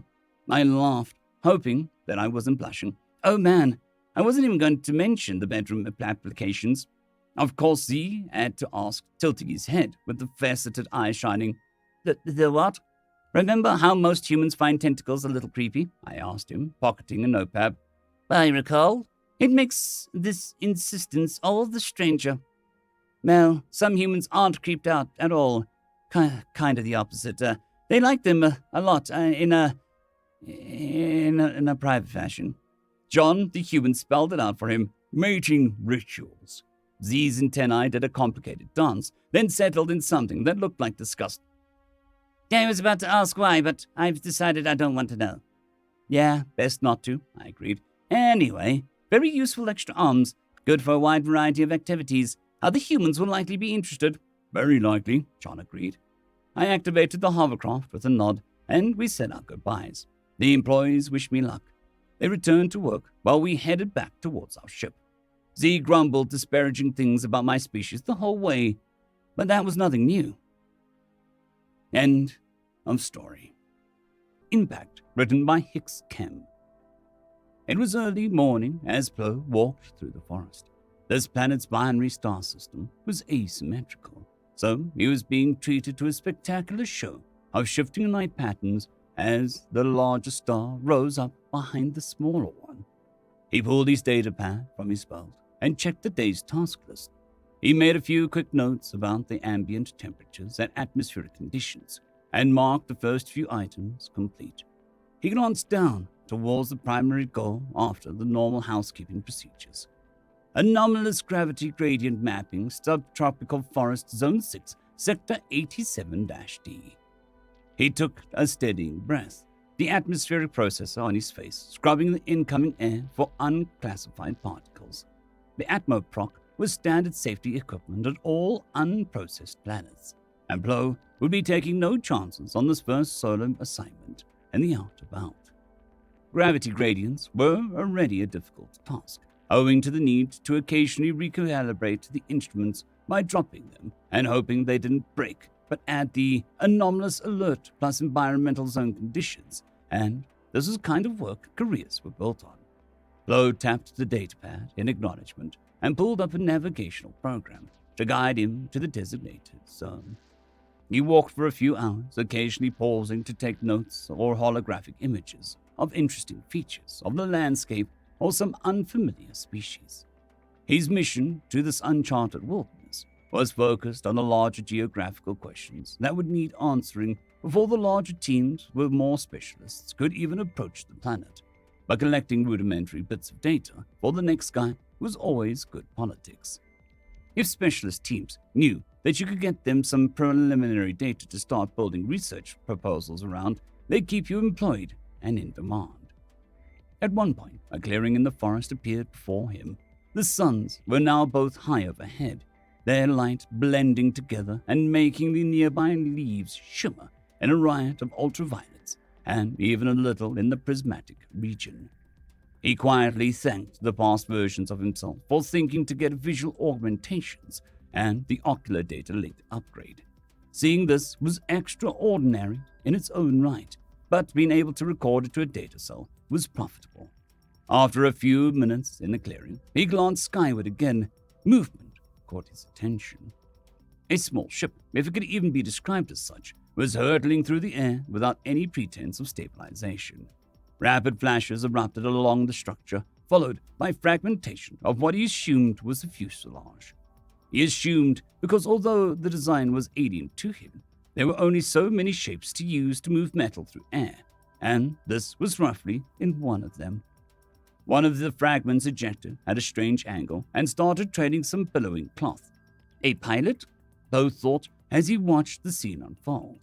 Another fragment of the craft broke free, through what could only be described as a statistically unlikely bad luck, ripping through the billowing cloth. The pilot began falling again without anything to stop it but the ground below. Poe pulled out the project schedule on his datapad. A quick check confirmed it. Nobody was scheduled for arrival here for several rotations at least. That, plus the fact that this craft didn't look anything like any he'd ever seen, even when it was in one piece, told him that it wasn't anyone from the Council race. Still, the pilot fell roughly in the area of the assigned task, and salvage rights were salvage rights. He left the clearing quickly and continued on his way. He took no additional data on the way there, but he justified it to himself by considering the possibility that the salvage may come under defensive attack by native flora or fauna and that would thus be best recovered quickly. As he neared where the pilot had likely come down, he slowed his pace and glanced at the forest around him. Several of the taller trees had been obliterated at varying heights. The closer ones had damage beginning fairly high up, but some further away seemed to have damage lower down. He raised his datapad's camera and pulled up a quick hollow modeling program. A few taps later, and his pad extrapolated where the damage would likely reach the ground level.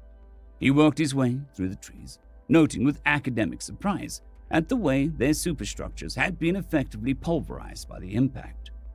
Given his recollection of their density from previous days' work, the object that had hit them would have had to have been impressively dense. Of course, that would make sense. An ejecting pilot in an escape pod would justify the material cost for such a dense object.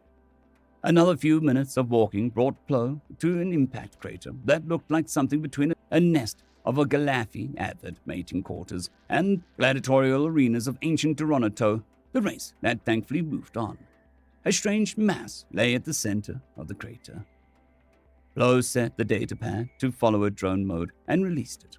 It lifted into the air a few feet behind him and began recording. He slid down the side of the crater and approached the mass with caution.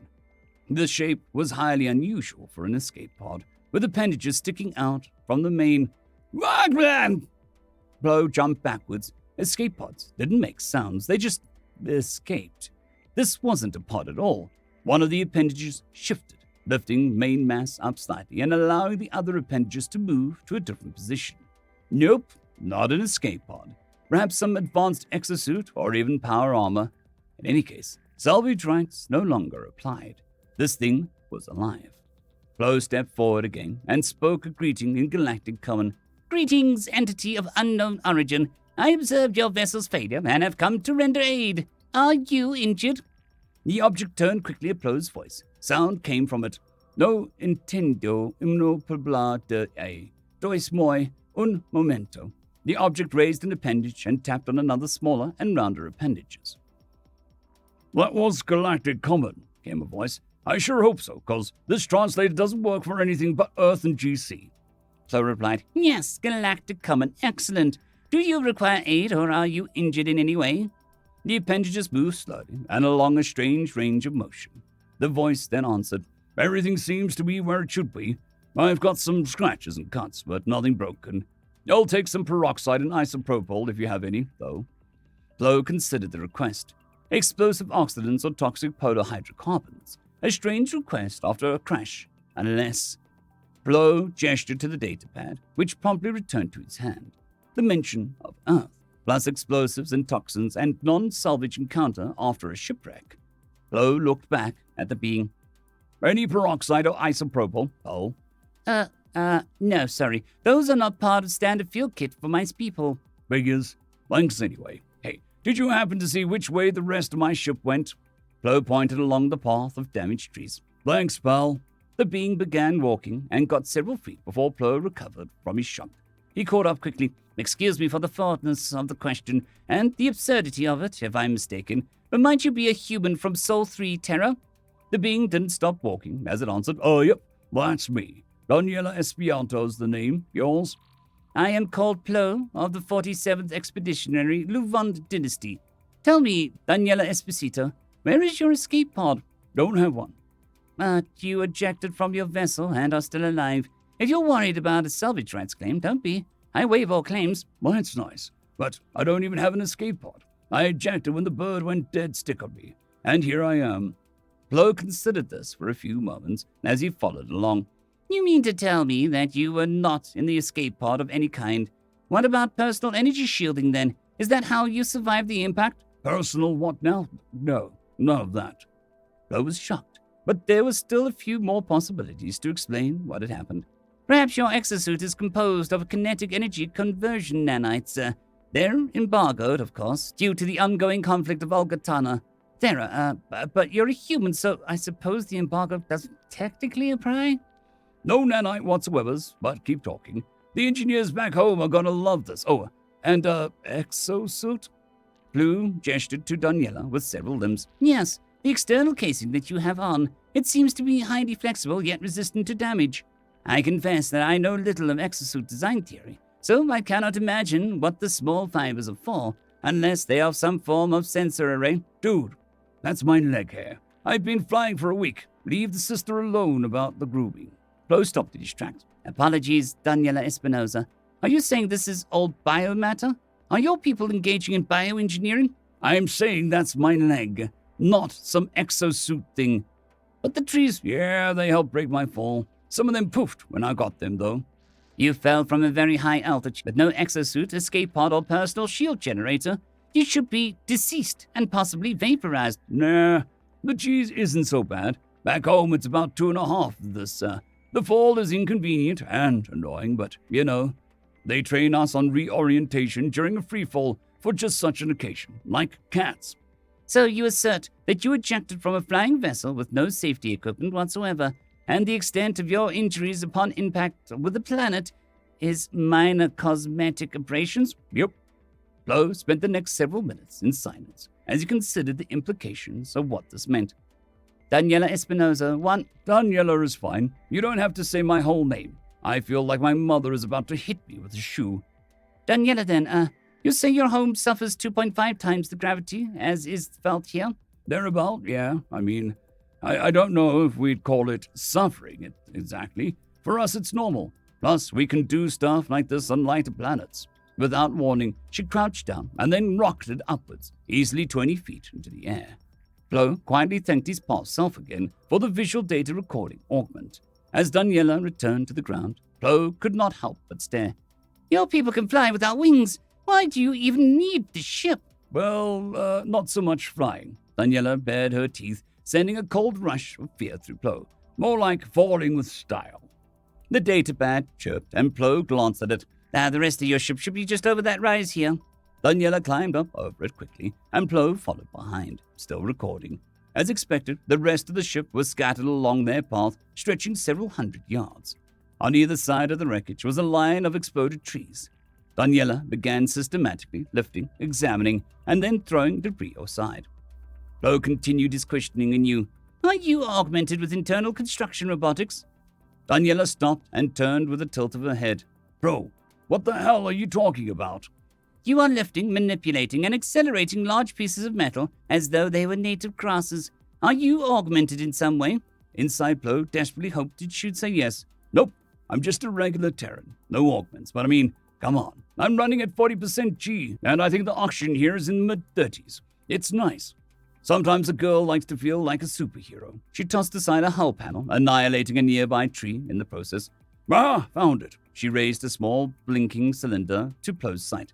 Emergency bug-out beacon, good for a one-way jump back to home sweet home. You should stand back. Flo obeyed, all eyes on the surreal scene before him. Daniela flipped a switch on top of the cylinder and held a thumb at the bottom inside. There is no place like home. She winked at Flo and clicked her heels together, then pressed the button. Everything in a 2-meter radius around her vanished in an instant, including her. Flo was left standing at an empty crater and felt a brief rush of wind as the air filled in the vacuum that she'd left behind. He grabbed the datapad and hastily composed a message, then attached his visual data files and sent it off. The relay satellites in orbit would get it where it needed to go. He sat on the edge of the departure crater and waited. The datapad chirped. He opened the message. All research protocols suspended. Human quarantine breached. All Galactic Council members are to report emergency locations and wait orders. Pro sighed. He'd always thought the talk of humans was an exaggeration, meant to scare the populace into accepting the need for a quarantine zone. Now, he understood. The entire galaxy would have to unite to deal with this. They would have to choose to pursue unity and peace with these monsters from a Deathworld, or they'd have to somehow destroy them all. From what Flo had just witnessed, he desperately hoped that they would choose peace. End of story. Just People, written by FarHelp6106. This was it. The end. The price for our species, hubris. The skies were permanently covered in clouds now. The land was burning, and the last puddle of murky water had boiled 3 days ago. There was nothing more we could do. My species would die in the next few days. Who are we? We are, well, we're the Canosians. We had enjoyed a place in the galactic community for 40 years. We had followed the rules of the GC. We had come when called upon, and now, when it was our turn to need help, we were left alone to die. Already billions had died. Scorching heat, hunger, and war had taken our mighty civilization and torn it down. We called the GC for help.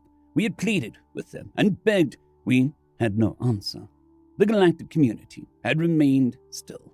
Oh, some had tried to argue that we were a fledgling race who had just made a mistake. Some had given their sympathies. Some had even promised to help. But most, the vast majority in fact, had been indifferent. One human ambassador had even tried to argue that we, and here I quote, had tried to mine your world's core and, in doing so, had destabilized its axis. What did you think was going to happen?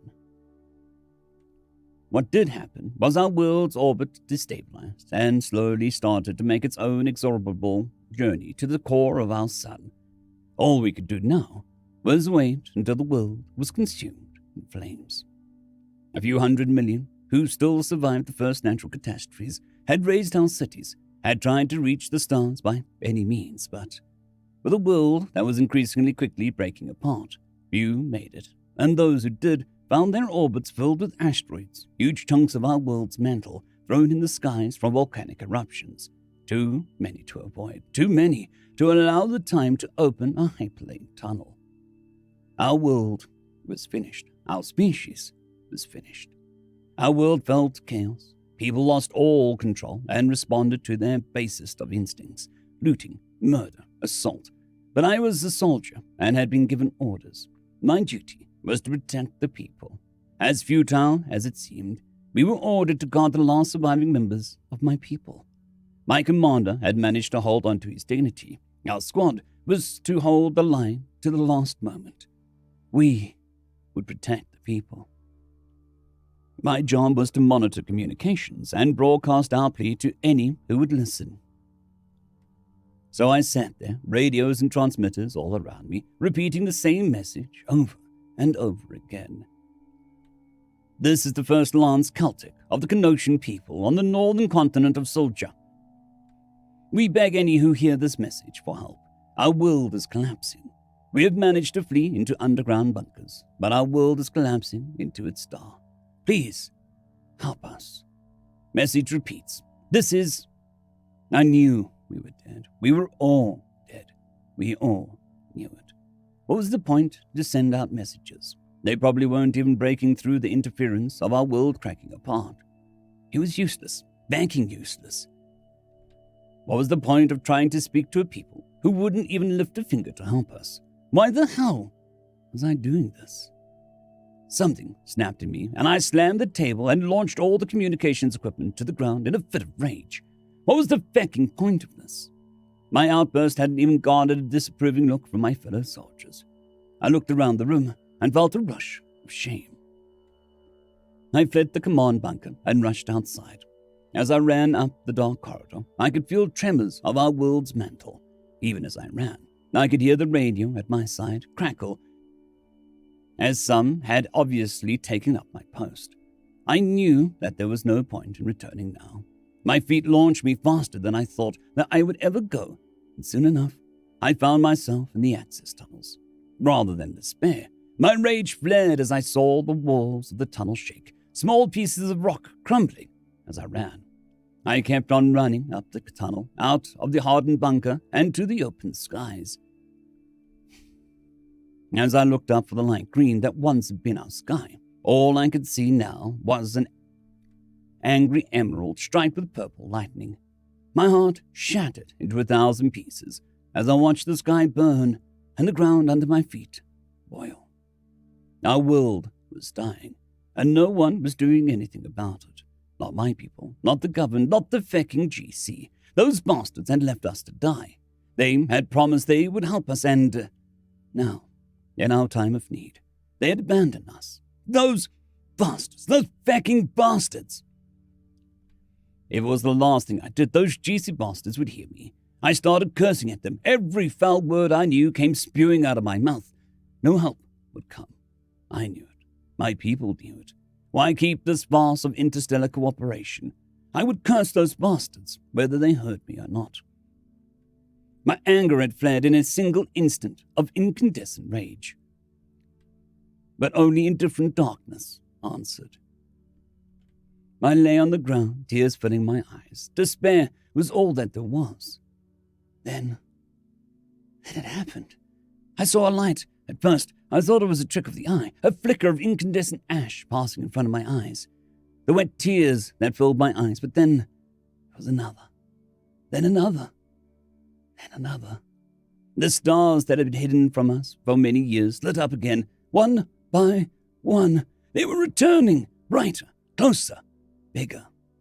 Then it hit me. A star was falling to the ground. Our world was burning, my species dying, and now this. I couldn't muster the energy to be angry, sad, scared, or anything really.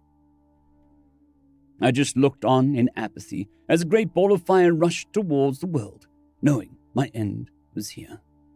But then it stopped. I'd instinctively closed my eyes, tears rolling down my cheeks, and when I opened them again, I realized that what I thought to be a ball of fire had been a ship, its thrusters slowly maneuvering to allow it to land.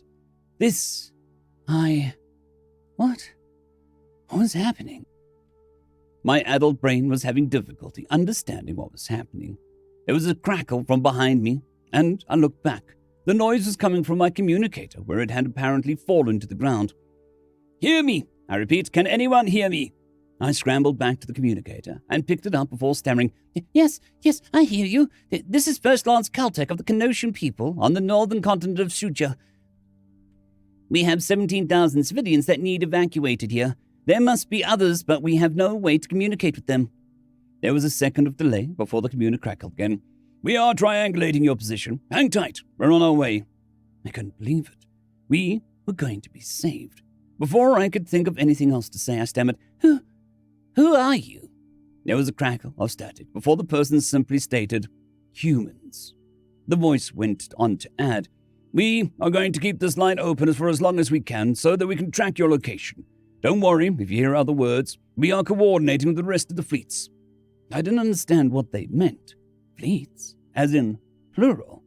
But the GC had refused to help. The humans themselves had refused to help. What was happening? Who were these humans? The humans had said they weren't going to send help. Who were these people? That didn't matter. All that mattered was the help was coming. These humans were coming. My species might survive. For the briefest of moments, I let myself hope. As I listened, I could hear the voices of hundreds of captains. Interplanetary Federation of the Red Cross Fleet reporting. Red Crescent Society's fleet reporting. Doctors Without Borders fleet reporting. Action Against Hunger fleet reporting. Unchar fleet reporting. The list went on and on. I didn't know what words meant, but it didn't matter. Help had come. The humans had come. I let the sounds of human voices fill my ears as tears ran down my cheeks. More and more and more and more. I stood up again for the first time in I don't remember how long and looked up at the sky in hope. Where there used to be nothing but darkness, now there was light, thousands of tiny dots of light filling the sky, and it seemed that more were coming. Boy Scouts of America fleet reporting. World Food Program fleet reporting. World Health Organization's fleets reporting. UNICEF fleets reporting. Long Arcana fleet reporting. American fleet reporting. Save the Children fleet reporting. The ships were becoming visible in the night sky. Big, blocky grey ships with hundreds of symbols I didn't recognize were coming down from the skies above. 3, 2, 1, touchdown.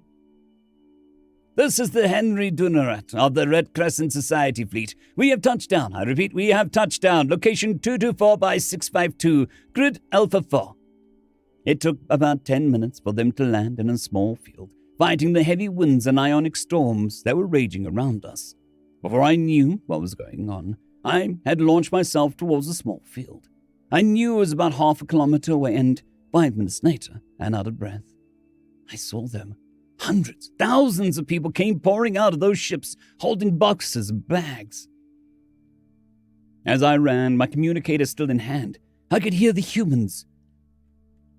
Care Interstellar Fleet reporting. Interstellar Rescue Committee fleet reporting. Interstellar Medical Cross Fleet reporting. Bangladesh Rehabilitation Assistance Committee fleet reporting.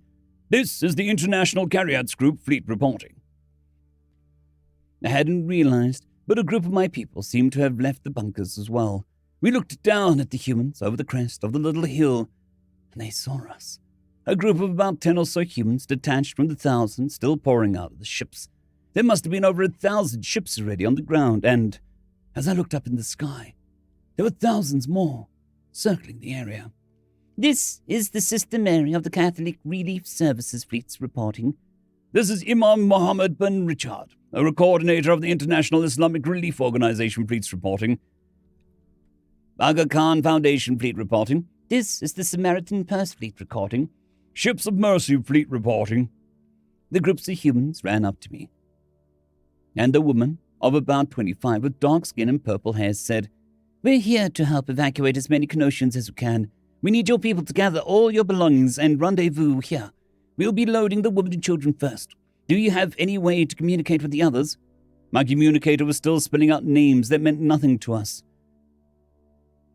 Muhammadiyah of the Indonesian Sunni Fleet reporting. This is the Salvation Army reporting.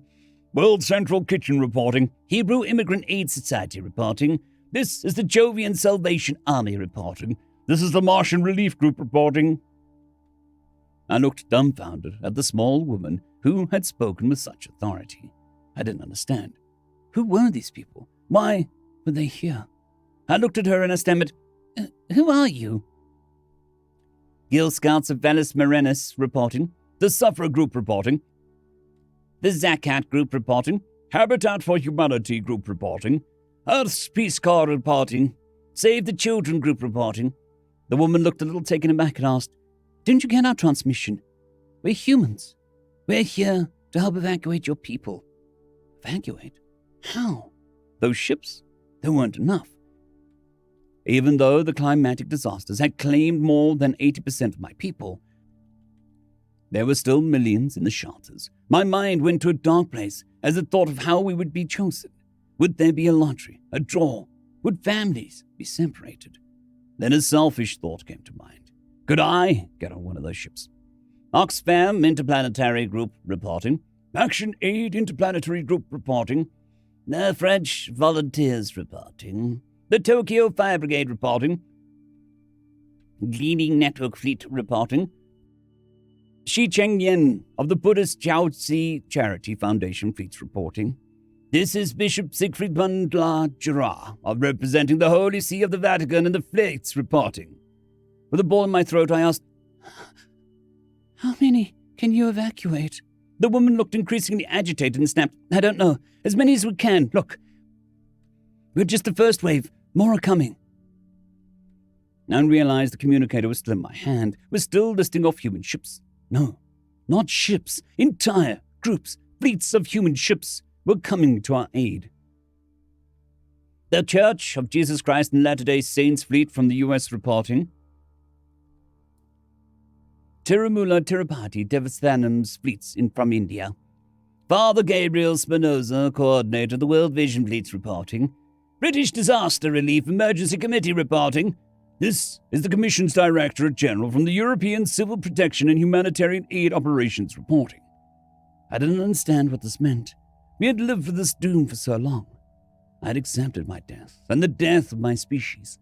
My brain couldn't understand what was happening, even as I watched thousands of humans usher thousands of my people onto their ships. I looked on, and all my brain could think of was, why? I didn't even realize I'd spoken. The woman looked at me and asked, why not? Why are you here? Your government said that you humans wouldn't send help. Why are you here? I hadn't realized I was shouting, but by the time I had finished asking the question, I was definitely yelling, "Who are you people?" The woman looked at me brightly and said, "We're just people." End of story. Admiral, the human vessel has been crippled. Scan show power to all systems offline. Written by a Red Walrus. Admiral, the human vessel has been crippled. Scan show power to all systems offline. Ensign Trask boldly reported to Admiral Dread. Good. Maintain position until scans show all life signs terminated, the Admiral replied. The human vessel had been attacked by marauders, and their navigation systems disabled well before they hit the border that Dread was in charge of keeping secure. High Command dictates a strict policy of destroy on sight for any interlopers. So Dread hadn't bothered to have the ship scanned before he ordered the attack. The Admiral had heard of these humans, but the Darine species were fiercely territorial isolationists, so the two species had never interacted outside of political peace summits, and even then, only in passing. He wondered at their gall to breach the border, especially in a vehicle that put up such a pitiful resistance. He mused internally, pleased with the superiority of his homeworld's forces, pleased with his own unerring command. His thoughts were interrupted by a now panicked-sounding Ensign Trask. Admiral, our sensors are showing the life signs outside the human vessel, rapidly closing in on our position. Intrigued but frowning, the Admiral replied, "Open fire." A moment passed in silence. "Benson, why am I not hearing weapons fire?" Sir, it appears they're not in vehicles. Our targeting systems use a magnetic signature lock to... I know how our targeting systems work, Ensign. Sir, they don't have enough metal large enough just for us to establish a lock on. Our systems keep relocking on their ship as the only available target. Just as Street was about to reply, a human made it to the command bridge's central viewport. "What in the..." Street began to say, but he stopped short as the human pressed a piece of fabric to the viewport. It had something in human text scrawled on it with soot. "Benson, translate now." Yes, sir. It appears to read, we came in peace, fleeing an attack, and you opened fire. We know we are dead, but we are taking you with us, the ensign said, now sounding a bit fearful. "Ensign, where are the other life signs that left their ship?" the Admiral asked, now sounding apprehensive to himself. The human raised the other hand, the one not grasping the cloth, and extended a single digit, the central one. Then they flipped the cloth over, and Dread could just make out a lump of white, clay with wires and a little red light on it.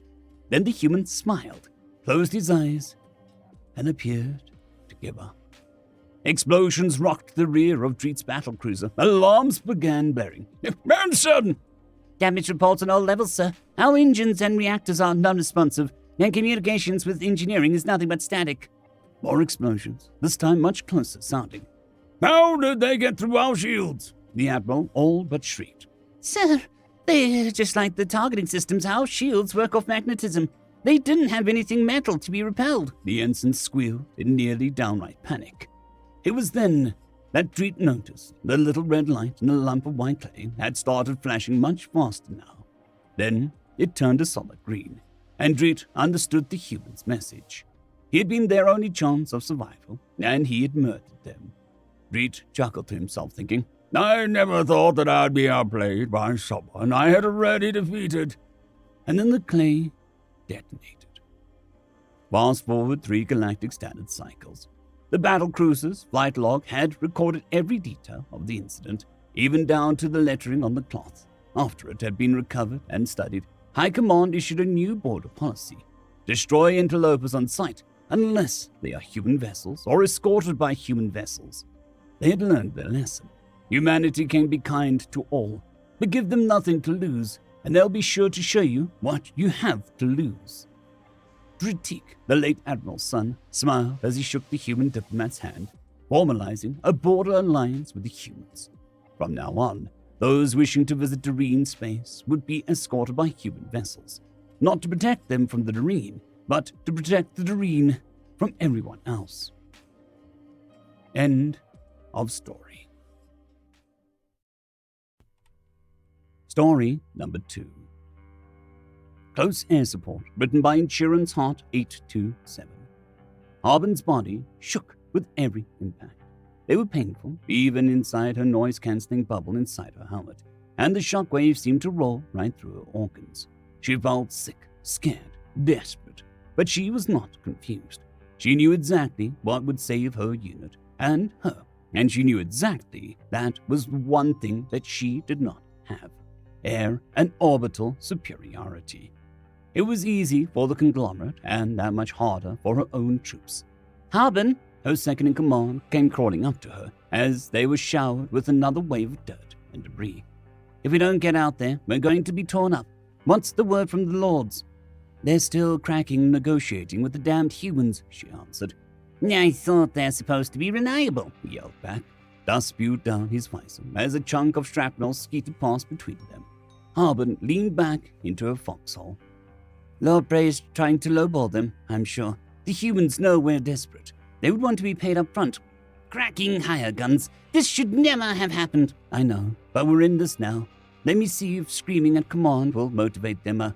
She was cut off as a deafening boom and a rocking shockwave pressed her shoulders, and the remaining foliage around them into the ground. She threw her head back to look up at the sky and found the cause. In between the common sweeping, bulbous silhouettes of the conglomerate cruisers, a different shape had appeared. It was blocky, long with a wedge front, and even from the ground, Harbin could see its flanks alight as it spewed gunfire at the enemy ships around it. Her comset crackled to life. A shrill beep drilled into her eardrums for a short moment, making her grit her teeth. Then, disturbed by static, a voice came through. The accent was strange, abrupt, consonants too hard and vocals cut short, but her translator did the work.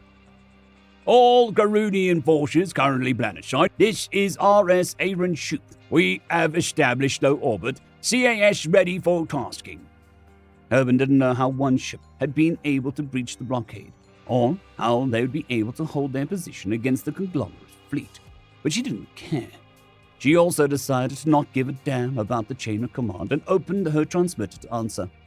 "This is Captain Harbin of the Garunian Defense Forces. My platoon is currently suppressed by heavy fire from conglomerate Vidare, requesting support, air, orbital, anything." There was a short pause until she heard another beep, and her comset switched channels seemingly by itself. A different voice came through. Even though the accent was the same, they sounded bored. "Captain Harbin, we have 2 more requests in your area. Your support request is queued. Estimated waiting time is 240 seconds. Please stand by." 4 minutes.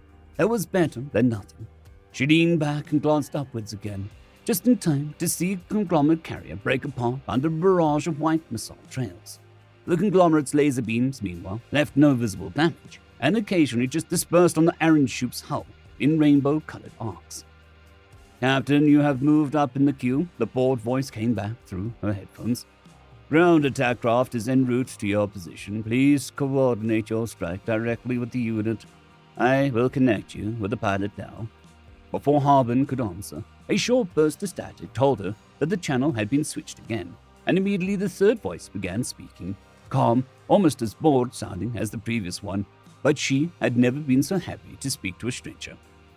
"Captain, this is November 2-4, entering your AO in approximately 30 seconds. What do you need me to do?" It took Harbin a moment to shake off her confusion about the quick succession of events, as well as the conversation partners. But she caught herself quickly. "November, we have approximately 6 to 8 conglomerate Vidari pinning us down. My position bearing 122. She turned to her second and gestured for a distance estimate. She just hoped that the translator would convert the units of measurement correctly. He held up his hands for her to see, 2 outstretched fingers. "Approximately 2 kilometers from our position, on the mountain ridge. Define term Vidari, Captain." She cursed. Vidari was a proper noun with no actual translation. "Armored, tank. They're tanks, artillery?" she hurriedly tried to clarify. "Turn tanks into coffins, understood, Captain," November confirmed, and even though Harbin couldn't be sure, she thought she noticed a smidge of predatory excitement in the pilot's flat tone. Then, out of nothing, just as another bolt exploded just behind her platoon's line of foxholes, a terrible shrieking rapidly became louder, and suddenly, with a thunderclap that shook the ground, a dark grey triangular craft shot down from the sky, almost vertically, and getting closer to the ground fast. When Harbin already feared they would crash, it raised its nose with its impossible philosophy, not higher than maybe 50 meters above the rocky ground, roared towards the mountains. Engaging, Harbin couldn't quite place it, but she felt that the professional tone of November 2-4 was laced with gleeful malice, something caged in that cockpit that wanted out and wanted blood. Anti-air fire flailed uselessly against the craft as it charged forward. A missile, the only one that was on course, was avoided by slightly dipping on the wings, as if sidestepping a pedestrian walking on the opposite direction. Guns, guns, guns! The ridge of the mountain vanished in a giant cloud of white smoke and yellow dust. 1.5 seconds later, the sound of the weapon fire and the impacts were audible to Harbin and his soldiers as a dull echo in the distance. As November turned around in Harbin's direction, she saw columns of black smoke rise up from where the Vidari had been. Around her, her whole platoon erupted in cheer. "November 2-4, good hits, smash 8, no targets remaining," the operator of the ship returning to the conversation. For them, this was nothing special. The vanishing of at least 30 lives, even if they were conglomerate, was ordinary to them. "Return to base, volume for tasking." "Wilco, Oracle," the pilot confirmed. Harbin watched as the craft returned to their position, strolling this time, compared to the mad sprint it had performed to get its prey. Inside the scorched and scratched canopy of the cockpit, Harbin could see the pilot, faceless, waving lazily as they circled just for a bit. The anti-air guns of the Vidari had tried their hardest, but this craft was made to be harder. "Thank you, November," Harbin said. She felt as if she had been holding her breath since the RN ship had arrived. Now that the tension was falling off, she could have fallen asleep where she stood. "My pleasure, Captain," the pilot answered, before flipping the plane skywards again and began to climb. She believed him. End of story. The 2 Rules of War, written by NoobVS_8TurnBM. War is a holy ritual in which 2 peoples display their worth in the deadly arts and acknowledge, in accordance with ancient tradition, the superior among them. That is not how the humans saw it.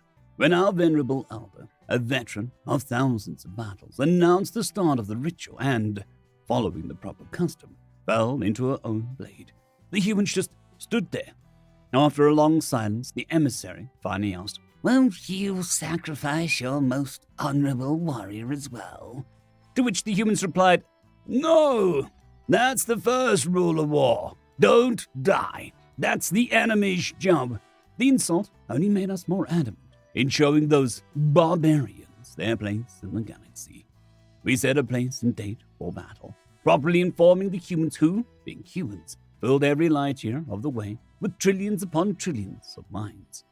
Once the human ambassador was summoned to explain, she stated, We are simply following the first rule of war.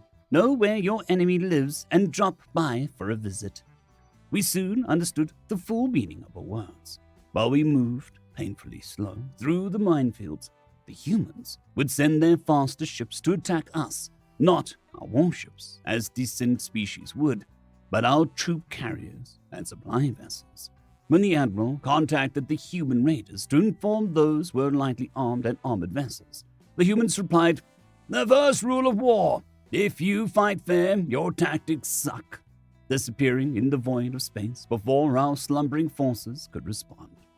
Late and wounded, we arrived at the coordinates set for battle, anxious to prove to the squishy bipeds our superiority in the ways of destruction. By now, aware of their treacherous ways, the announcement of our arrival was replaced by a sweep of our long-range scanners. This was wise. First rule of war, don't encourage the enemy to shoot you, I later found out. It was also not very useful. What our scans found was a storm of projectiles heading our way, too close to engage our FTL drives and too fast for slower than light maneuvers. A few of our ships managed to dodge. Most were damaged, some destroyed. A human message played in the open channel, mockingly transmitted in C-speed. "First rule of war, shoot first and don't miss. Follow the source of this transmission and give chase," was the Admiral's pointless command. Pointless, because we were already on it, and given how fast the other ships followed, so was everyone else. We were now in the Geneva checklist, as I later learned the humans called it. It wasn't hard to find the human fleet which, at the sight of our superior forces, engaged their FTL drives and bravely ran away. No surprises there. Turns out the limbed slugs were as cowardly as they were deceitful. We chased them and, before their FTL engines could overheat, they would drop from warp speed, giving us the chance to shoot at them with everything we got. They anticipated this. They were cowards, but not stupid, and deployed their drones at the rear of the fleet to draw our fire. It didn't matter. Sooner or later, they would be forced to acknowledge our superiority and surrender to our mercy, which we had none to give, and we would chase them through the entire galaxy to make it happen. That's exactly what we did, or at least that's what it felt like. At last, the humans gave up running and instead decided to hide, landing ships and all on an eyeball planet, leaving behind a single probe in the high orbit with the message, "First rule of war, don't waste your ammo, you might need it later." I checked the ship's inventory and found out that we had no projectiles left for orbital bombardment. None of us did, and, thanks to the human raids on our way to the battle coordinates, we had no functional factory ships to produce more. Looking back, I see that we should have stuffed our larger ships with whatever junk we could find, speed up to near sea, in the direction of the planet, and let gravity and inertia finish the humans for us. But at the time, our gut juices sparkled at the thought of breaking every teeth of the smug human smiles, and, besides, the humans might have been sleazy cowards, but we were noble warriors, and we had every intention of proving it. Have you ever been to an eyeball planet? Why would you? Why would anybody? These tidally locked rocks have a scorched spot on one side, a freezing spot on the other, and a thin survivable strip between one another. Survivable being the key here. The differences in atmospheric pressures feeds a planet-wide, never-ending storm, and when the storm drags the materials melted in the hotspot, they solidify in the upper atmosphere in a long, thin shape. Every moment spent on these planets is in the middle of a violent storm, under the rain of knives. So, when we got down to the planet in a small wave since most of our transports were busted during the human raids, we were not having a good time. The humans, however, had previously built a series of underground bunkers and tunnels, and were eager to teach us the first rule of war. Troops busy surviving the terrain might be too distracted to survive the enemy. Needless to say, after a while, our transports were too occupied lifting a few survivors like me instead of bringing down reinforcements. None of us wanted to say out loud, but it was time to face reality. The humans won. Our admiral transmitted the terms of surrender, acknowledged human superiority. Yes, it pains me to say it even now, and informing we would fly home to report our defeat to the council. The response was pretty, well, human. Their entire fleet flew out from the atmosphere, guns blazing, destroying everything that came into their aim. The Admiral repeated the message over and over, till the humans finally responded. First rule of war, kick a man when he's down. It's the best time if you want to win. Now, you might say that we lost a third of our fleet that day. I'd say we saved 2/3. We were low on ammo, low on fuel, demoralized and facing an enemy whose plan was going perfectly. Later, I would find out that, according to human tradition, wars are fought with as many battles as possible. A fleet loses, retreats, repairs, resupplies, and goes into the next battle and repeats the process until someone no longer has a fleet. Crazy, right? No wonder they have developed such methods. To them, it's not a matter of honor. It's a matter of survival. But at the time, they didn't know our ways, and we didn't know theirs. Every member of every one of our systems was furious with the humans. So none objected when we marched to human embassy and shot everything standing on 2 limbs. This was a mistake. While no one was exactly happy with the humans, we were the ones who started the war. We were the ones who committed the ancient traditions, and now we had shown the galaxy we were willing to break the laws of hospitality if things didn't go our way. All Xenos cut ties with our people. Most were content on ceasing trade, research collaborations, rescinding rights of flight. Some joined the humans in the war, and we learned not to break the first rule of war: avoid recruiting for the enemy. The following cycles did not go well for us at all. We had never prepared for this kind of conflict, where you need to take your beaten soldiers and send them back to fight, in a fraction of the time necessary to do so. Turns out that the first rule of war is train the way you fight, because you fight the way you've trained. Things got desperate enough that we started bribing our sleaziest neighbors into joining the war, one of which accepted under our promise of supplying rare materials they didn't have in their systems. Only thing was, they never had a war fleet worthy of being called that, so we had to rush in building as many ships as we could to provide them, which they happily accepted and took to fight with the humans, who promised them the very systems of ours where the rare minerals were mined. We then learned the first rule of war: never hand someone a gun unless you know where they'll aim it. Or was it the persuasiveness of your argument is proportional to your firepower? I don't really recall. Never pick a fight with someone bigger than you, or even the same size if you can help it. The first rule of war the humans didn't teach us, we already knew. Surrounded, outnumbered, and outmatched in every conceivable way, we surrendered to the humans unconditionally. What followed wasn't so bad, all things considered. A few of our systems were given to the human allies. They didn't take any systems for themselves, but demanded resources necessary to replenish battle losses, which we should finish providing in this or the next cycle. The elders of the council were forced to retire, but were not taken to Terra to be paraded before their members, as they would in the old ways. Our systems were occupied, of course, but the humans seemed more concerned in making us capable of buying the things that they offer than anything else. And of course, they even started rebuilding our fleet. That's how I ended up here at the Academy, because while the old ways served us for many generations, there is no denying the way of humans works. And, funnily enough, these times are more peaceful. Now the galaxy saw what happens when a war is fought in human terms. That's why I'm eager to learn of the Terran way of partaking in the sacred ritual. That's interesting, but it doesn't answer my questions. Why do you keep those stretchy biosynth layers over your claws? Oh, right. That's the second rule of war. Always have a pair of socks at hand. End of story. We Cannot Let It Leave, written by Insurance Heart 827. The young controller was in a hurry. Long strides of her powerful, slender legs carried her quickly through the main corridors that ran along the entire length of the ship. Personnel busily bustled around, occupied with maintenance, transport, or coordination of large exploratory vessels. The controller's captain had been quite successful in conveying the urgency of her transition from the command center to the holding cells, the brig of a ship. The marine of her people had no use for incarceration for several hundreds of years, yet the comfortable, furnished shells were maintained in such a case as this. Crew personnel gracefully made way for her as they hurried forward, not stopping like usual for either casual conversations with her fellow spacers or professional like her daily checkup with the functionality of the ship. She was not good at hiding her concern. Never before had the captain been so forceful in her advice. Never had she seen her so distressed. The people around her noticed, of course, and as soon as they did, they too must have felt the uneasiness that dictated her at the moment. Her people were an empathic species, caring by design. If they had sensed discomfort in each other, they couldn't help but share the sensation. The result was a constant longing for harmony that marked a species as exemplary for a variety of missions.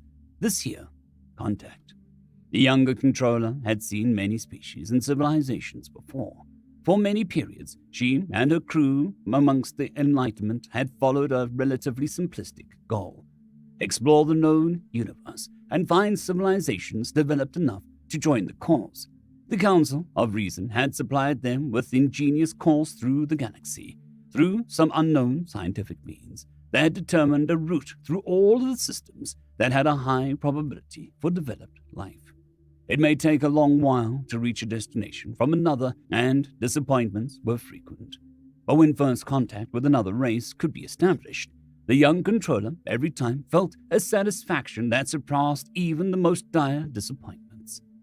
There was beauty in bringing other peoples into the fold, then elevating their standards in almost every way. And apart from that, without fail, every new civilization brought with them new boons to the other members of the Council of Reason. Even when a civilization had to be deemed too immature to be contacted, it still was entirely astonishing to observe other lifeforms construct their paths along the incredible gift that was existence. Others would return in such case and check up on these peoples, and as soon as they had matured enough, they would too join the prosperity of the Council. Sure, there were those who decided against joining the cause, and while this saddened the young controller, never had she and her people parted with those in anger. A consensus was always reached, and most species still partook in the galactic community in trade, travel, and cultural exchange. The last world they had visited had been a twin world, 2 planets on a synchronous orbit around a strong sun within a very broad spectrum of temperature. Winters on both planets were harsh, while summers were mild.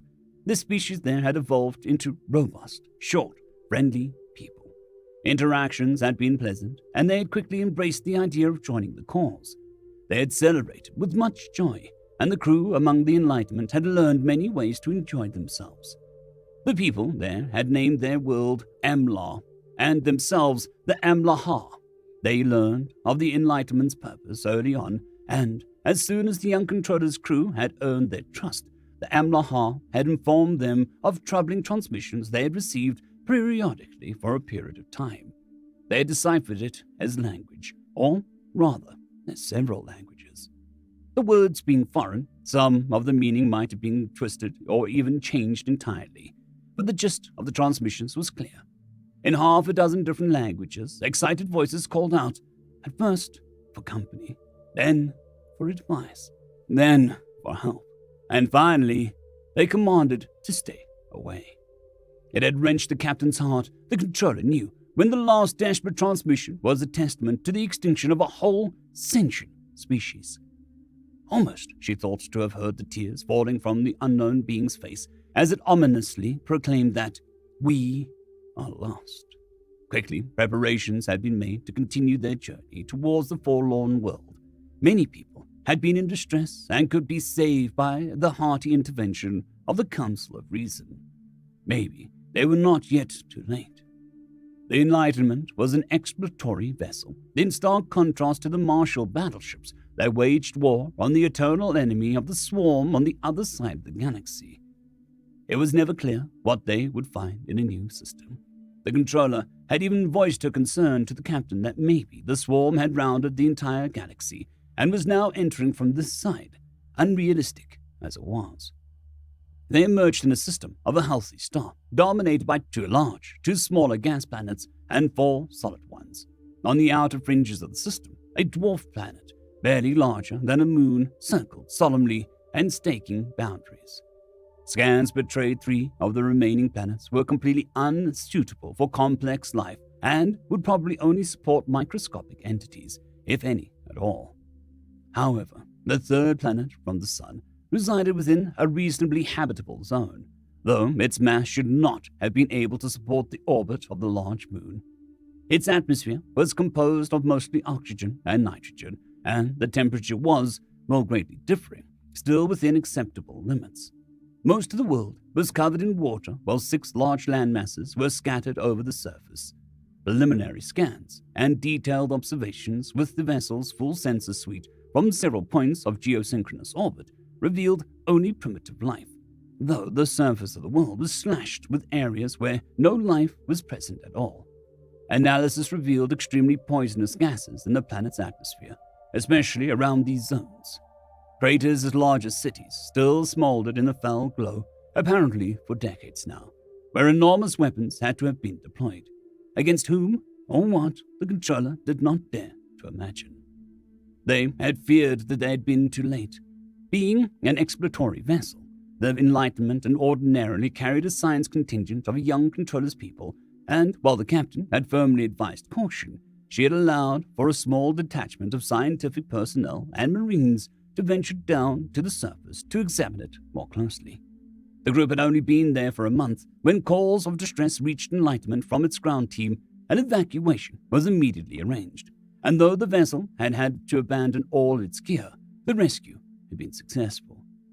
It had been merely weeks before now this shuttle had been taken in again by its mothership. It was also the reason why the young controller was pressing on as hard as she did. From the 96 members of the expedition, only 14 had returned, a horrific result that almost caused the controller physical pain. A short inquiry confirmed the suspicions that the data from the remaining transponders had already suggested. Everyone else had perished. It took the survivors a long time to recuperate from the ordeal before they were ready for a proper debriefing, even if the captain could barely await their reports. She conceded that a dismembered and disrupted account due to the remaining panic and grief would do them no good. Their people had exceptional memories, able to remember details for extending periods of time. The pilot, some of the researchers, and a single surviving Marine were now ready to give the narrative of their experience. The pilot's recount was sadly of little help, as he had been preoccupied with the maintenance of his vessel, and had only been alarmed when the others almost piled into the ship and urged him to go. The atmospheric shuttle had been in bad shape when it was captured by the stratospheric carrier and brought it back. Its hull had been perforated with what was unmistakably identified as kinetic projectiles. If these had been brought to velocity by a natural phenomena or weapon system, had been up for clarification until now. The inside of the ship had been a traumatic sight. Blood and other bodily fluids had to be cleaned out, and while all survivors had made a full physical recovery, their injuries had been severe. The pilot explained that as soon as he lifted his vessel into the air, he had taken fire from within the darkness. Neither the thermal nor the motion sensors of the ship had been able to pick up anything, and he had been too busy with holding the shuttle steady under the constant hail of fire anyway. The scientific personnel had also not the best commentary. Not trained for combat, they had simply followed the instructions of the Marines and made way as fast as their legs carried them to the extraction point. One stated his experience when he had helped a tripped colleague to get back to his feet, as a deafening crack had sounded through the wood and his fallen comrade's neck had split open, shattering his spine. He had to abandon the body there. The young controller finally found herself in front of the Marine, a young male of impressive stature and considerable intellect, according to his file. He had dark skin and awake eyes, but even with the time allotted to him, he still seemed to cope with the incident. The young controller wiped a strand of black hair from her face and looked him straight in the eye. "Marine, your detachment was victim of a horrible attack. I wish their fate had been different. Is there anything I might do to make this easier for you?" He looked at her, and under his intense stare, the controller deemed it appropriate not to drag the ordeal out any further. "I wish to give my complete account and return to my unit. I still have arrangements to make for those who have not come back," he said, sadness thick in his voice. "Very well," the controller answered, assuming a more professional manner. "At the recorded time, a Marine of yours had indicated movement in the dark. As it was night, Visibility for you must have been greatly decreased. That is correct. We had set up an illumination perimeter, and were keeping it at our backs so as to not disturb our night vision. Sound, she praised before continuing. At the recorded time, movement was detected all around the perimeter. First sighting of a being was made at the recorded time by you. Are you able to describe it? He nodded. It was built very similar to us. It had 2 legs and 2 arms and a head. I am very sure that it wore some kind of clothing. It blended near perfectly with the environment. In all, I could see 2 of them, one with 2 eyes and one with 4, otherwise featureless faces. She anxiously noted everything down that could be of importance. As the record indicates, you and your comrades have followed procedure in case of contact with a sentient entity. You've attempted communication in a passive way and tried to elicit trust from the being. It did not respond to the procedure at all, he said. The one I met before only stared back at me before melding back into the forest. It was shortly after that the attack started. What do you remember? He paused for a moment, obviously collecting the courage to recount the clash. We heard a series of very sharp sounds, extremely loud too. Had I not worn my helmet, the noise alone might have injured my hearing. In hindsight, we know that these sounds were produced by a discharge of their weapons. We suspect either electromagnetic accelerators or gas pressure accelerators were used, judging from the damage on the shuttle, she offered. He simply acknowledged before continuing. Our armor did not hold. A single connecting shot was enough to penetrate and kill. Before we could react, at least a dozen of the Marines had been killed or mortally wounded. When our commander gave their order to retreat, this number had doubled. When we pulled back to our camp and found cover, we could see movement in the woods again. After a short break in the fire, which they must have used to rearrange their positions, we were attacked again. Can you explain why you've been attacked? The Marine shook his head. We've done nothing to provoke such a massacre. It is nonsensical. The barbarism. She could not help but concur. Never had she heard of a civilization with apparently advanced technology to react in such a violent way. Misunderstandings had happened, sure, but the hallmark of any intelligence was communication, not violence. When we regrouped and fell back further, one of mine saw one of them at the tree line, leaning around a tree. The being had us in its line of fire again, and he reacted, shooting its arm and severing it at the joint. She only nodded. Loss of life was regrettable, even if it was in self-defense. But it recovered so quickly, he said. She looked at him, shocked. It did not fall in shock, or at least retreat? No, it didn't. If these beings are part of a developed civilization, their species is one of insanity. I am certain. Not only did it recover, but when it found that it could no longer operate its weapon effectively, it even dropped it and charged us with a blade. This the controller was unwilling to believe. She did not see a reason for the Marine to lie, though, either. We were so quick, had cleared the space in the blink of an eye, and was upon our commander in an instant. I am sure it had singled him out. Before we could react, our commander was dead, killed by a clean slice through the neck, between the armor. He paused again, regaining his strength. His recount was horrific to hear. A race on the planet below, capable of decimating dozens of their elite fighters, without even showing themselves. And, not enough, resilient enough to continue fighting even with crippling injuries. It was too much to stomach. We shot at it. It was down on its knees, but we had to be sure. But even as it was dying, it must have armed some incendiary explosive on itself. I must have been unconscious for a moment, because when I awoke, everything was on fire, even myself. It stuck to our armor, and my suit told me it burned in a mixture of mainly phosphorus and extremely high temperatures. If it recovered from being shot, why did it detonate this charge gen? He shook his head. I do not know. Even after its recovery, the other hits should have killed it. It might have worn armor, but even then, it's impossible. Nothing withstands a directed energy stream from our weapons unscathed. Even large animals cannot hold up to it. The look in his eyes betrayed shame. I simply ran back to the shuttle as fast as my legs could carry me. I'm a good runner, but the whole time I could swear to hear them on my heels. When the doors had closed and I looked out the rear ports, my fears were confirmed. I recognized it. It was the one I had spotted at first. They broke through the tree line, shooting with an astonishing rate. What do you mean? She asked him to clarify. Before, we had only heard individual shots in quick succession, yes. But not like this.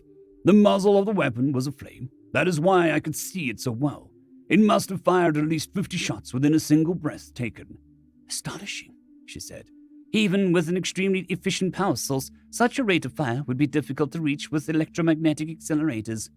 The Marine took something from his pocket and put it down on the table between them. This I found in the mud on my armor, he said. It was a small metallic cylinder, closed at the bottom where a room had either been machined in or achieved by molding. It tapered off towards the top, where a round opening was present. The smell of the thing was sharp and pungent. It reeked of burned chemicals. I am convinced that they used primitive combustion power weapons. The propellant might have been carried in the shell, the projectiles then pneumatically ejected from the weapon. It is a technology that has not been used in many thousands of years, he explained. I've never heard of it, she conceded. How can such a primitive weapon inflict so much horrific damage, not only to personal armor, but also to the hull of a shuttle? I do not know. The velocity required should be impossible with normal chemical propellants. But whoever these beings are, they are intelligent, powerful, and extremely nimble. To me, they sound simply dangerous, the controller stated. Not just that, her opponent said. To act with such ferocious violence, unprovoked and without any mercy, they must suffer from an insane mind. No other conclusion presents itself to me. The interview was adjourned. The Marine needed time and had other things to do. The shaken young controller reported her findings mechanically to her captain and was relieved of her duty for the rest of the day. Not long after, she found herself back in her quarters, but she found no peace. Restless, she scanned through the data that her crew had compiled. After some idle searching, she found a visual recording from the rear sensor suite of the shuttle. She played it. Everything matched with survivors' reports. Nothing much was to see until panicked scientists and finally the last Marine had entered. The hatch closed, as he had described. From the tree line, a short distance away, a figure broke from the shadows. The resemblance to her own kind was uncanny, frightening even. She paused the recording and studied the frozen picture. It was clearly wearing a helmet, some kind of vest and a fine mesh over its head and shoulders. Worked into it were grasses and leaves, a simple but obviously effective way of camouflage. The Marine had also mentioned that one of the sighted beings had 2 and one had 4 eyes. As she looked closer at the image, she could make out that the 4 lenses on its face where eyes should be found were quite possible artificial in nature. For what end, she could not imagine. She also felt no compulsion to do so at the moment. As she drifted to sleep, the remnants of the last transmission came to her mind. We are lost. Do not come here. We cannot let it leave. End of story. Fall of the Empire, written by Captain Cautious. The fleet waited in the dark void above the home world. This was the last stand. There was nowhere left to run. All our kind were in the ships in space, or huddled around the broadcasting stations below in the planet. Our empire once numbered hundreds of worlds. Now there was only one. All the others were desolate wastelands. Some burned in eternal fire. Others were reduced to sifting grey spheres, no solid surface, and death to touch. One was now covered in swirling clouds, rotating so fast they would take apart an entering craft in seconds. Asteroid fields had replaced others, while black holes had appeared and swallow up still more. Every defense had failed against their attackers. The attackers. Not so long ago, they had been a nameless race, yet another to be conquered by the Empire, slaves to be trained and taught respect. They held less than a dozen worlds in their grasp. Following standard procedure, we laid the home world to waste to take the fight out of them. Then, the unthinkable happened. They abandoned their colonies and ambushed us around the smoking ruins of their home, decimating the fleet. At first, we thought years of easy victories had made us soft. Then one of our worlds fell silent. We found it burning. Great fires swept bare the soil, the very air on fire across the planet. A single survivor was found floating in a capsule above the ruined world. He told of the humans and their anger, how they'd come and destroyed with cold fury, how, in the end, they left only him to bear witness to the destruction and to spread word of their actions. Our mistake was eliminating the home world first. This race sends its strong out first to colonize, the brave, the brilliant, the crazed. those with nothing to lose and impossibly strong worlds. It was how they colonized their own planet. The strong went out and forced the wilderness to bend to their will, while the soft sat back, governing and reaping the profits. All we had done was blown away the weak, while angering the strong. World after world fell after that. We managed to consolidate our fleets somewhat, but time and time again, worlds were taken, broken, and left as examples. Each time we thought ourselves prepared, that maybe this was the time the knife would be turned before it struck home. And yet, each time the humans would spring some new tactic on us. They came at you 1,000 different ways you never expect. And so, it was in the end. The fleet was spread out, ready to intercept an enemy on a broad front above our home. We should have seen it coming. They came at us with a way we never expected. They always did. First contact on the sensors was thought to be a glitch. A long, narrow sensor glitch was detected near the edge of the home system. Sometimes these things happened without technology. How wrong we were. You see, instead of meeting our fleet on a broad front, the humans bypassed us entirely for the initial assault. Long rods made of some high-strength substance came flying out of the darkness at significant portions of the speed of light in a sharp, narrow path. We could not stop them all. To this day, I do not even know how the humans started them, but they rained down upon us. We stopped a few, of course. Some commanders placed themselves in the path of the coming storm and were successful in stopping 1 or 2 rods. But after the initial explosions they caused, the rest would simply speed past to punch a hole in our broad front. In the end, maybe dozens of these weapons reached the home world. Truth is, it would have only taken 1 to end the remains of our empire.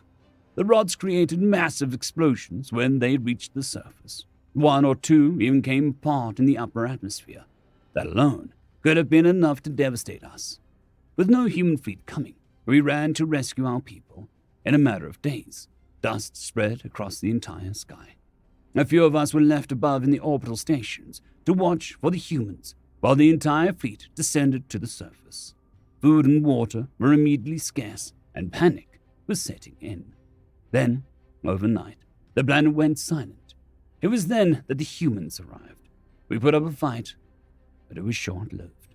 They came and killed everyone, keeping one survivor, as was their tradition.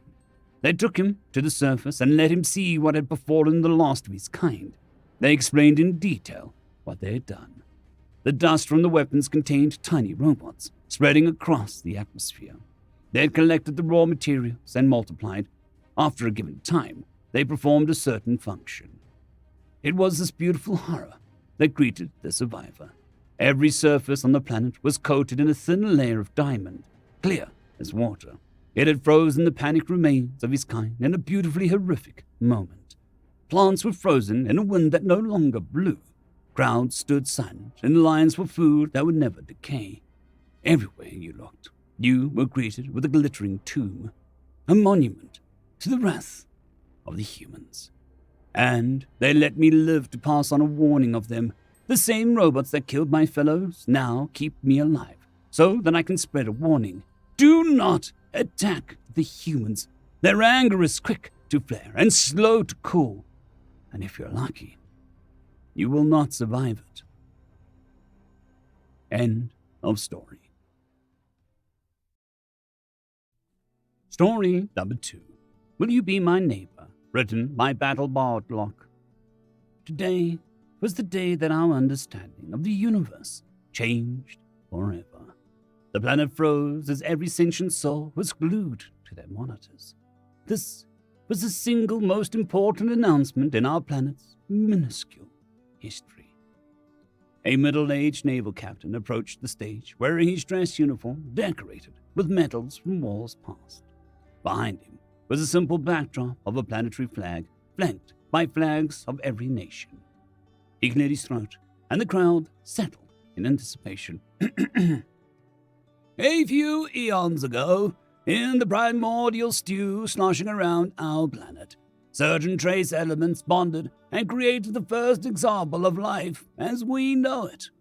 In the grand scheme of existence, life has only existed for a fraction of that total time.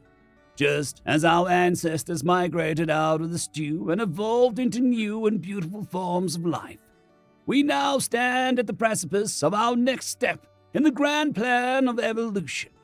The captain adjusted his uniform, tugging it firmly from the button.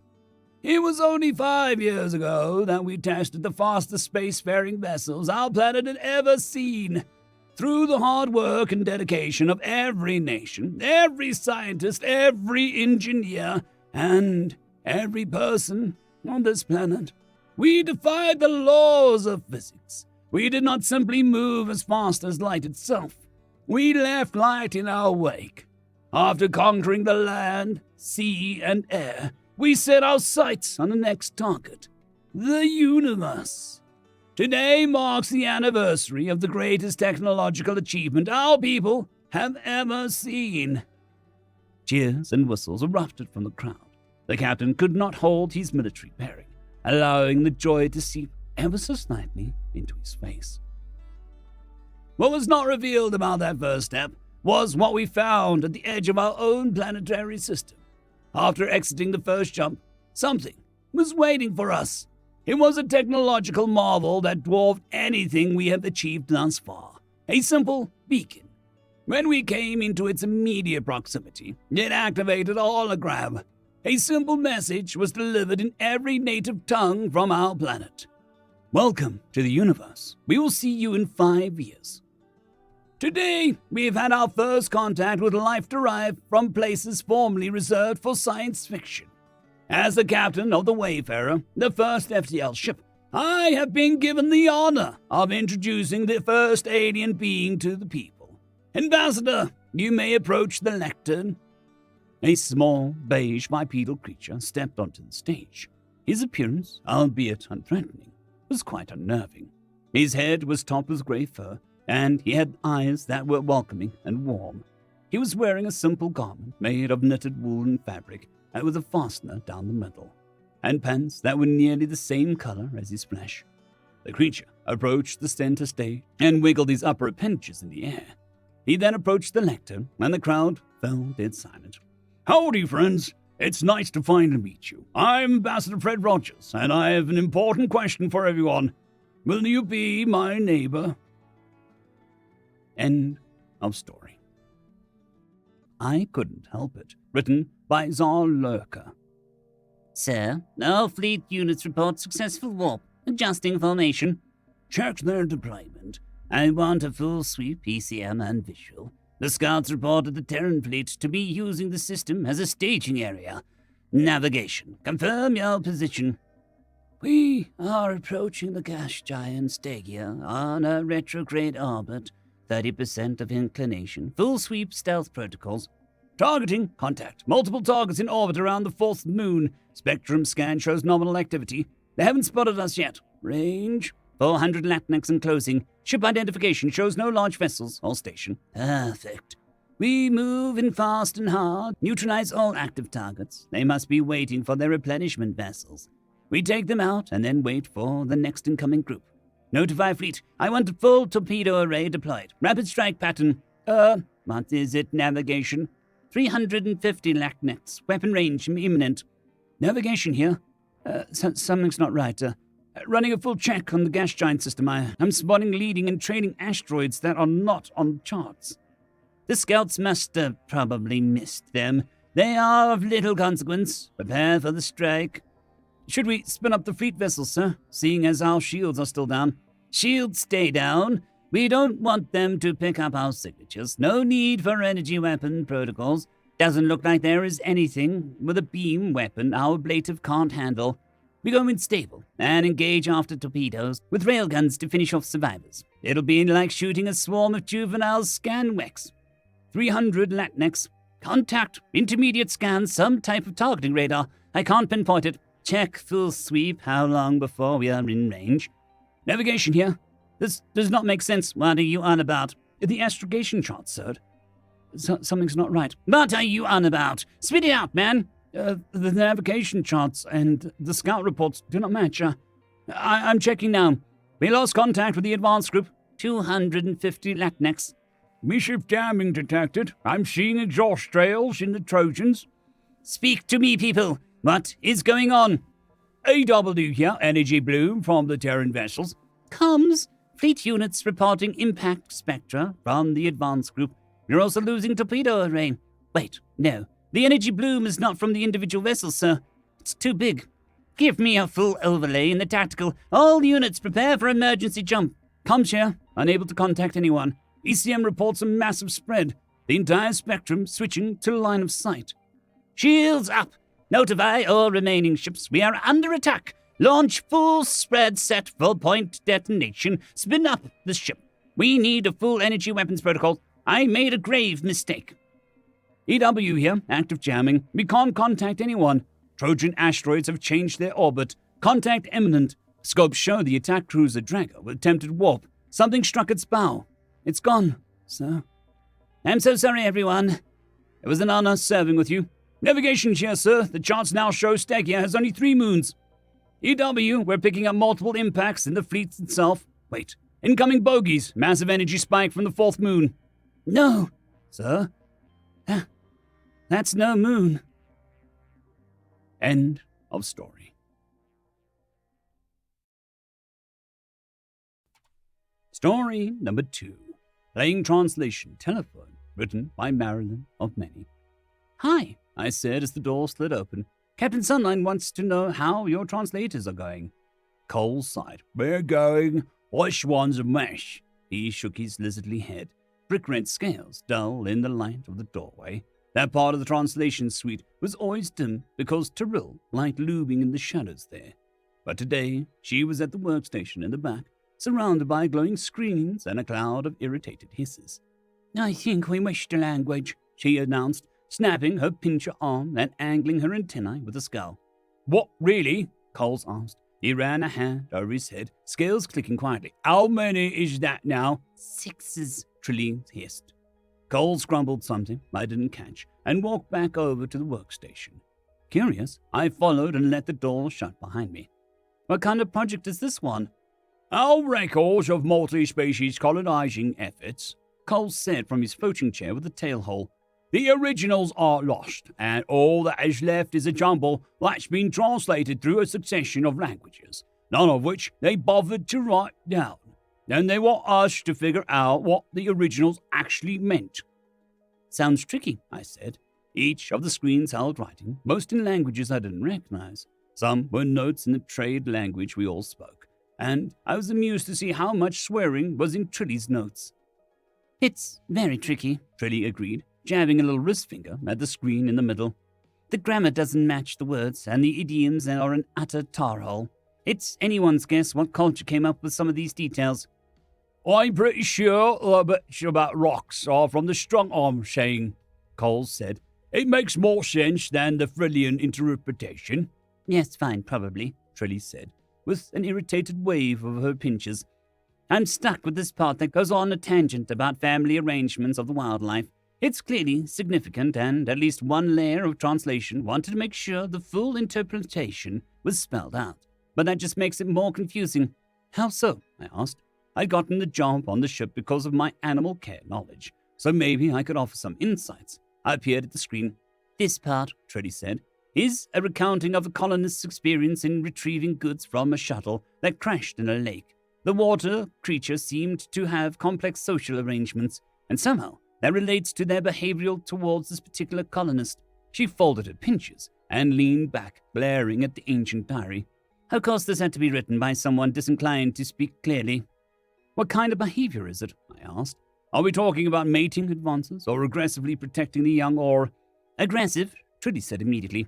This word means mouth, possibly teeth specifically, and in the grammatical arrangement that is currently configured into, it has to be saying that the thing but the colonist.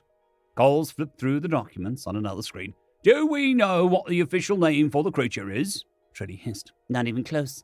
That's what this whole tangent is, an attempt at describing it. I'd love to know if it was the original colonist or someone later who decided that it would be helpful to tell us that this creature's ancestors rejected social bonds. Rejected how? I asked. Coles brought up another document. I've got something on the legal system of the original colony. Sounds like there were multiple types of family arrangements in play. Possibly this colonist was musing on a similarity to their own life. Trilly hissed. How does that help us? I don't see any accounts of this person's family life, or even their species. We'd have no way to know if their own parents performed the socially accepted rituals or not. Wait, I said. Is this about the animal's parents not doing a certain ritual, like marriage? Is the colonist calling the fish a bastard? Both of my alien co-workers looked at me. Coles asked slowly, "That's an insult in human circles, isn't it?" Yes.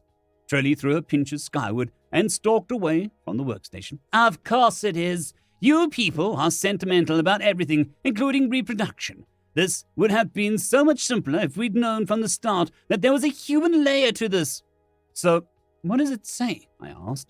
The colonists went into the lake to help with the crash and got bitten by a bastard fish. Trilly was walking in circles, hissing. So Cole scooted in front of the center screen. "Going by what we figured out so far," he said, "the colonist was trying to move salvage from the shuttle, walking through shallow water. The water creatures were of many bright colors. It goes into detail about that, comparing them to refracted prisms and sea spray. But they kept their distance as long as the colonists kept moving. Pretty sure these parts says one came in for a bite as soon as the colonists stood still. And that's where we go off on an elaborate description of the creature's family arrangements." I grinned. "Dear Diary, today I waded through the lake and got bit by a rainbow bastard fish. Terrible experience. Wouldn't recommend." Coles looked closer. "It does actually say something like that afterwards," he admitted. "There's a suggestion that the next person to enter the water wear protective clothing." Over Trilly's aggravated hissing, I said, "That colonist might have been a human." "Might indeed," Coles said. He scrolled up a page of notes. "That could actually shed some light on a couple other spots, now that you mention it."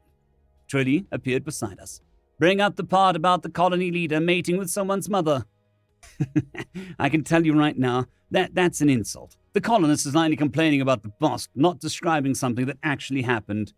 Coles looked at Trilly. "Told you we need an insult chart." Trilly tilted her head dramatically. "That's so much work." "Shows this," Coles pointed out. "How about you take another look at what we've got so far here, and I'll start a list of common human insults." Trilly took a position in front of the screens, hissing quietly. "I'll be happy to help," I said, Coles. "My people are very creative on that front." "So I gather," Coles said. He scooted over to me, digital notepad at the ready. "And not one of those insults revolves around eggs. Mind-blowing." "Well," I said with the tip of my head, "there is a thing about teaching your grandmother to suck eggs. That's kind of an insult." "What?" Coles said. "Never mind. I can tell this is going to be a long list." End of story.